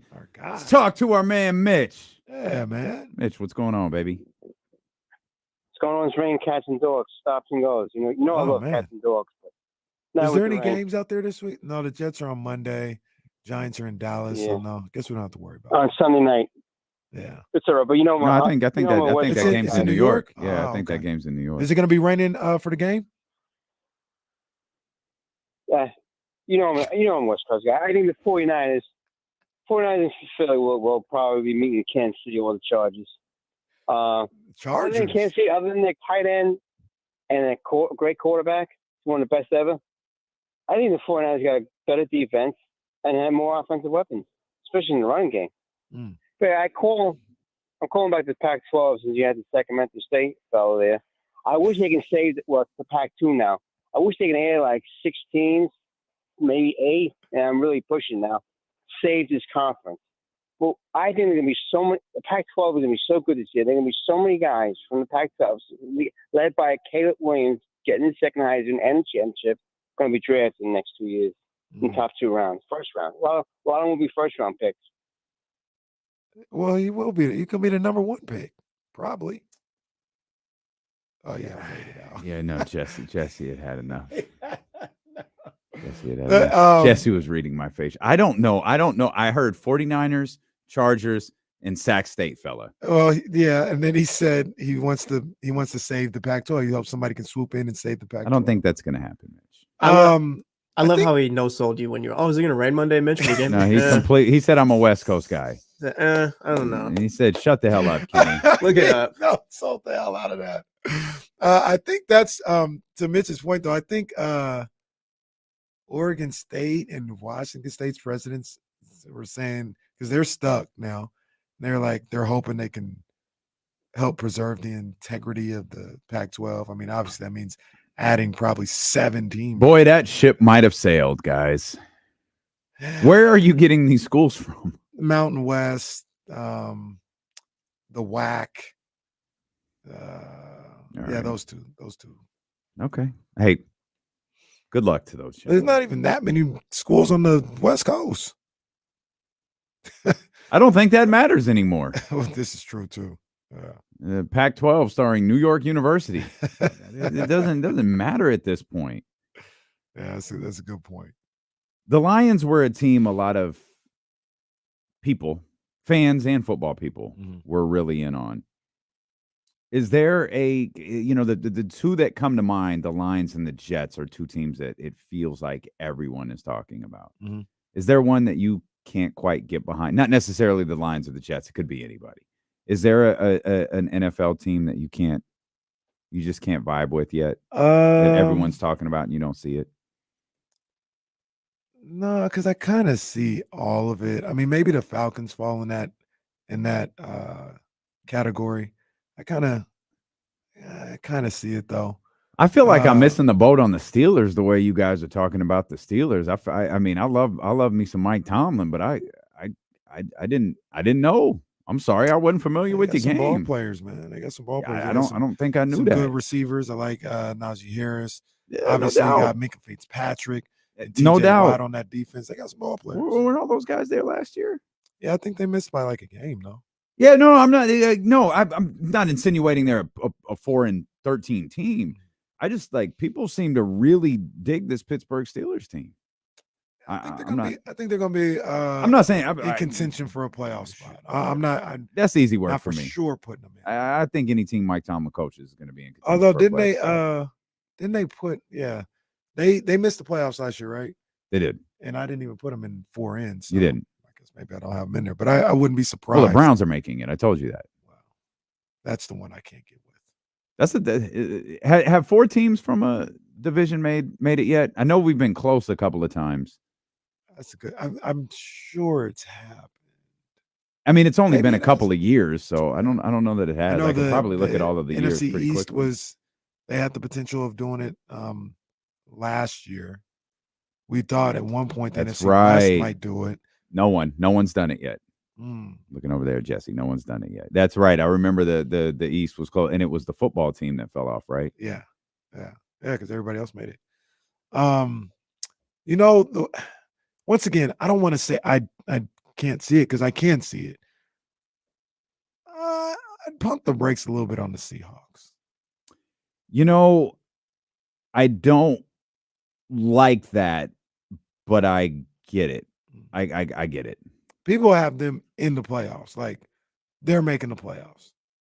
Well, okay. Let me see I them got qualify you. Yeah, first. I got you. You think Gino regresses? Because I think they got a strong team. It pretty much just depends on the quarterback. But I think everywhere else, they're not like world beaters or whatever. But they got a strong team. I don't think Gino's regressing, though. I don't think Gino's regressing. I think Gino's going to be a fine quarterback moving forward. He'll be okay. I just don't. Okay, I'm sorry. I said he was a fine quarterback. Okay, No, quarterback. I'm just speaking. I'm not debating with you. I'm just speaking. I'm saying he's fine. He'll be fine. He's fine. But I don't hate that. I don't hate the question mark around Seattle. They but I don't like the division either. Yeah, that's another thing. Yeah, the conference. To be honest with you, They thus why I'm back to Philadelphia and San Francisco. Yeah, in the conference finals or conference championship. Excuse me. Got the Kings in the conference finals, obviously. Right. Lions, nothing with the Lions, huh? I have no beef with the Lions. No, do you think they'll make the playoffs, or do you think? Yeah, I do. I think I think they were solid last night. I think Jared Goff is good enough. I think what they did at the end of last year was real. That's not a team I have a problem with. I see it. I see everyone, all of the hype and the talk. Yeah, I see it. They could win the division. The Seahawks they will win the division. The Seahawks, their defense was not very good last year, in my opinion. And they spent the first round pick on a cornerback who they says, the real deal. They had a couple other corners there already that, some good ball players. So maybe they improve on the defensive end. But yeah, I don't know. Kenneth Walker, he has a hard time staying healthy. Obviously you got Lockett and Metcalf. So, you got some playmakers there. The question is going to be whether or not Pete Carroll can hold up at the quarterback position. Oh, stop it. Will you stop it? He looked good. He looked solid. He looked good. Don't let him get hit, though. I like the Seahawks playoff chances just because the rest of the NFC is kind of weak. Yeah, that's why I can't. Yeah. That's why I can't be like, I don't think they're going to make it because, they'll be one of the 7. Yeah, because the NFC South is probably going to get one team in the playoffs. NFC North might get 2, but probably going to be 1 as well. Unless the Vikings do something. Probably a big if, the South gets a second team, is it Atlanta? Yes. Like Tampa Bay, there's no chance because y'all hate Baker Mayfield. No. Who am I leaving out? Carolina. Oh, might yeah, we can leave Carolina bottom out. 4 team in Bryce is going to take some. He's going to take some lumps. Yeah. So yeah, there's just not a whole lot of teams. Admittedly, it took me some time to warm up to the Saints too. I like Derek Carr though, so once that train got rolling, it was like, okay. And then I like Derek Carr. Okay, this works. I'm down for this. I'm down for this. Y'all are really high on their defense. I'm not going to say anything bad about Minnesota. I just don't think I'm going to say anything good about them either. I'm just going to let them play football. We'll talk about what they do each week.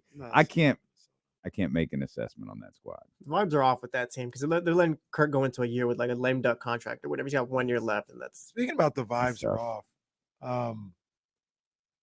The Buffalo Bills. Who's their coach? It's Stefanski, right? Kevin Stefanski is their coach. Yeah. Somebody brought up a good point. I think it was Simmons or something like that. But the Stephon Diggs thing was really weird. Remember when he just like didn't like the organization and had a problem with something, but nobody would say like what it was. I think it was something with Josh Allen. Because you mentioned vibes, and that was there, and they kind of just like, hey, let's not talk about it. Everything's cool now. Yeah. Vibes in Buffalo.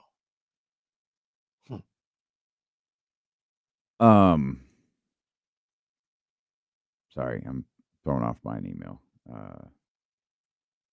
Who was it? Stephon Diggs? Was Stephon Diggs talking about deep passes?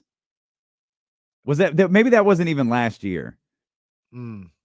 I can't remember if that was Stephon Diggs or not. Yeah, but what were they last year? 12-4 because they had the Hamlin game.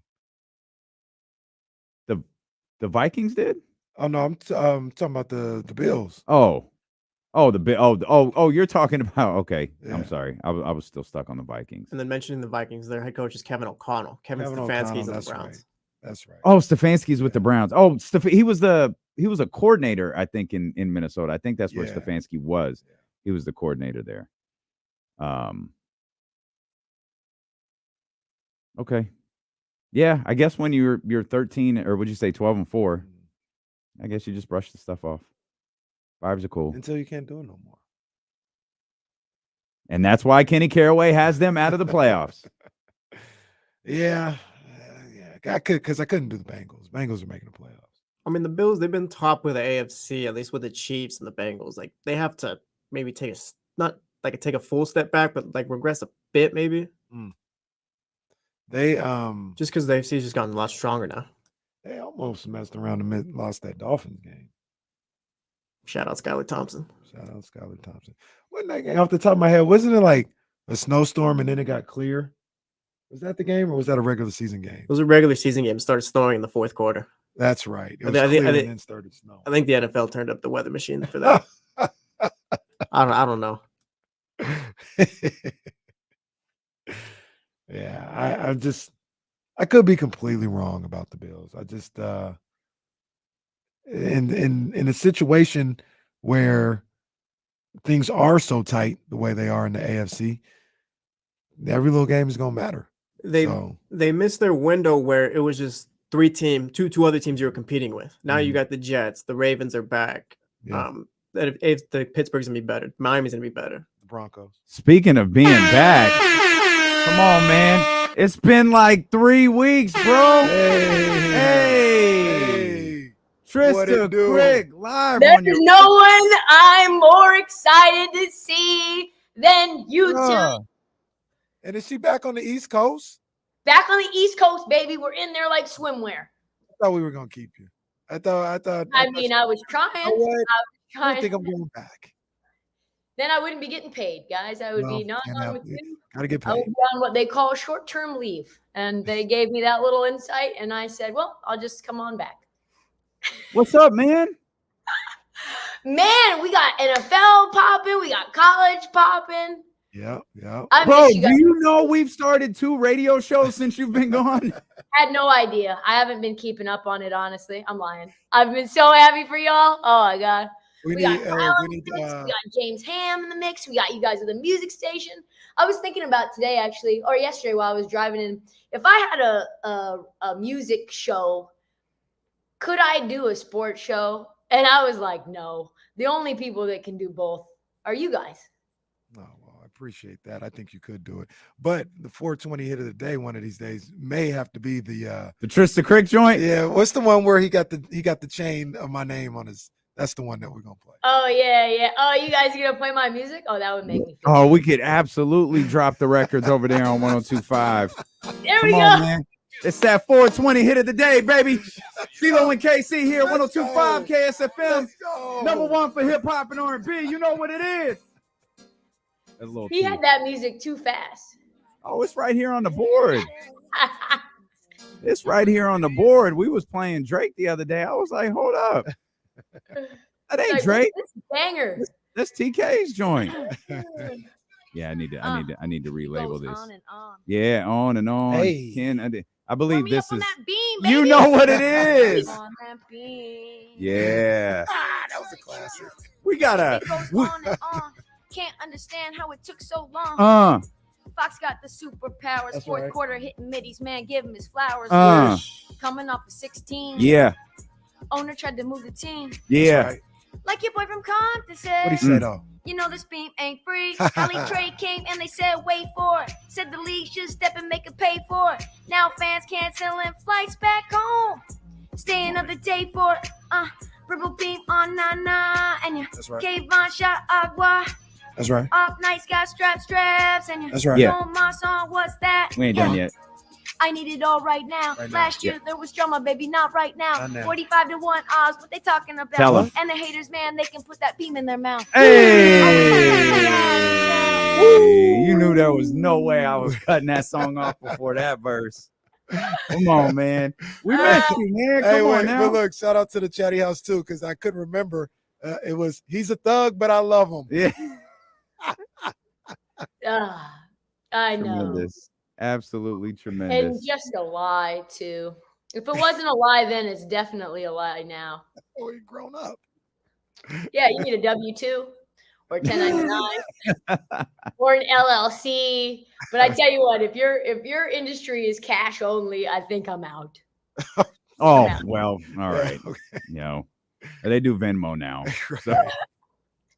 Man, even the Heat Check Pod returned with a little. Now the little FIBA Heat Check was posted before the tragic events of this morning. And then I posted another one today. Okay, all right, back to back Heat Check podcast. Back to back, little update. Got smacked around. I watched that game. Woo! I tell you what, the Germany was a 10.5-point dog. Smacked them. What so your thoughts on this whole thing? I mean, we'll take it even further back to Noah Lyles and and how the world would fare. Obviously, it's a different situation than what he's talking about. But I think a lot of people are like, all right, the days where we can bring the C team over and think we can win are over. I don't think these guys are bad. I don't think they're bad players. I like all the players on here. I think they're really good ball players. But I think this is like the C team. And I don't think we could do that no more. Well, and you talk about like centers, the declining value of centers in the NBA and the way that the modern game has gone makes it really difficult for you not to bring over the best centers in the world and then decide to play against guys that are bigger and stronger or just have bigger teams. You run into problems. Like Jaren Jackson is an okay player, but he's not a 5. And he's not a 5 against even Daniel Tice, right? Like it's just he was getting absolutely dominated. I think he only had 3 rebounds in that game. I think he and the other big man for the USA, just been kind of non-existent. Brandon Ingram gets moved out of the starting lineup. He doesn't even play a single second in the semifinal game. He just has been garbage. Like Anthony Edwards, when he was not on the floor this morning, and I'm sure you guys weren't able to watch it live unless you guys were maniacs waking up at like 4 in the morning. Maybe you are. That's Damien. Okay, sorry. Hey, look, here's the difference between us. I watched a little bit of the Canada game. He watched the USA game. Totally different situations. You were I was up and watched the Canada game. He woke up and watched USA. Yeah. So you watch the USA game and you realize like without Anthony Edwards, there's nothing. No chance. Right. And what was his name? Obsk was a dog. Like he's hitting 3 after 3 after 3. Franz Wagner was absolutely electric. Dennis Schroeder in international play. Obviously, the game's a lot different in the FIBA like spectrum. But yeah, they need to send Anthony Davis has to play on Team USA. Has to. It's not going to be a cakewalk. Yeah. LeBron posted his USA picture though, so should be good for the Olympics. Yeah. I doubt it. Do you think they lose to Canada? I wouldn't be surprised. They just lost to Germany, and I don't think Germany's as good as Canada is. So I would not be shocked if they didn't medal. I would not be shocked. But also, I would not be shocked if LeBron didn't go and play for Saudi Arabia for $100 million. Stop that. Don't do that. Don't do Nothing that. would He's not going to do that. LeBron's having a good time over there.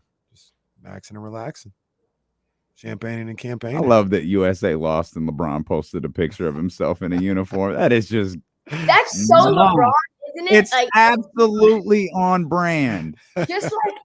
Just like you can count on Irvin Magic Johnson to be the chat GPT of tweeting, where he's like very disappointed in Team USA losing 111, 109 when they were supposed to be the favorites in that game. Like, you're like, nobody wants this, is the exact thing that you can count on for LeBron, making everything about himself. Speaking of Irvin, do you watch Winning Time? I do. I'm like 1 or 2 episodes behind, but I love that show. So good. It's a great show. It's so good. No matter how much of it is fiction or how much is reality. Guys, I need to grab my charger. Hold on. I have to grab my charger. Grab my charger. Bro, I swear this is D-Lo and KC. James walking off stage at Sky River and Trysta running to get her charger are two, like, if you ever have to share with someone, what's D-Lo and Casey about? Share those 2 moments. That's the moments right there. James looks at me, I gotta go to the bathroom, and just gets up and leaves. Trysta, I gotta go get my charger. It's the same thing. It's the same thing. There she is. We back. So with Bron, though, I mean, I think he plays. Do you think like the heavy hitters? Really? Yeah, I think he plays. It's going to be another opportunity for saying, especially with them losing in like a decade. But that's 4 gold medals, right? Yeah, especially with them losing, it's an opportunity for him to put something on his resume. Save America.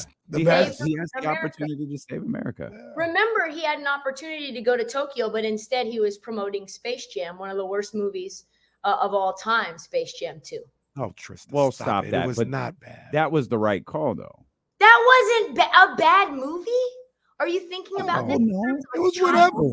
It was fine. I wouldn't say it was great, but it wasn't. It was whatever. It was Space Jam. They put their own little twist on it. It was cool. He's one of the worst actors.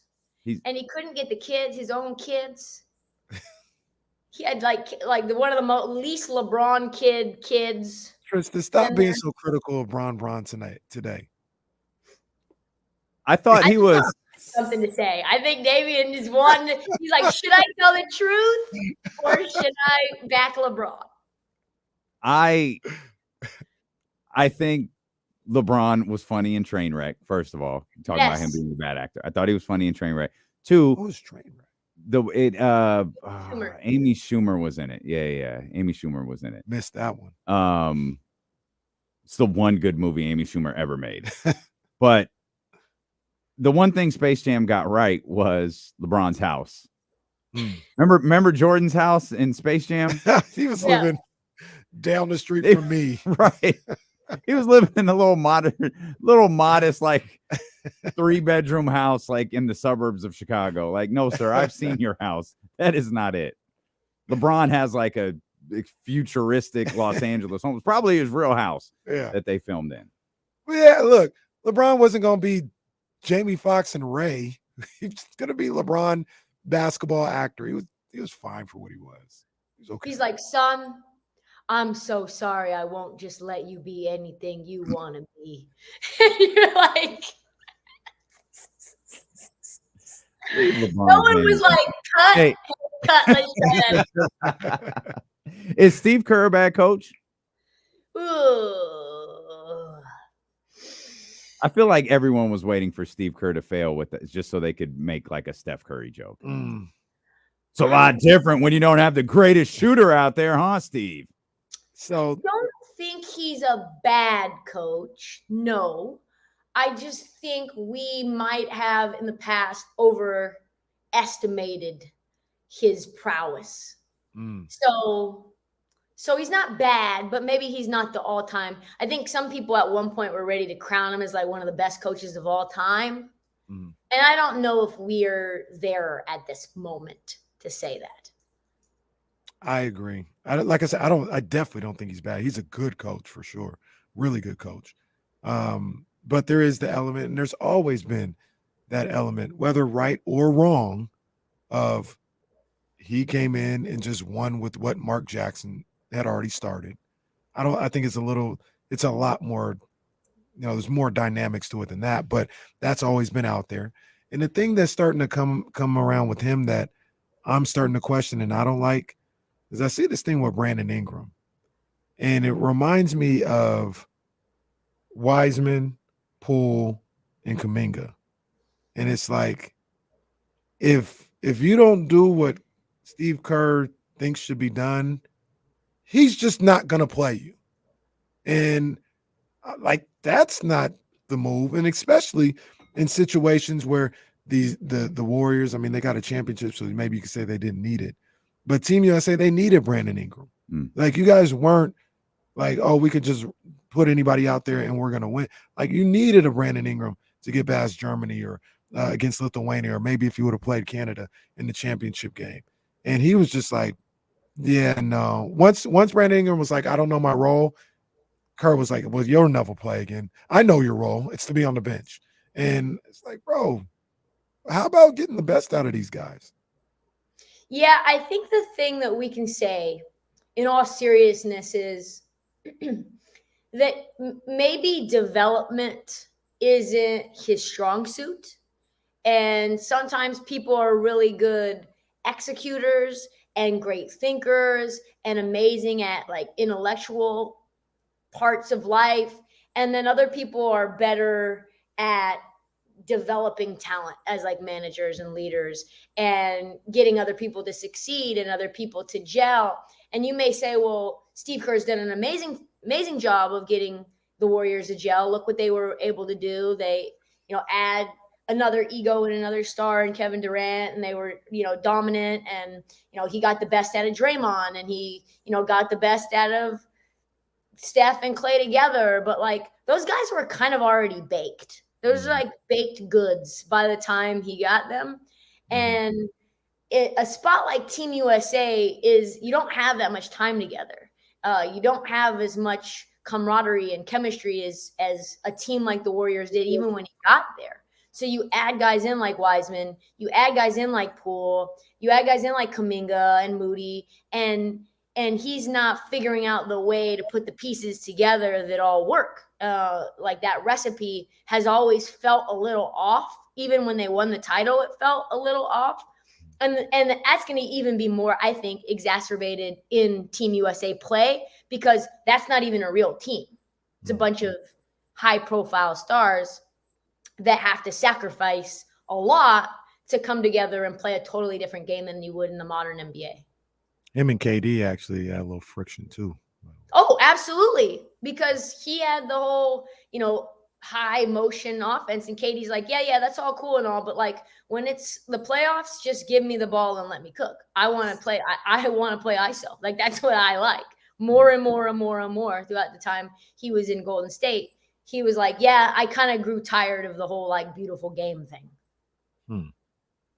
Was this a breakout stretch for Anthony Edwards? Like, is this the moment we look back on and say, yeah, that's like, we saw it then. Like, he's the dude now. Like, he's a upper echelon NBA player.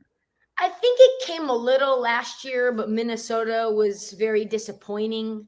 And so if you weren't really watching a lot of Timberwolves games, and why would you have? It was not the best season. You probably missed it. It was very easy to miss. A nice like side road is I went to a Mets game last year, and a guy that was sitting next to me was a huge NBA fan, and he didn't even know who Ant Edwards was. So, because it's so regional, right? If you're not watching NBA League Pass and a certain team's not nationally televised a ton, and you've got a full-time gig where maybe, who knows, it's easy to miss. That's why Warriors fans aren't very sharp. Well, there's that. Yeah. I was about to say he should be embarrassed, though. Yeah, you should be You say embarrassed. you're an NBA fan and you don't know Anthony. You should be embarrassed. So now that he's on the international stage, and I think people tune in a little differently for Olympics, for FIBA, it's the only basketball going on is that team, right? So when you go to that tab, you see that he did something incredible. I mean, when he played in the Middle East against Germany, I think they were down like 16, 18 points, and he just put the team on his back and just bucket after bucket. Everything that he did today, you were just like, this guy's – at one point, I think in the first half, he was 7 for 8 from the field. Just cooking. And I didn't know, actually, you talk about Steve Kerr. I'm not sure why he did a Steph Curry thing to Ant. He took him out at the middle to end of the third quarter. I don't know if you noticed this, Damien. And then that's when the lead broke all the way open. And then Ant had to come back into the fourth quarter like Steph does and try to figure out a way to save the day. And it was just too late, too little. Same thing happened against Lithuania. Yeah, it was like 4 minutes or so before they finally got the lead to single digits. And then when they got it to single digits, it looked like Anthony Edwards was going to win them the game. Yeah.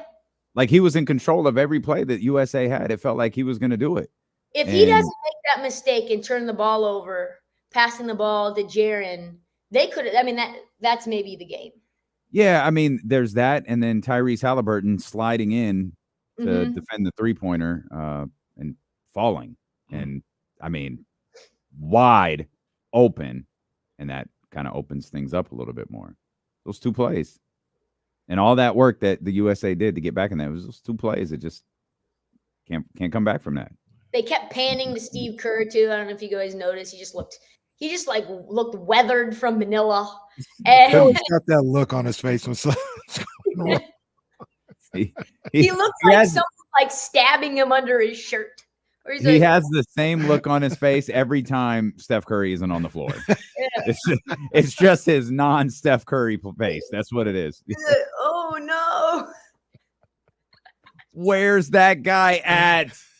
Also, did you guys see this? I talked about it on the podcast for 2 seconds, but like Mark Few had this moment with Ant Edwards after he did something amazing, and he like kind of like grabbed his chest and then kind of like slowly. I'm like, was that like a soft nipple embrace? Oh my! Wow! Just look for you. He was like, yeah, and just kind of like slowly. I did not. I missed that. That's a Trysta. I missed that one. They get hyped up in Gonzaga. Yeah, they do. Well, calm down then. If that's the case, I'm gonna need you to calm down. If that's how you motivate, maybe that's why Gonzaga's been so disappointing. Don't motivate me, bro. Like I'm good. I'm highly motivated all by myself. Who you hyped for this NFL season? Ooh, who am I hyped for? Yep. That's a good question. I think I'm hyped to see Jacksonville with Calvin Ridley. Okay. That offense is going to be fun. I like those little guys that nobody's really thinking about, right? That have made little tweaks to their team, and now maybe the offense can be different. So I like that. I like the Dolphins, obviously. They're a fun team. You have Waddle, Tyreek Hill, Raheem Mostert. Maybe they make a trade for Jonathan Taylor. That's going to be really fun. I mean, the Chiefs are going to be fine, but we know they have really no weapons besides Travis Kelce. That was apparent even before last night's game began. And now we know Kadarius Toney is probably never going to be heard from or seen from again after I think he dropped five catchable balls. Wow. Not super hyped on the Bills. Wow. Still waiting. Yeah, I think that's going to be a wait and see thing for me. Well, you're not the only one. Really? Your boy. Oh, you JC. too? I ain't got to make it in the playoffs. Really? Yeah. Trysta was like, "Oh, I didn't say that." I mean, I just don't think they're I don't think they're a team that is gonna go to the Super Bowl. That's kind of where I'm at on the Bills. I think the Eagles are still going to be really fun, really high flying. I think it's wait and see on the Cowboys.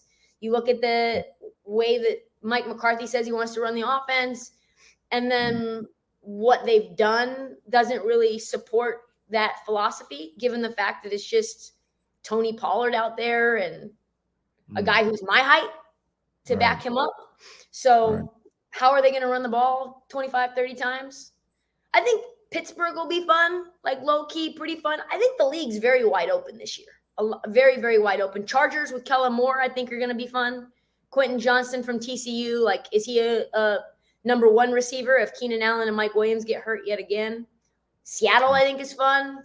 I like offense. I like defense, but I like offense more. Did you mention your Jets, Jets? Oh, I think it's a wait and see. I think it's a wait and see. Offensive line was a mess last year. We know what Aaron Rodgers looks like when his offensive line, and we saw it on Hard Knocks too. When he doesn't have offensive line holding up, he doesn't look great, and he's not as mobile as he used to be, not as athletic as he used to be to evade pressure and make plays on the run. So if Mekhi Becton isn't him, like as the guy that they thought that they had drafted, as a first round pick a few years ago, and he's just injury prone or fat, and they have a guy that's 4 years old and Dwayne Brown that's out there, it could get ugly fast. But I love Garrett Wilson. I think he's going to break out this year if he didn't already break out last year. I think Dalvin Cook with Breece Hall is a nice 1-2 punch. Yeah, I think I'm very excited about the NFL. Very excited. I got them being slightly, not a whole lot, but slightly better than the Bills. I got Dolphins, Bills, Ravens, Bengals. Still, well, it gets murky towards the bottom of the wild card. Obviously, the Jags. I'm not sure the Chiefs are going to win the division. Part of me wants to say Denver, but I'm like, that's not going to happen. This dude loves his Denver Broncos, bro. It's been a weird trick. It's been a weird twist. I think it might be the Chargers. Wait, I'm sorry. Did you have the Chargers? Yeah, because it was part of the exercise. I had to get 4 teams out. You can't the next day say they're going to make the playoffs the day after you said they're not. You just said they were going to win the division, and yesterday you said you're going to miss the playoffs. What I'm telling you is I think they might win the division. I'm not picking. You have to make. I'm not picking the. What bit did we do where I have to pick the division winners? We didn't. I said I think they might win the division. KC ruining the integrity of 4 and 4 out.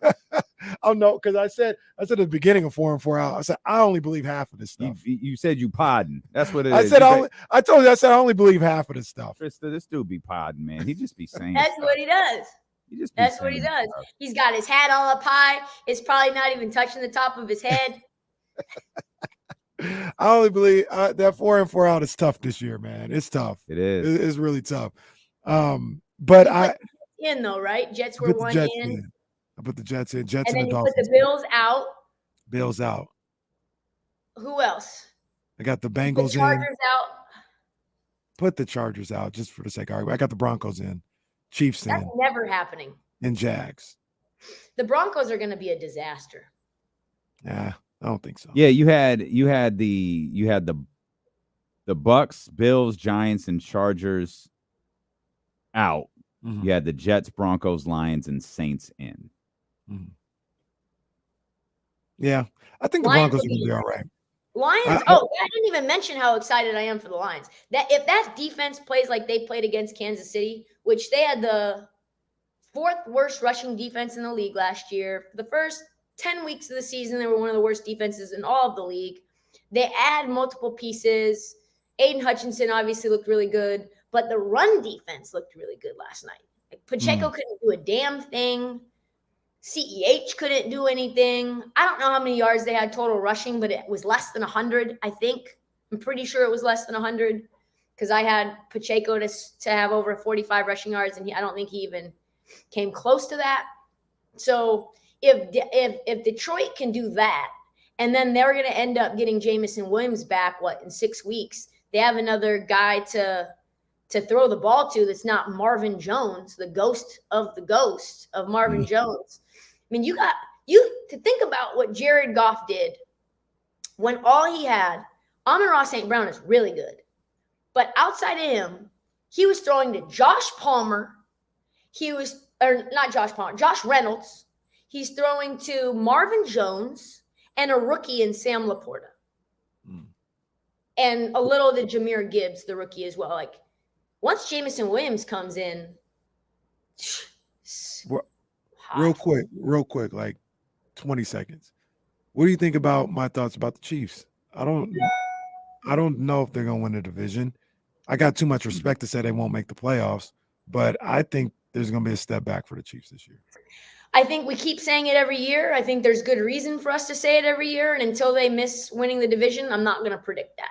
I can see why you would say that. And I can see why you would say that the year before as well. And why you would maybe think that the Chargers or last year, even the Raiders with Devontae Adams and Derek Carr, maybe you thought that they would win the division. But I don't see the Chargers changing their stripes, even with Kellen Moore. I don't think it's Denver, and I certainly don't think it's the Raiders. So I think the Chiefs could take a step back this year and still win the division. Was that 27? We missed you. I miss you. I wanted to, honestly, I was like, man, if I could have come on the show with COVID, I would have. But I was like, it's just not, even from the deathbed, it still was a bad look. Yeah, I didn't say why she wasn't here. Like she was pretty beat up. Like she was not in a good place for like 2 straight weeks. So we missed you. We're happy you're back. Most importantly, we're happy that you're feeling better. Thank you. That's the homie TK Trysta Krick. We'll come back. James Ham on the didn't even get to ask her about the Dame Lillard thing we heard. What happened? He playing in Portland, apparently. Oh, yeah, 20 games? That's what I tried to tell you. I told you guys that when I came back from Vegas. I was like, they're going to stretch this thing out. That is ridiculous. And guess what? That's ridiculous. That's a hell of a that is a phenomenal sound effect right there.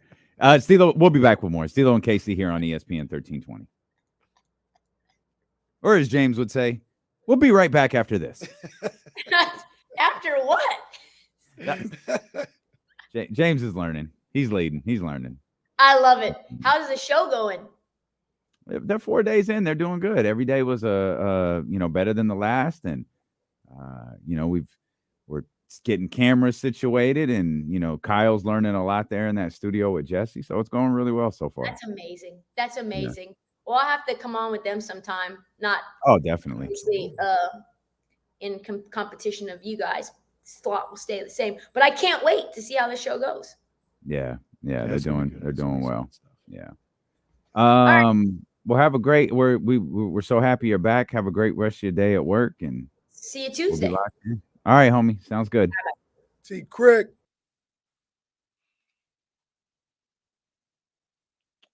Yeah, she was not feeling well. That's all bad, but she's back. 30. Because Complex isn't here, so we can't do that one live either.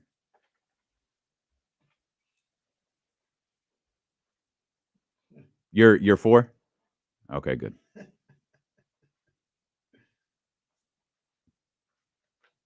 So try the title thing with the live stream and don't try to cut D-Lo and KC. And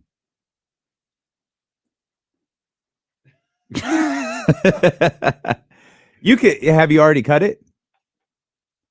Yeah, no, that's fine. Yeah, let it roll. Yeah, let it roll. I think the most important thing is if we figure out the title and you already have the chapters, or you and Kyle, or just you, whoever's doing the chapters. I'm assuming it's you. That's the most important thing. So, yeah, like what? Yeah, just like you would any video. We'll cut out the part that says ESPN 1320 TV. We'll just leave the date. Okay.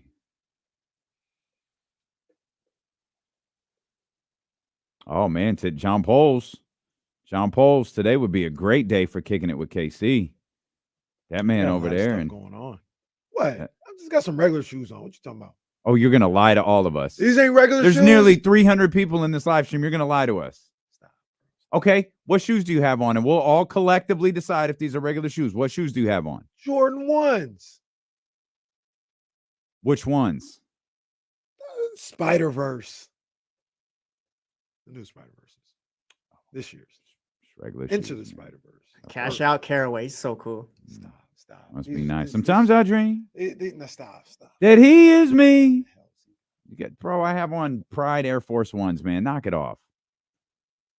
I mean, that's a low-key day today. Tell me where you're going to find those, by the way. A lot of places you can find those. These come out once a year. If they're white, I normally get them every year because I love the rainbow and the colors they put on them.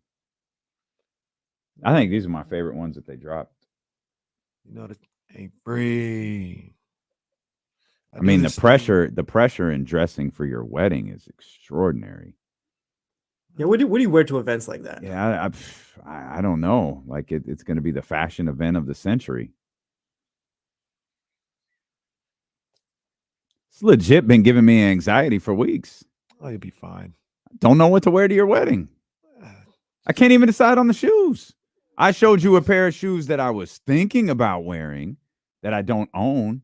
Well, why don't you wear the shoes you wore to the last wedding you went to?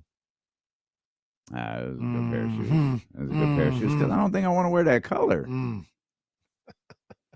I mean, and technically, no one has seen the shows that I wore to the Beyonce concert. I got a break though. Like I don't know. Again, the options. Not everybody got options. You got options. I might have to bring a change of clothes to the wedding just because, like, I know this is like I've been around. Like Jesse and I have been to the lake house, and we've been around like not my house. We've been around Kenny's people. That was before. that was an event space. It is a high pressure. Like his mother comes to me and says, "Damien, I want a black Louis Vuitton bag."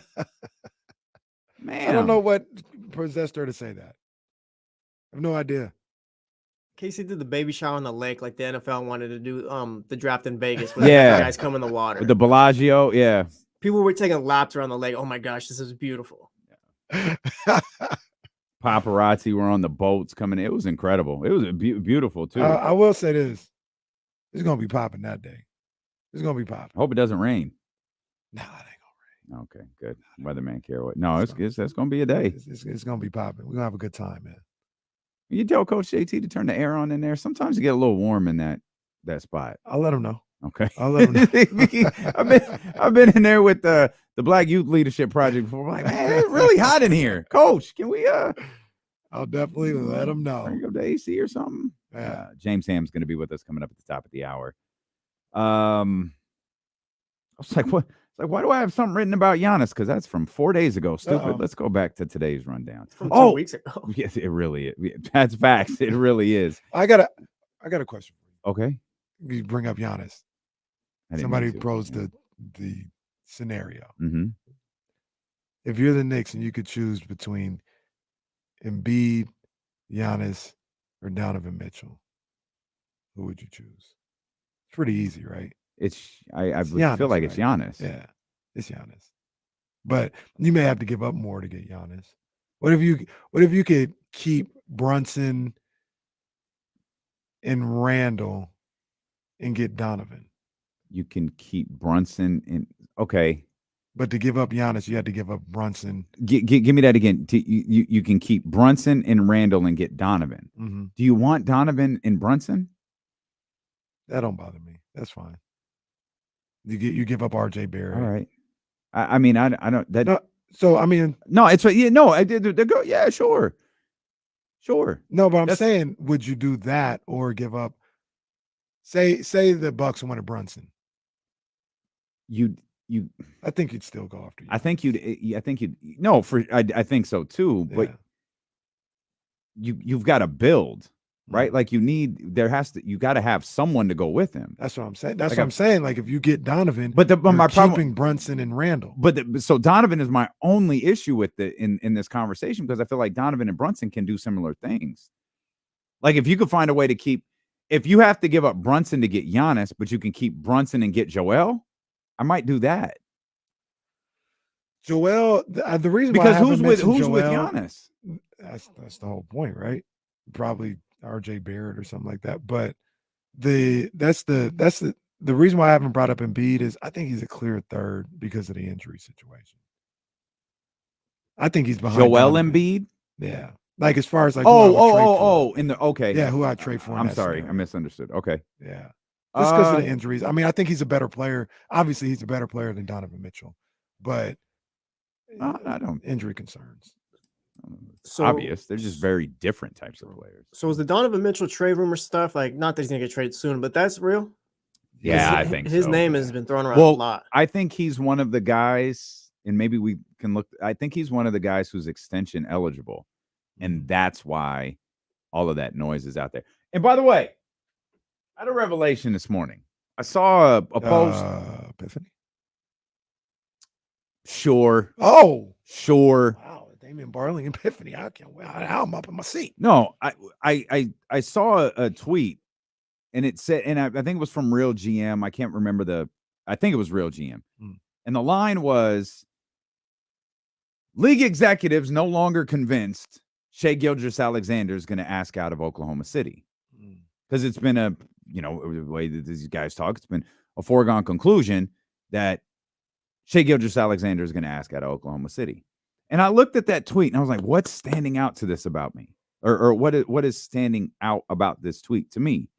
And I'm looking at it and I'm reading it over and over and over again. And I'm thinking about Adam Silver. And I'm thinking about Adam Silver going to press conferences talking about, we really want to try to, we can't stop players from asking trades for trades. We would just like, we would like things to go about a little bit differently. We would like this stuff not to be public. We wish there were different ways we could go about this. All right, Adam, I got an idea.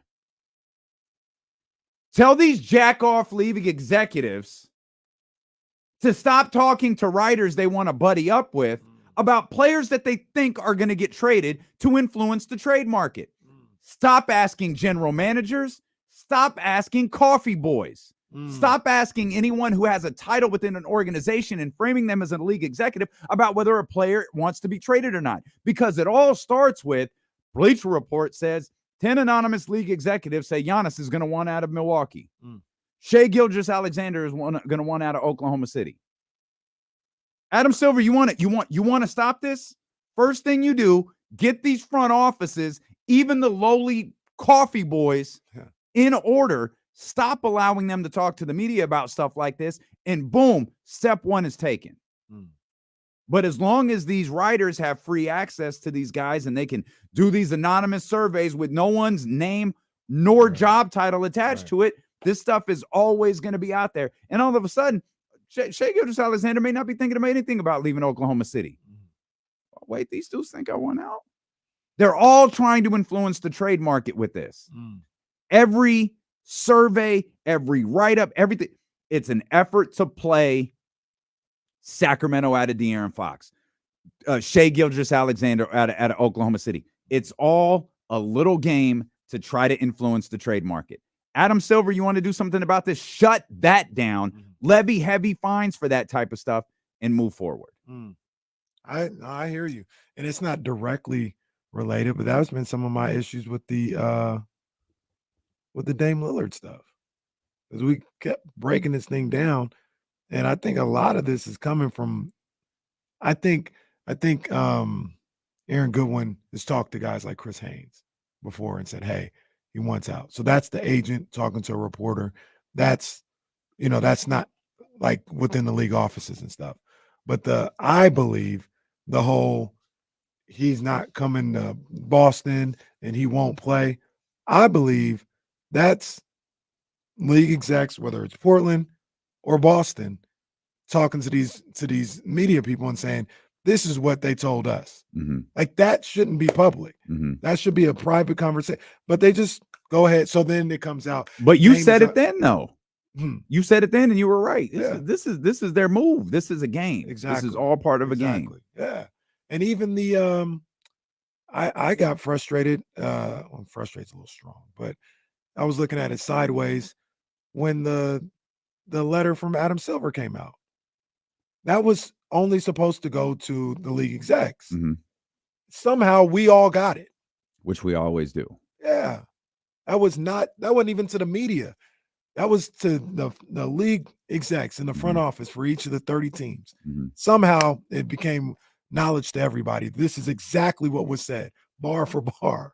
Like, yo, what the hell is wrong with you guys? The memo was screenshotted and put it out on it was put out on Twitter. The exact memo. So yeah, I agree with you 100%. Now, and like I said, what you were saying is a little different than Dame, but still, but the premise I agree with. When I scream about that revelation I had, it ain't happening because you can't enforce it. You can't. Right? You can't. It's like tampering. You can't truly enforce tampering unless you're being stupid. I.e., Daryl Morey James Harden and the Philadelphia 76ers. Right. It's really difficult to enforce that stuff unless you're egregious with it. Right. There's no way they could do anything about this. Because the flip side of it, RIP flip side, which you were coming back on Monday. But the flip side of the whole thing is if media member A is just having a conversation, we experience these things, right? Having a conversation with front office executive, and they're like, yo, first of all, they might not even be talking about their team. Mhm. They're like, man, you know what I heard about Portland? It's crazy, man. I had some calls that went up. Portland said this, da-da-da-da-da. Man, that's crazy. All media member X is going to do is be like, I'm hearing, Mhm. sources are saying, like, Mhm. it wasn't even necessarily like You were getting information. Yeah, It was like just they're we're having a conversation. Exactly. Yeah. So that happens all the time, I'm sure. It absolutely happens all of the time. We'll come back. James Ham joins us at the top of the hour. I really want to try to do keys to a 49ers win, keys to a Raiders win. Okay.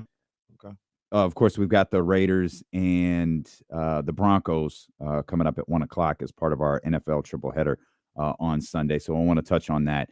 Again, James Ham, top of the hour. It's D'Lo and KC, brought to you by Sky River Casino here on Sacramento Sports Leader, ESPN 1320. Did I have a read? I thought I saw the bubble pop up earlier, but I can't remember.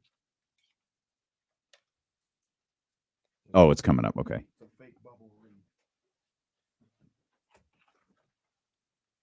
It's a Dodger read.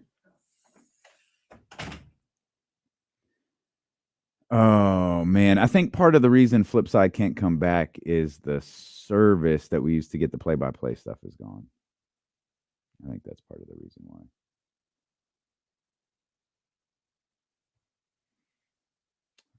David J., I didn't know we were frozen. We look like we're moving good in here. I don't know. True Down, I'm happy you caught my Warriors shade earlier, by the way. My Warriors fan shade. I'm glad you caught that. Oh, man. Messi's the greatest soccer player in the world, right? Yeah, of all time. Of all time, yeah, okay.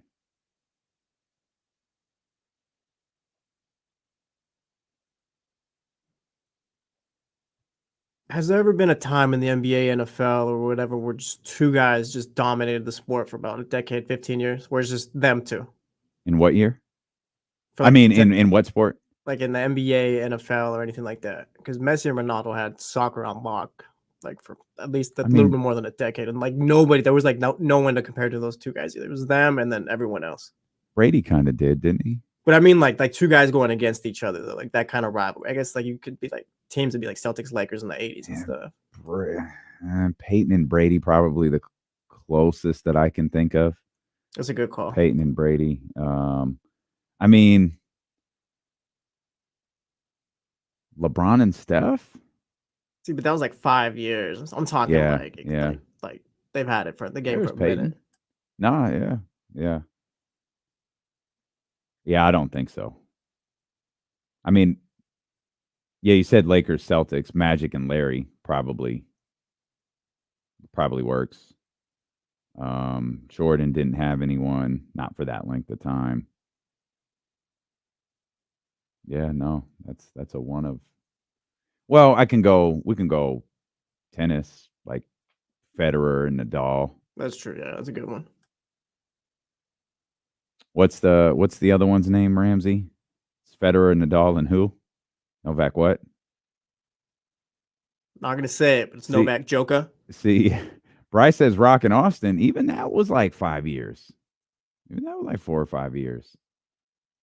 Oh, 97. Oh, it was a little longer. A little bit longer. Hey, shout out. Was that Peter? Who? Somebody just. Hey, shout out Peter. DLoandKC.com. Woo, Peter got him some hoodies. Got him a Black Bottle Red t-shirt. Got him some stickers. Right on, Peter. We appreciate you, man. I don't know if you're in the chat or if you even hear this, but thanks for the order. You'll help us. You help us pay the bill another month. We appreciate it. It's tough because you get charged for this site every month, and it's like, man, we're really not creating new merchandise. Like, I don't really have any ideas for the new merch.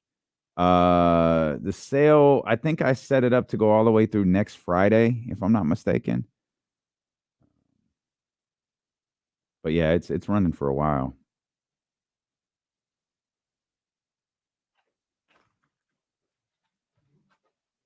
I saw that Johnny G got that Natural Born Heel t-shirt on the way. Have a good weekend, Dinger. We appreciate you, bro. Thanks for hanging out. Just Poddin'. Good t-shirt. Just Poddin'. Try that again, Bryce. I don't know what you mean. Just out the logo. Logo for what? What you I like that.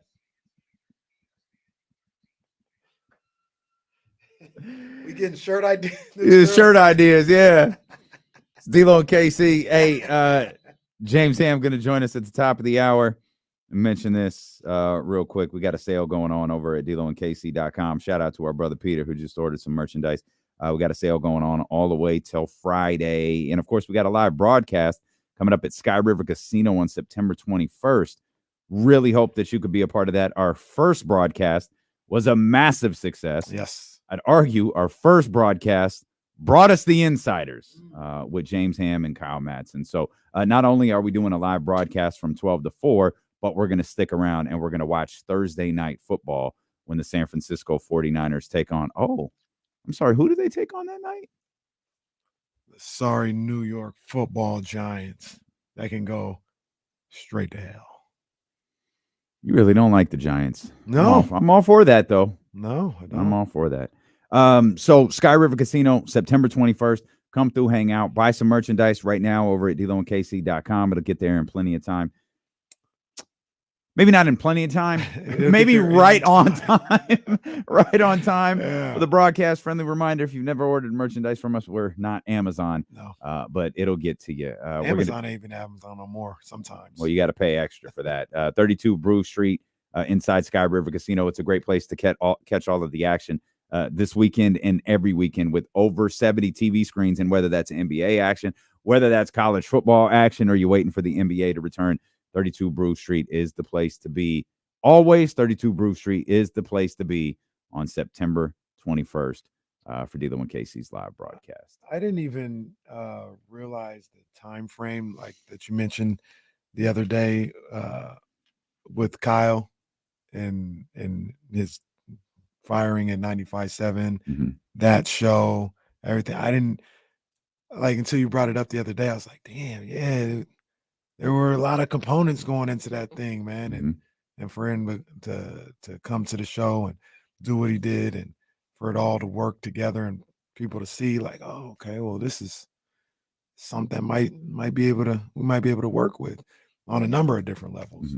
That was just dope. I heard someone in charge that day ask, "Can't we just hire him now? Is there a reason we can't hire him right now?" Talking about Kyle, yeah, and I think the idea was like we wouldn't actually have anything for him to do, but we were patience was preached to us repeatedly, and we finally got to our destination. Here we are. And we're finally back to the football season. It's the first Friday before the first 49ers game. So I'm going to ask you, man. Give me 3 keys to a 49ers win this weekend against the Pittsburgh Steelers.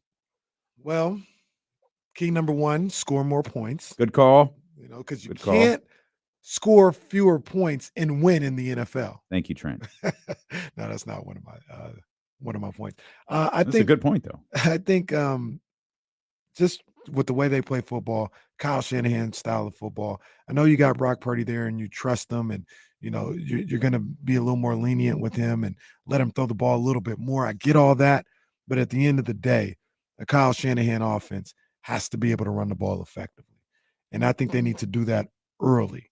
Establish the run, establish Christian McCaffrey, get Elijah Mitchell some carries in there as well. I think that's one of the things they've talked about throughout the offseason is they're not going to overwork Christian McCaffrey. You have a capable running back behind him in Elijah Mitchell, and it could work twofold because you don't want to overwork him because he hasn't been able to stay healthy. So if you use them in tandem, I think maybe you preserve them both and get them both to go through the season.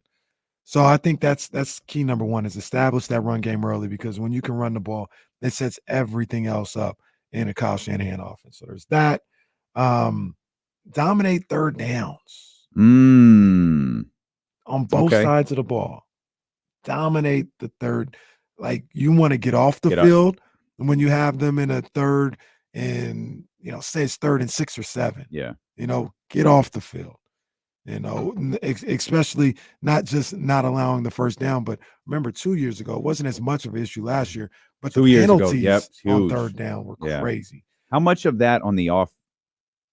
Well, let me try that again. How much of that on the defensive end for the 49ers is not allowing that quarterback, Kenny Pickett, to get into any sort of rhythm? Yeah, a lot of it, a lot of it. And that's where your Hargraves, your Armsteads, and your Bosa's come into play. Yeah. Don't give him the time to see the field. You want to speed him up like they talk about a lot. So that's something that they need to lock in on the defensive end as well. On offense, make sure you have 3rd and manageables. If you have 3rd and 5, I think Kyle's going to draw up a good enough play to get somebody open. But you got to get to that 3rd and 5. You got to win those 3rd downs. I love how those two tie together because it feels like to me with Christian McCaffrey and Elijah Mitchell, you should have a lot of manageable 3rd downs. And a guy on 3rd down that I just love. I just love on 3rd downs. And like I said, I don't know if the personnel grouping works out, if they're able to have this often. But man, say it's 3rd and 5. This probably sounds crazy, but say it's 3rd and 5, and you can get McCaffrey, Kittle, Debo, Ayuk, and Juwan Jennings out there. Man, Juwan Jennings might be my number one option because if it's they call him 3rd and Juwan for a reason. Yeah. Like if you get him matched up with the matchup you want, he's gonna come through 9 times out of 10. Sure. So yeah, I can't wait to see if they can get him going to get him established. Give me one more. The last one, got to keep Brock Purdy upright. Got to keep him upright. Keep him clean. I know sacks is always the big one that we talk about often, but if you can keep the QB hits, to a low number where he feels comfortable. We talk about catching a rhythm for Kenny Pickett. Let Brock Purdy get in a rhythm. Let him be able to maneuver and and feel comfortable in the pocket. If he can do that, I think it's going to be a long day for Pittsburgh. But if TJ Watt has been around that corner all game long, and he's got to worry about that, and, he's got to worry about getting hit, and who knows? I think he's fine, but who knows where he's at as far as like feeling confident in the elbow. It could just bring a whole other list of problems. So just keep him upright, man. The offensive line has to play a clean game. You took care of the 49ers. I'd like to take care of the Raiders, if you don't mind. Okay. The Raiders at the Broncos. The number one thing to me in this, forgive me, I'm repeating this. We talked about it all week. Get to Russell Wilson. I think getting to Russell Wilson serves two purposes. It serves multiple purposes. Obviously, anytime you get to the quarterback, that's a win for the defense. That's a win for your overall game plan. But two, when you talk about things getting in your head, you talked about, I think it was yesterday, the day before, how the Broncos are looking at this and how this is a moment for them, for a team with expectations. You got this new coach with all of this, pomp and fanfare behind him and all of that. Like, hey, I even, after, you kind of gave that, that lecture to me about how, there's going to be too much noise if they lose this. This is a huge game for Denver. I went and read their players talking about the same thing. Like, they talked about being at home. They talked about the failures of last year. They talked about coming up short. They talked about not protecting Russell Wilson. Everything we've talked, they laid that out. There was a lot of validity to what you said. But if you can get to Russell Wilson, it does a couple of different things. One, it shows you've got this Raiders defense in a better position than they were last year. Yeah. Two, it sows some doubt into the Denver Broncos as to whether they've corrected the issues that they had last year on that offensive line. And as I just laid out, it's overall good for the game plan. Yeah. If you can get to a quarterback. So that's my number one thing. Get to Russell Wilson. If Sarah Hodges is listening, if Jake Gaden is listening, if Marshall Harris has us up on the Odyssey app in Chicago, he knows I'm going to talk about Josh Jacobs and leaning on Josh Jacobs. Not because you don't believe in Jimmy Garoppolo, not because you don't think he can find receivers further than 10 yards down the field, but because he's best for business. There's a reason Josh Jacobs was sought after by Miami. There's a reason Josh Jacobs wants a long-term contract extension. It's because he's very, very good, and he is a key component to your. I had this stat a few years ago. I don't know what it looks like right now. When he touches the ball, I feel like the number was 18+ times they win football games. Give the man the ball. You talk about establishing the run early. I'll go that same route. Establish it with Josh Jacobs. Yeah, I like that. And my final key for the Raiders against the Broncos is protect your offensive possessions. Is it a clever way of saying, hey, don't turn the ball over? Probably. But I'm thinking about a more wide range thing. Obviously, the turnovers. You don't want Jimmy Garoppolo turning the ball over. You don't want Josh Jacobs turning the ball over. You don't want anyone turning the ball over. But in the same vein, protecting those offensive possessions. Capitalize on those third downs. You've got to move that, even if you can only get 3 out of it. Move the ball down the field. Get something out of your offensive possessions. If you can make Denver play from behind, that's even better. Maybe I'm shortchanging the Broncos. I probably am. Maybe I'm too high on the Raiders. That could be true. I like the Raiders' chance in this one. I love Russell Wilson, but I don't think Jimmy Garoppolo sucks. Absolutely not. I really like Josh Jacobs. My question, like it often does with the Dallas Cowboys, and they've succeeded so far in spite of, is their coach. I'm not a Josh McDaniels fan, and I think he can be a problematic coach. But if his idea was to weed out as much of the John Gruden era as he could, all right, Brody, you've done it. You did it. So you still have talent. I don't think you had as much talent as you used to, but you still have some talent there. Hunter Renfrow is still there. Devontae Adams is still there. Find a way to get that receiving core involved. Find a way to get that group involved. And I really do like the Raiders' chance in this one. I think not podding. I like their chance. They got a shot. I love the way they played all preseason. Some of the things that they showed on both sides of the ball throughout the preseason. I think they're going to be ready to play. And we talked about, the Broncos needing this game more and being super hyped up and understanding that, they're going to ring the alarm if they lose this game. Girl that's just been signed. Ring the alarm. Those things, I talk about why those things might, why it's going to mean so much for Denver. It could have an adverse effect. It could put too much pressure on them. Sure. It could have them uptight in that game as well. That's where I think what you said yesterday, the benefit of playing at home comes into play the most. Maybe that actually adds more pressure. But I believe there's there's that comfort level, regardless of crowd, to being at home, waking up in your own bed, going through your own routine. And I wonder if that eases some of because there's always, I think there's nerves before every game. I think there's extra nerves before the first one. Yeah, for sure. I saw something that just pissed me off. I'll tell you about it in a second. Well, let's bring in James Ham. Hopefully James didn't do anything to piss you off. No, it wasn't James. Stilo and Talking about things that piss you off. Hey, there's James Ham. Stilo and Casey on KIFM West Sacramento 98.5 FM KRX QHD2 Sacramento ESPN 1320. Always live on the free Odyssey.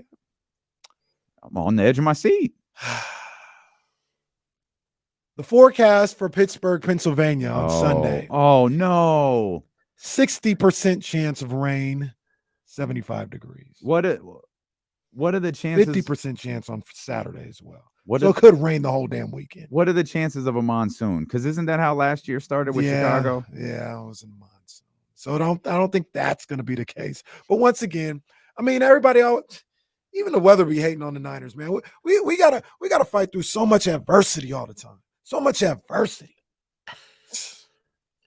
Adversity. All right, man. We're just gonna have to do it, man. We're just gonna have to do it. It's crazy. All the adversity, man. Nobody in the NFL has as much adversity as the San Francisco 49ers. Don't nobody have to deal with the rain like we do.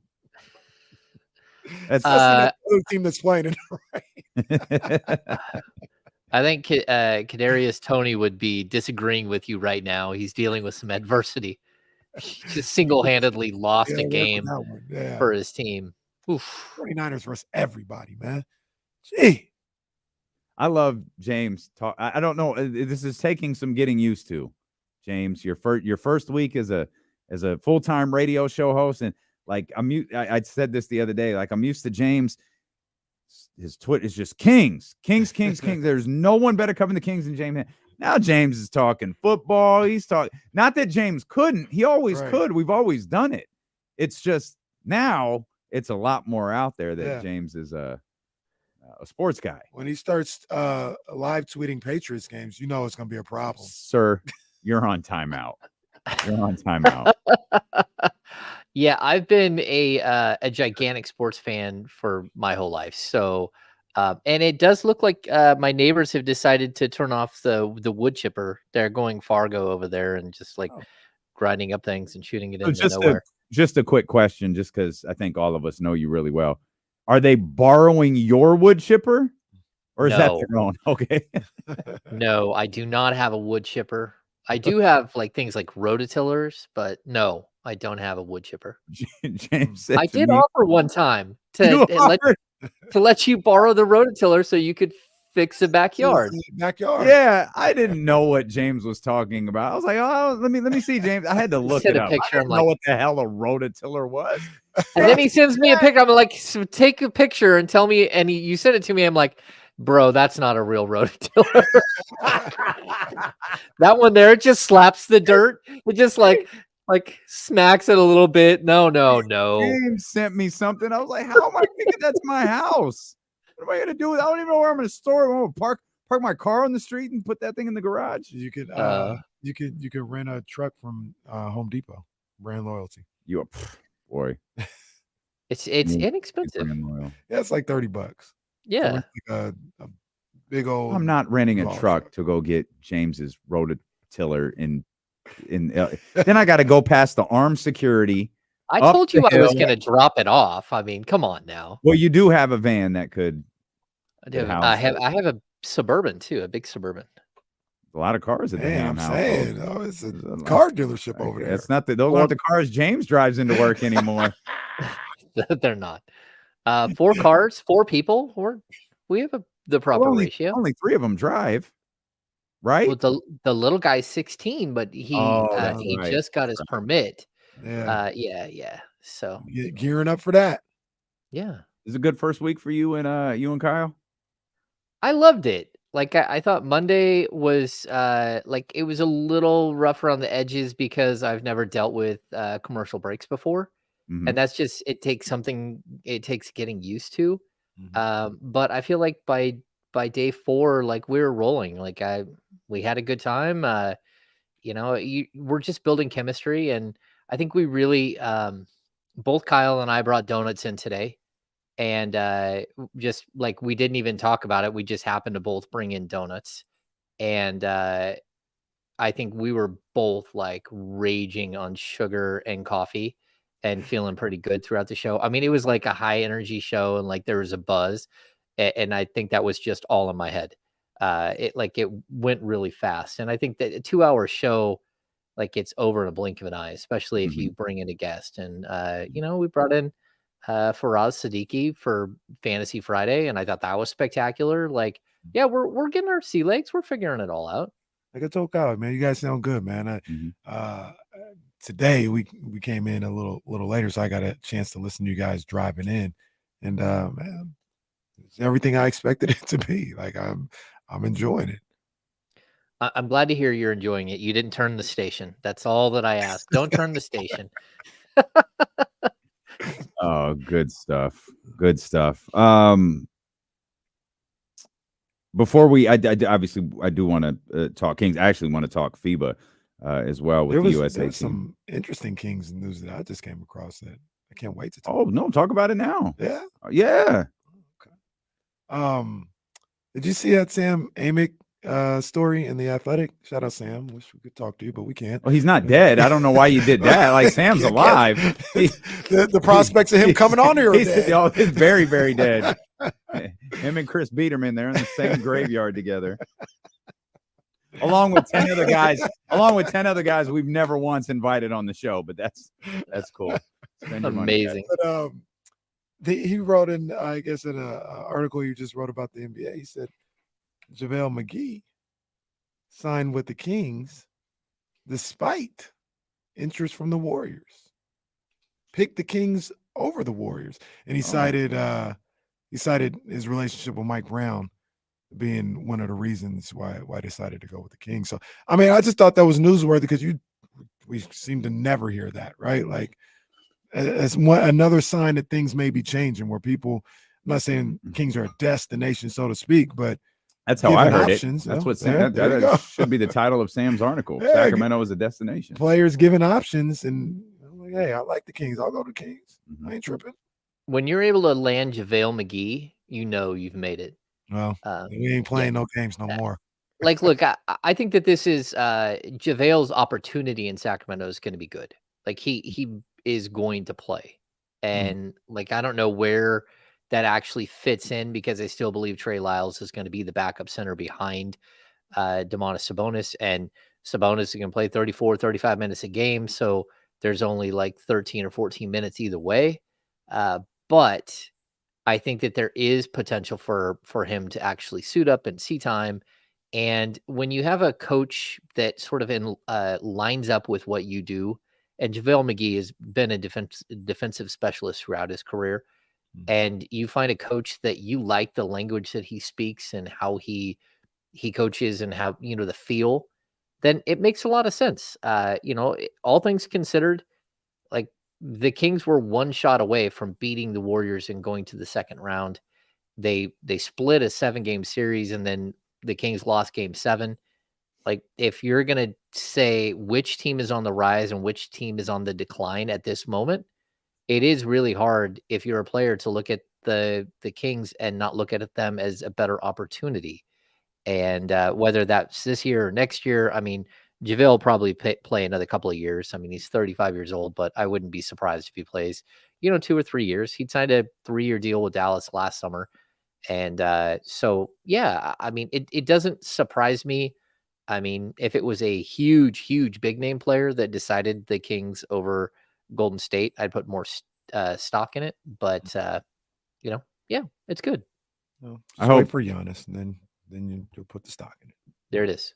Obviously, I hope the uber talented social media team or video team over at the Sacramento Kings films the decision with JaVale McGee and put like Mark Jones in a chair across from JaVale McGee and ask him where he's going to take his talents. So, JaVale, where are you going to play next year?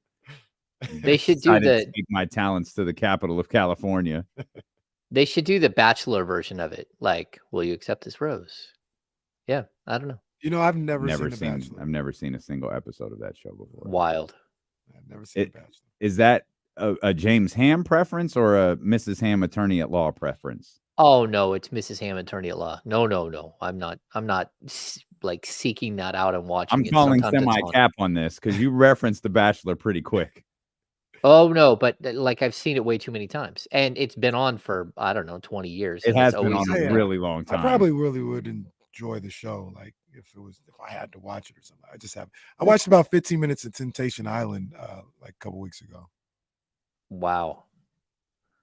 That show is that on television dirty. Or is that on? on? Well, the reason why it was on because we had watched Raw the night before. Oh God, it's on USA. Yeah. Oh goodness. So I turned on the TV like 2 days later, and it was on USA, and Temptation Island was on. It's funny. We talked on the show earlier with me and Kyle were talking about, baking cakes and stuff, which is weird that we got on that subject. It was probably because we'd had too many donuts and that we had brought donuts. Adds up. But then he asked if I watched the British baking, what is it called? The British Baking Show. And yes, like that one I do watch, and it's hilarious. I enjoy that. he sent me something along those lines. Like bartenders, and they had to make these really like creative drinks. I was like, I love that. I'll watch that. And then I watched an episode, and it was reminded me I hate this stuff. Like the challenge, the cooking competition shows? No, fake reality television. I was Oh, like, I'm not watching this. Only fake reality television I like is professional wrestling. That's right. I like Survivor. I watch Survivor, and for years, The Amazing Race. There, our people over the Last Supper Society. They're on some show. It's like they got featured in some show. It's like some cooking show. It's national. It's on like A&E or something like that. I think their episode came on yesterday or something like that.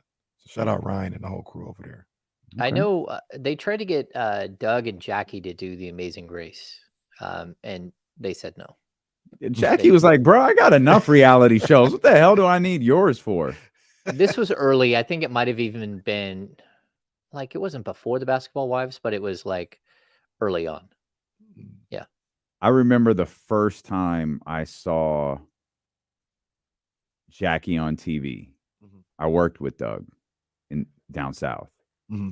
And I walked in and I was like, hey, man, I saw your show for the first time last night. And he kind of like lifted his eyes up and he goes, which one? I was like, I'm not sure. He said, what was happening? I said, well, your wife was kicking and screaming on the ground. He goes, yeah, that was Basketball Wives. I was like, all right. Like, yeah, that's an interesting show. He goes, I just do what they tell me. Just go where they tell you and to I go. still pop. I still pop when I see Doug on this show. I was like, hey, it's DC. That's the homie DC. I right met Jackie there. for the first time before Game 7. That's when I met her. Jackie is not what you see on Basketball she was Wives. super cool. Super friendly. Super chill. Yeah. I've known Jackie for a long time. She's good. She's a good lady.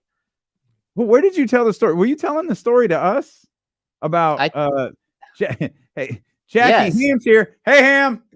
Yes. Were you telling it to us? Okay. It's telling you because yeah. The car drives with DC With Doug and Jerry Yeah. Reynolds. Yeah. Exactly. The car rides with, I mean, those are always like special. Like I actually one time, Jerry and I knew it was going to be bad. Like the weather was going to be really bad. And so I took this Suburban knowing that they were literally going to want like 2 of my toes and to pay for gas to get there and back. Like it was, I mean, the Suburban gets like 13 miles a gallon. So me and Jerry go down, and the weather's not bad. On the way back, it was like Jerry and I were Lieutenant Dan and Forrest Gump, and like the Suburban's getting blown all over the road, sideways rain, crazy, but we actually made it back and survived. It was sketch though, and I'm glad I took the big car, because any other car would have been like, hey, we got to pull over at Wendy's and sit here and have a couple of cups of chili, Jerry, not just one. We're gonna ride this thing out. Jerry is definitely a cup of chili at Wendy's type of guy. Yes. I love the JaVale McGee thing though. Because it's perfectly timely, because JaVale showed up at the facility in his Kenny Caraway garb with an Essentials hoodie and that's what it was. Gorgeous. Who has Essentials here? Gorgeous Louis Vuitton bag over his shoulder. Who got Louis Vuitton bag over here? Stop. JaVale McGee. You're not the only one in Sacramento. Yeah, you and Mark Jones. You and Mark Jones be shopping together. Mark Jones and Louis Vuitton down. That's for Yeah, sure. it's facts. He is for sure. Facts. Every time we point it out, can't take it with you. All right. I mean, he's not wrong. I told you what I was at Starbucks and he pulled up on an electric scooter with his Louis Vuitton bag over his shoulder. I'm like, I told my son, hey, there's Mark Jones. He's like, oh, that's not Mark Jones. And I'm like, yeah, that's Mark. No one else in downtown would ride a scooter wearing a Louis Vuitton bag. He came in probably like a really snug like polo that showed off. Oh yeah. The Mark gun be show. with it, man. Oh yeah. Last week he was at Texas A&M. I don't know where he's at this week. Mark don't miss any shopping trips, and he don't miss a trip to the gym. No. No, Mark he's arm day. he's great too. Like he pulled up a chair and sat there and asked my son all kinds of questions about college and what he's doing and all that stuff. Mark's such a good dude. Mark's super cool. Super cool. Yeah, I forgot college football season's here. Mark's working. Yeah, it was him and Lewis Riddick doing the Texas A&M game. I don't know where they're at this week, but okay. Yeah, man, I think they're the tandem for college football. That's a good little booth right there. Yeah, that's a real good booth. I want to hear them call a Colorado game. Oh man. Oh, dude, yeah. We might not get Mark back if he go to Colorado into a. I'm about to see when they on ESPN, right? Kings' biggest loss of the year. They've lost Mark Jones to the Colorado Buffaloes. Yeah, you asked Mark Jones, do you believe? Mark Jones, I believe. Yes. Yeah. That would be fun. Did you get a chance to catch any of USA's loss before coming in and doing the insiders? Yeah, I was watching this morning. I guess that game ended at like 7 or 8, so I don't know why I framed the question that way. That game was over super early. I got to leave early though. Like, so yeah, it was on as I was getting ready to get out the door. Yeah, I mean, super disappointing. The lack of physicality was an issue. I swear, like the whole fourth quarter, they ran like a 4 flat. Just not creative, not inventive at all. Anthony Edwards was like a one-man show and just dribble, and then ill-advised shots. They didn't take advantage of the fact that they had Tyrese Halliburton sitting right next to him that could have not only set up, but knocked down 3-point shots. I thought Austin Reeves got picked on so badly on the defensive end. All they did was switch. Oh, there he is. And then they just barbecue chicken that guy. To him too. Yeah, he had a decent offensive game, Reeves, but even late in the game, there was a moment where Ant-Man tried to dribble out the clock and then hot potatoed it over to Halliburton. Halliburton threw like a looping cross-court pass to Reeves, and it took him. Well, he didn't pull up and shoot, and so he got to the foul line, but it was still like, man, you got to shoot that thing, especially if you're playing next to LeBron, once the season starts. You better shoot that thing every single time to space the floor. So, yeah, I thought there were a lot of things that went wrong. Jaren Jackson Jr. was not effective at all, and he's been exposed as just not great during this run. So disappointment. I wanted to see Tyrese Halliburton versus Bogdan Bogdanovic in the gold medal game, and split your loyalties of former Kings players. Did this Tyrese had a weird day. So yeah, he had a weird tournament. Like he had some ups and downs throughout the whole tournament. Did this say anything in the grand scheme of things for you about Team USA, about some of these players out there? Did anybody get exposed? The whole program, certain players, whatever, or is it just they played games against teams that are good as well and they lost? It just happens, or does this speak to something bigger in your opinion? Yeah, this better not be the team you're taking to the Olympics. Well, LeBron already said. Well, LeBron posted a picture of himself in a USA uniform, James, so everything's okay. Yeah, unless his invitation gets lost in the mail. It won't. No, it won't. I know it won't. It won't. They're gonna run like a 48-year-old LeBron James out there and try to win gold again. And he's gonna win his 4th gold medal.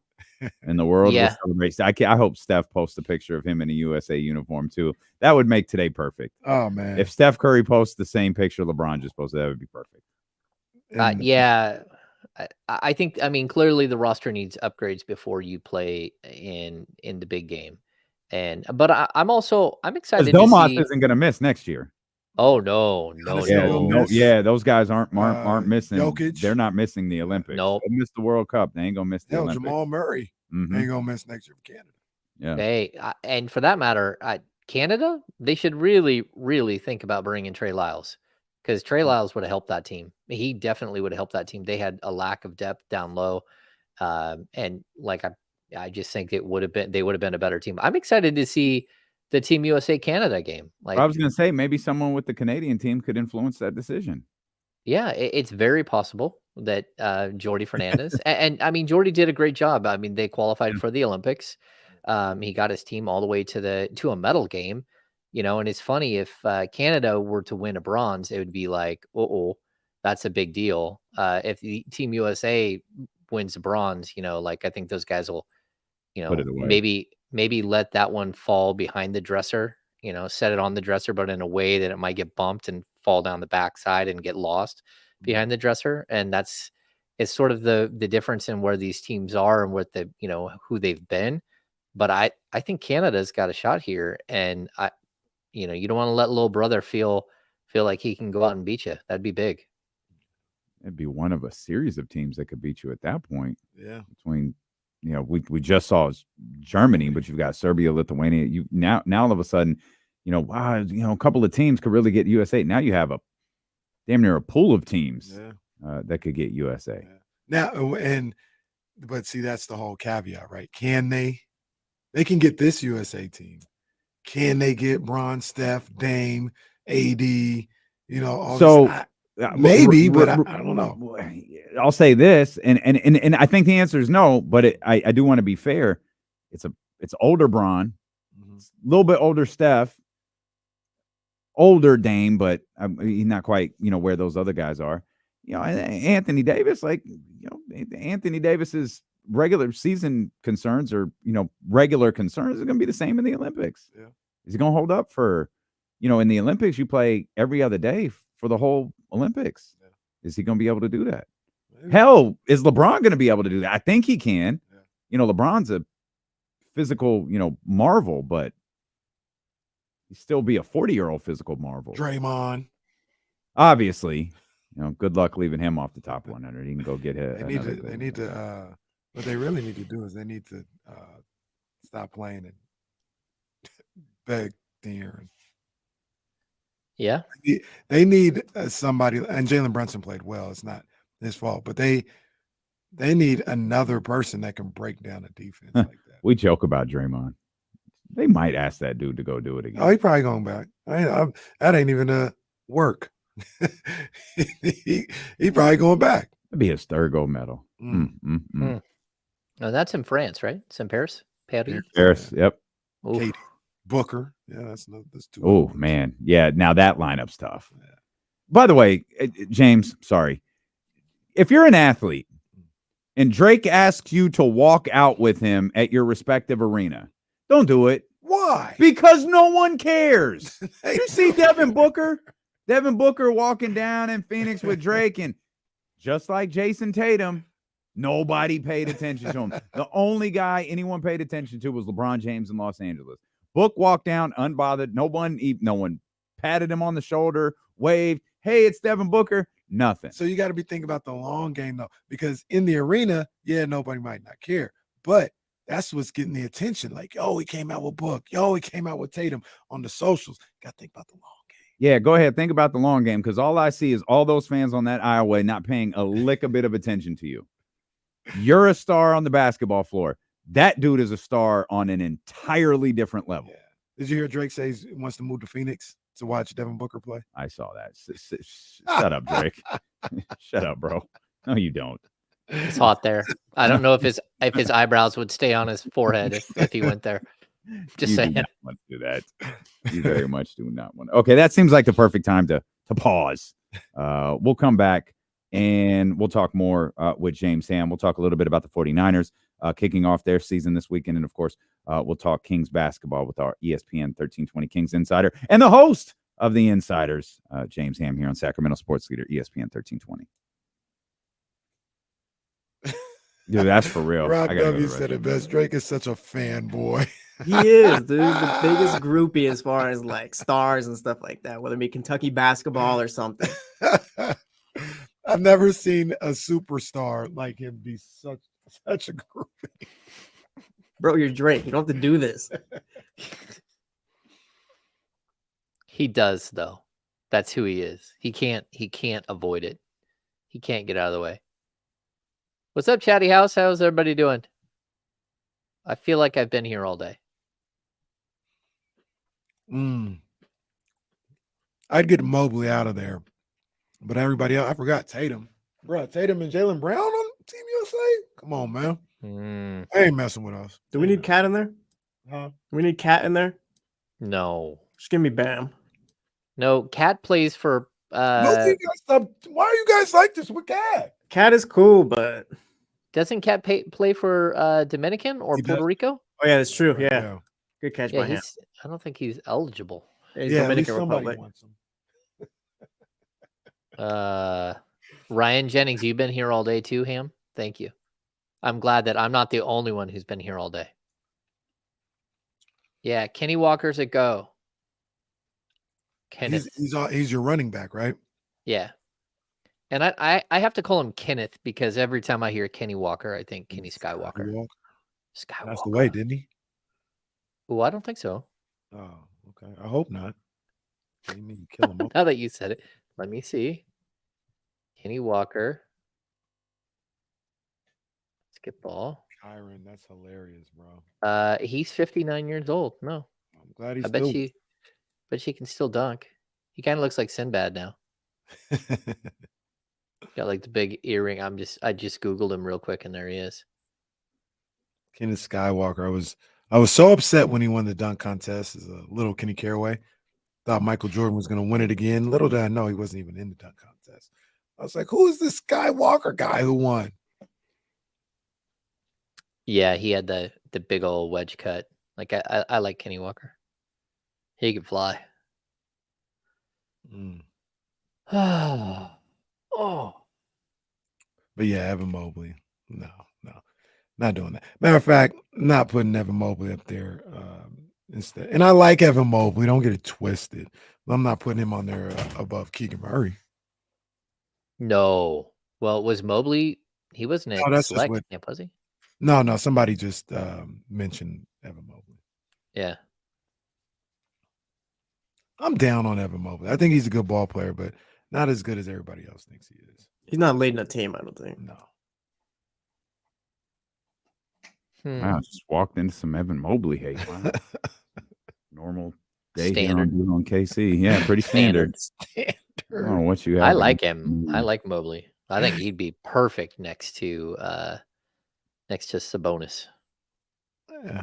He's a good little third, fourth option. Damn, they finished 7th in 2019. Jeez. Who, America? Yeah. In FIBA. Mm-hmm. Or the World Cup, I mean, not in FIBA. Really? That bad? Mm-hmm.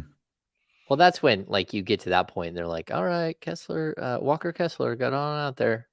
They lost to Serbia and France in 2019. David, that's tremendous.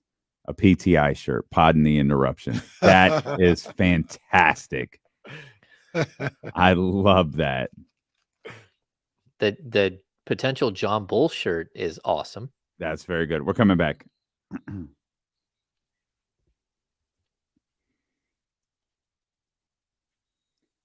Hey, a very big thank you to everybody ordering some merchandise over at dealinwithkc.com. Mention our man Tyler, Cud and Pete, Chris, we appreciate you. James, thank you so much. There is a sale going on from now till Friday, 25% off your order. You don't need to enter any code or anything like that. I need to get in there. Give me some 49er gear. I'm with that. Go to the website and order. DealingWithKC.com. Kenny gets 25% off too. But yeah, appreciate everybody ordering. Also, shout out to Kyron. Did you see him on Twitter? That was some good work. Oh no. Oh no. What did Kyron do? Some good work there with the Mark Jones JaVale. The decision. Yeah. Oh yeah. There it is. That's pretty funny. How do you get that JaVale? JaVale chose us. Kyron's been coming with the heat. I think he did the Damian and Aaron Rodgers, Bobby the Brain Heenan, Andre the Giant. Yeah, that wasn't Photoshop. That wasn't funny. That wasn't funny. That's a good one. That wasn't funny. Who knew JaVale McGee was going to be the guy to lead us to an NBA championship? Man, he wants another one. I'm legitimately excited over this, James. I don't care if it's irrational or not. Like, I'm really excited the Kings got JaVale McGee. I'm excited because I think Jason Jones will come to more games. He'll do that. And I always love seeing Jason Jones. But I'm also like, I think he still has game. And I think he fits. He fits what they're trying to do. Like, do I want to see JaVale out there for like 25 minutes? No. But like in a supporting role behind Sabonis, behind Trey Lyles, just a different change of pace. Like I'm okay with it. Just like like Alex Len could have had this role last year and never really did. But I think that this will be. I think he will actually be part of some sort of rotation. I don't know. I mean, you're not going to play 3 centers every game, but there are certain games where I think you can go big and move Trey Lyles to the power and have him play, and Sasha Vezenkov to the small forward, and just go big on teams. Do you think that JaVale McGee is the type of center where obviously you're not going to be the same if Sabonis went down for 2.5 weeks? But do you think JaVale, more than any center they had before, more than Alex Len, more than Nerlens Noel or Cater, and JaVale could be like, all right, if we've got 12 games in that 2.5 week span, we can go 8-4 with JaVale, maybe 9-3. Whereas I think with those other guys, you'd be like, man, if we could, it'd be great to just go 500. You think JaVale is capable of that in that short spurt? Well, I mean, for me, the backup center in that situation, the starting center becomes Trey Lyles.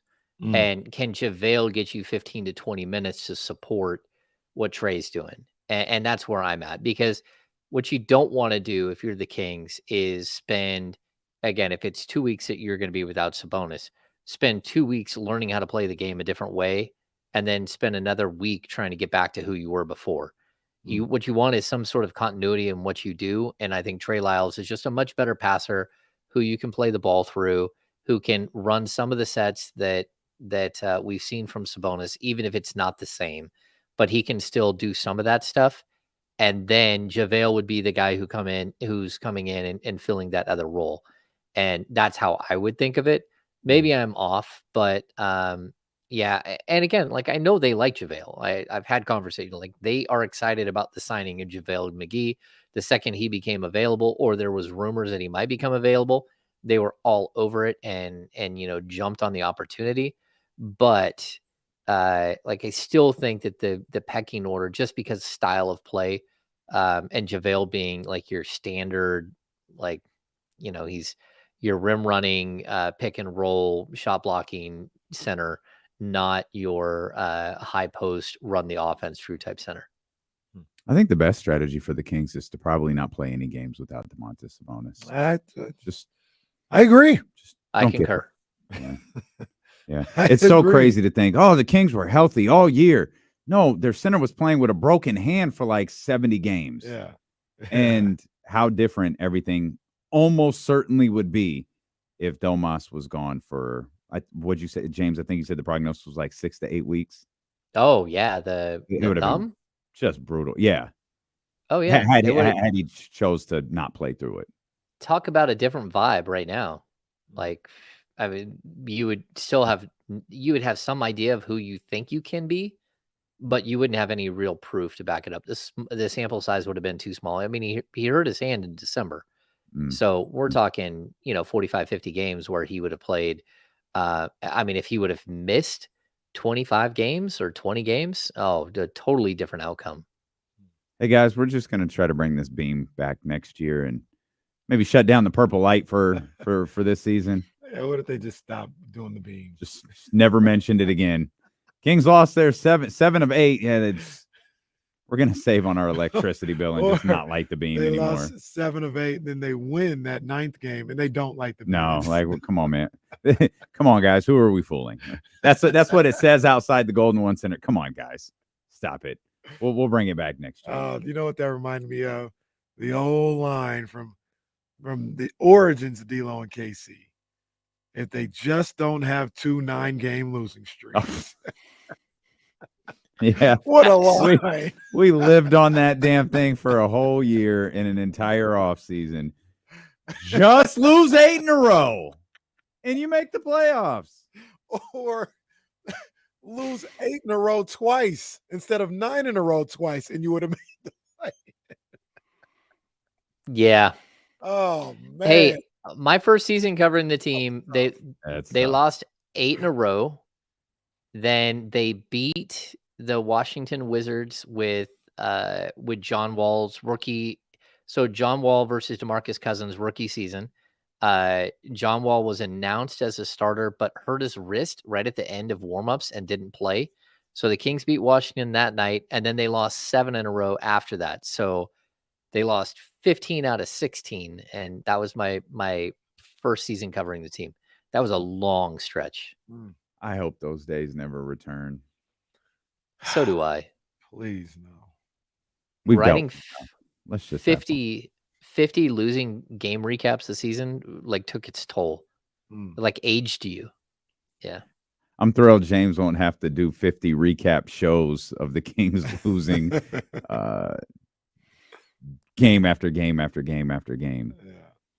Yeah. Vibes will be different like this year, James, though. Vibes will be different. A 4-game losing streak to start the season is not going to feel the way that it did last year. No, I think this season is all about vibes. It's all about continuity, bringing everybody back, hoping that you find some magic with Sasha, hoping that JaVale and Chris Duarte finish out the rotation and like just give a little bit more than what you had, and then seeing if Keegan can become the player that you think he can. Outside of that, I expect everyone to have equal to or better than seasons than they had last year. Like that's where this team is. It's their age. I would say, except for maybe Harrison could take a little bit of a step back. But that would almost be by choice, not because there's anything wrong. But I wouldn't be surprised if he averaged 1.5, 2 points less per game, just because he probably won't need to score like he did this last year. So yeah, I think this is going to be a fun season with good vibes, and that's one of the things I'm excited about with the insiders. Like we'll start out, I'll leave a game at midnight, and then we'll start a show at 10 o'clock in the morning. We're talking 10 hours later, like it's fresh in your mind. You know exactly what happened and how you can walk through the game and break it down, whether it's good or bad, but really like have some idea of where the team is at and be able to relay that, especially, with post-game and, post-game interviews in the locker room and the coaches and all that stuff. I think it'll be cool. Yeah, your days are going to be busy. Like that first week is going to be pretty tough because you'll be here and then I assume zipping downtown. Oh yeah. Yeah. That's what life is going to be like. It's going to be even like when we start training camp, I assume training camp will be standard practice time, which is 12:30, 12:45, 1 o'clock.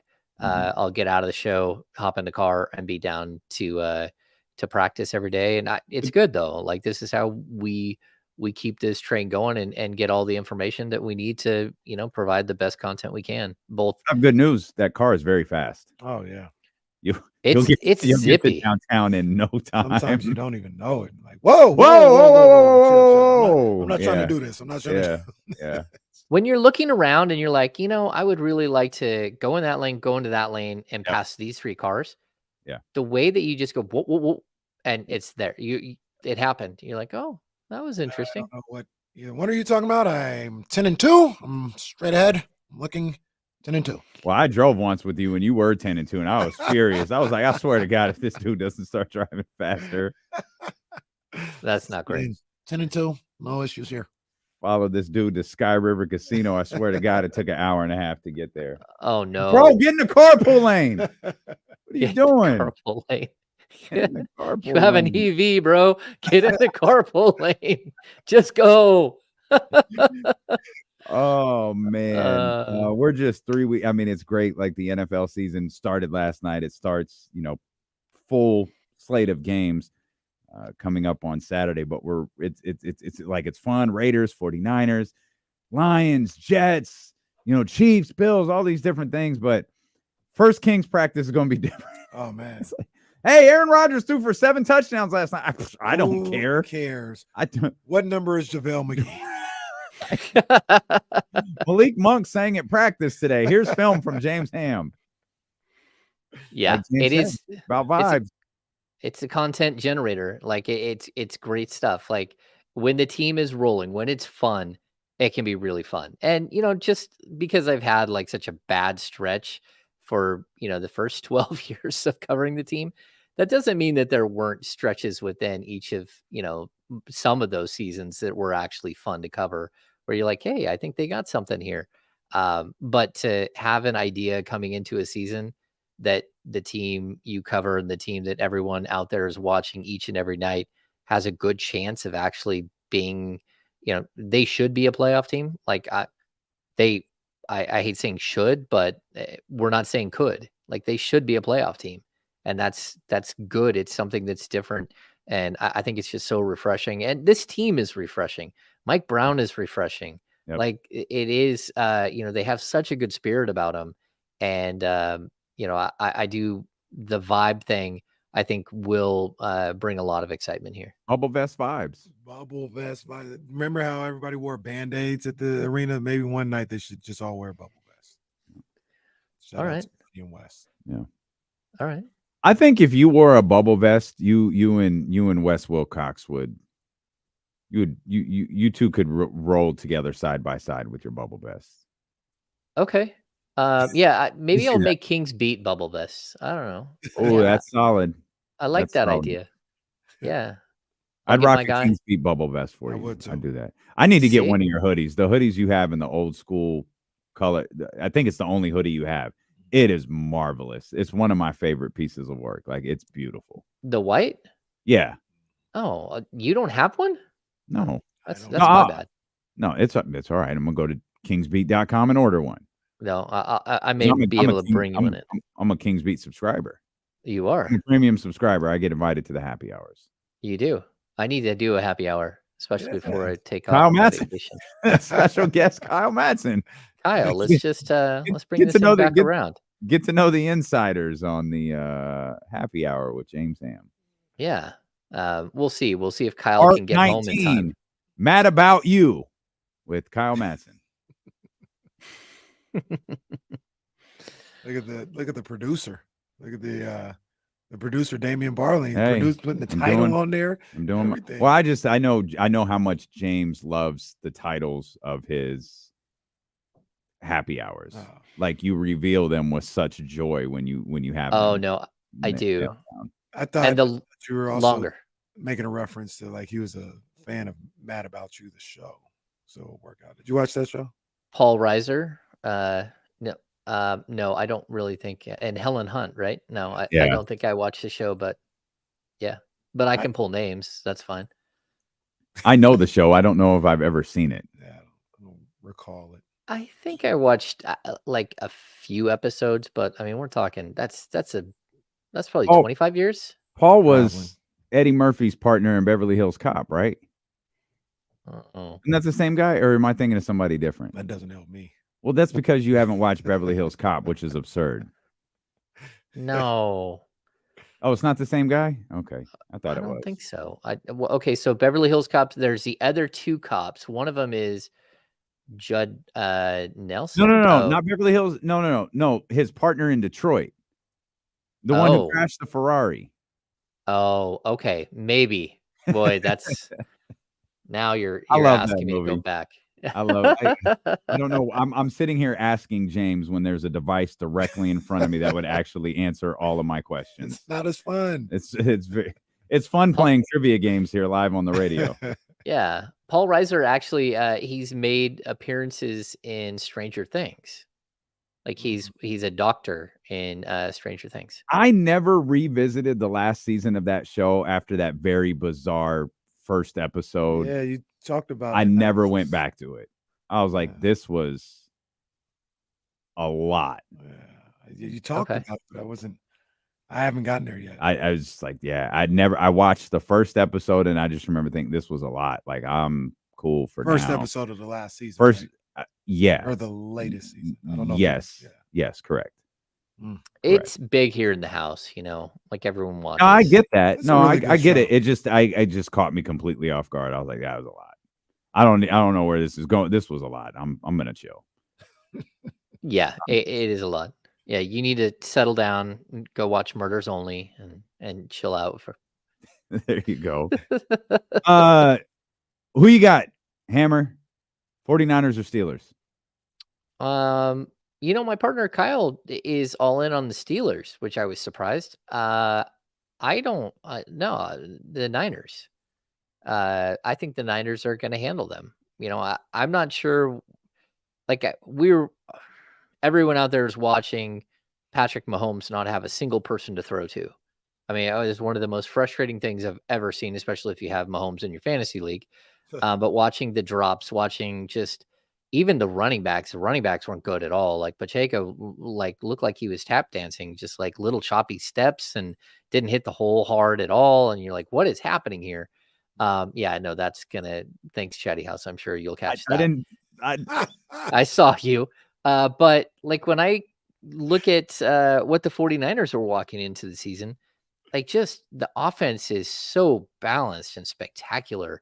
And your second running back is electric. Your 3 wide receiver set you can do is great. Your tight end is just one of the best in the league, and so many weapons, so many options that you're not going to have some silly play like a guy dropping a ball right into a defender's hands for a pick six, and then that same guy coming back later and dropping like a game-winning touchdown or setup for a special point, for a field goal.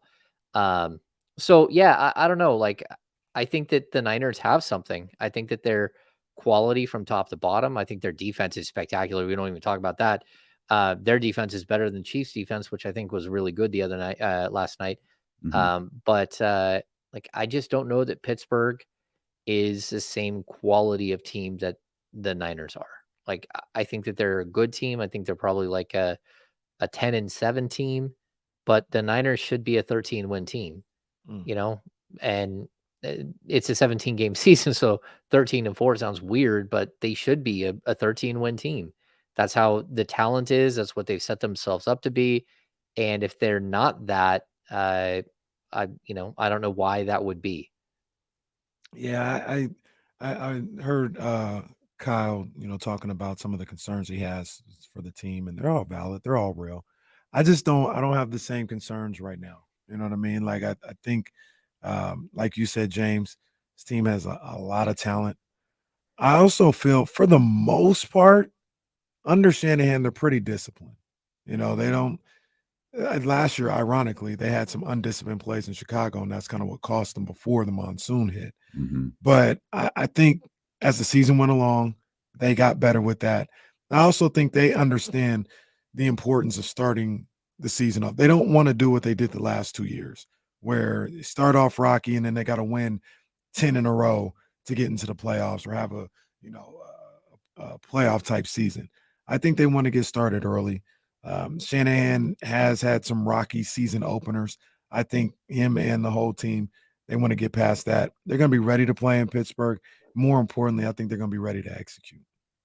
Yeah, I really like Pittsburgh's receivers. I think they've got quality there. But their running game is okay. I think Najee Harris is good.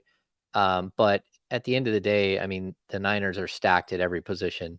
If I'm looking at the 3 things that could really disrupt their entire season, first and foremost, if anything happens to Trent Williams, everything looks different.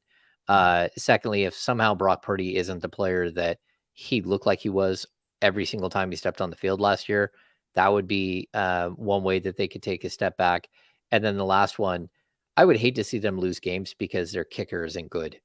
And if they don't figure out the kicking situation and they drop a couple of, tight ball games, that would just be really, really frustrating, because a championship contending team should never have a question mark at kicker. That's just not how.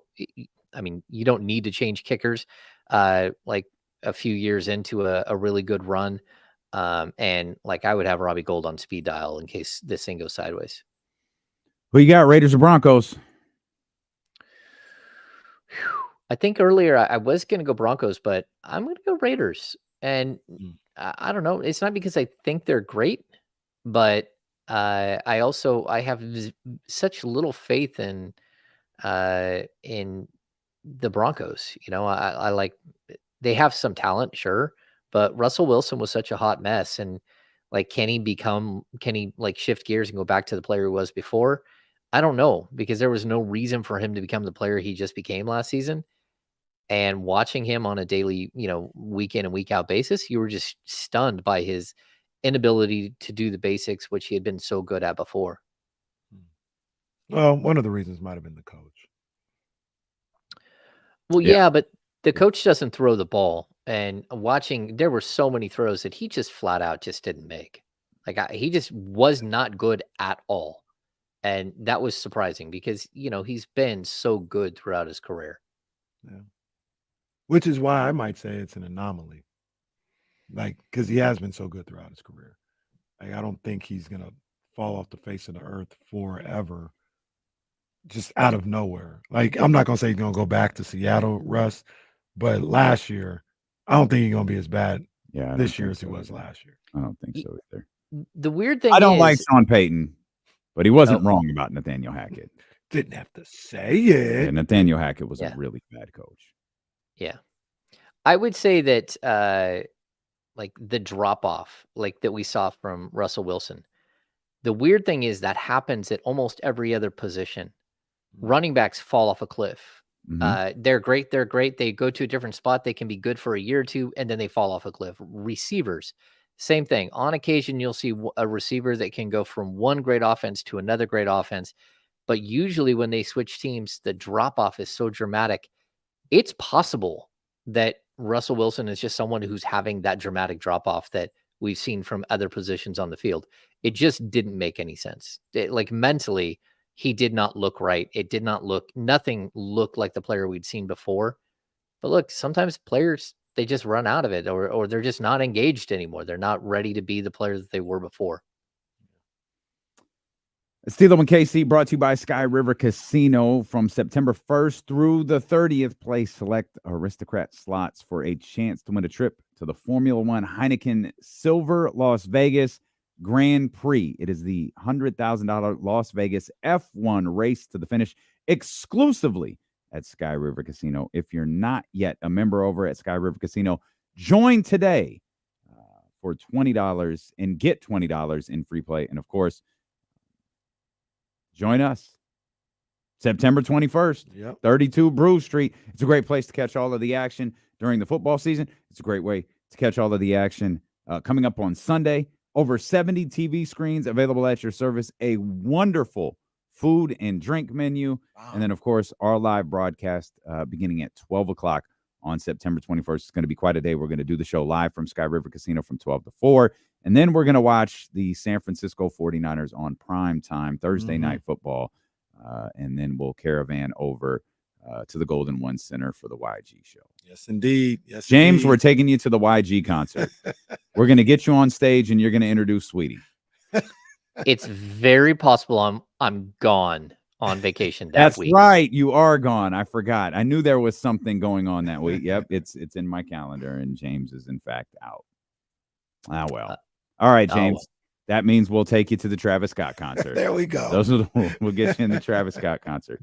Hammer, great first week, man. We're really proud of you and Kyle Madson. I'm thrilled that you're able to keep your slots with us here on Monday, Wednesday, and Friday, especially as we get closer and closer to the Sacramento Kings season. We appreciate y'all so much for being with us. If you missed any part of the James Ham Show or the Insiders with James Ham and Kyle Madson, you can catch that on YouTube. You can catch that on our podcast feed. For now, the Insiders will soon have their own podcast feed. Or if you just want more D'Lo and Casey right here on ESPN 1320, don't go anywhere because we'll run it back. Next on Sacramento Sports Leader, ESPN 1320. Vamos 49ers. Horrible throw to end the show. Goodness gracious. Not quite, pal. Not quite. Guys, I hate to do this. We have to shut down because we've got to talk over on KSFM in like 3.5 minutes. Oof. So we've got to shut down. We love y'all. Have a great weekend. Thank you for supporting the website. That's DeLoandCasey.com. We'll see you guys Monday beginning at 10 a.m. With the Insiders. Bye.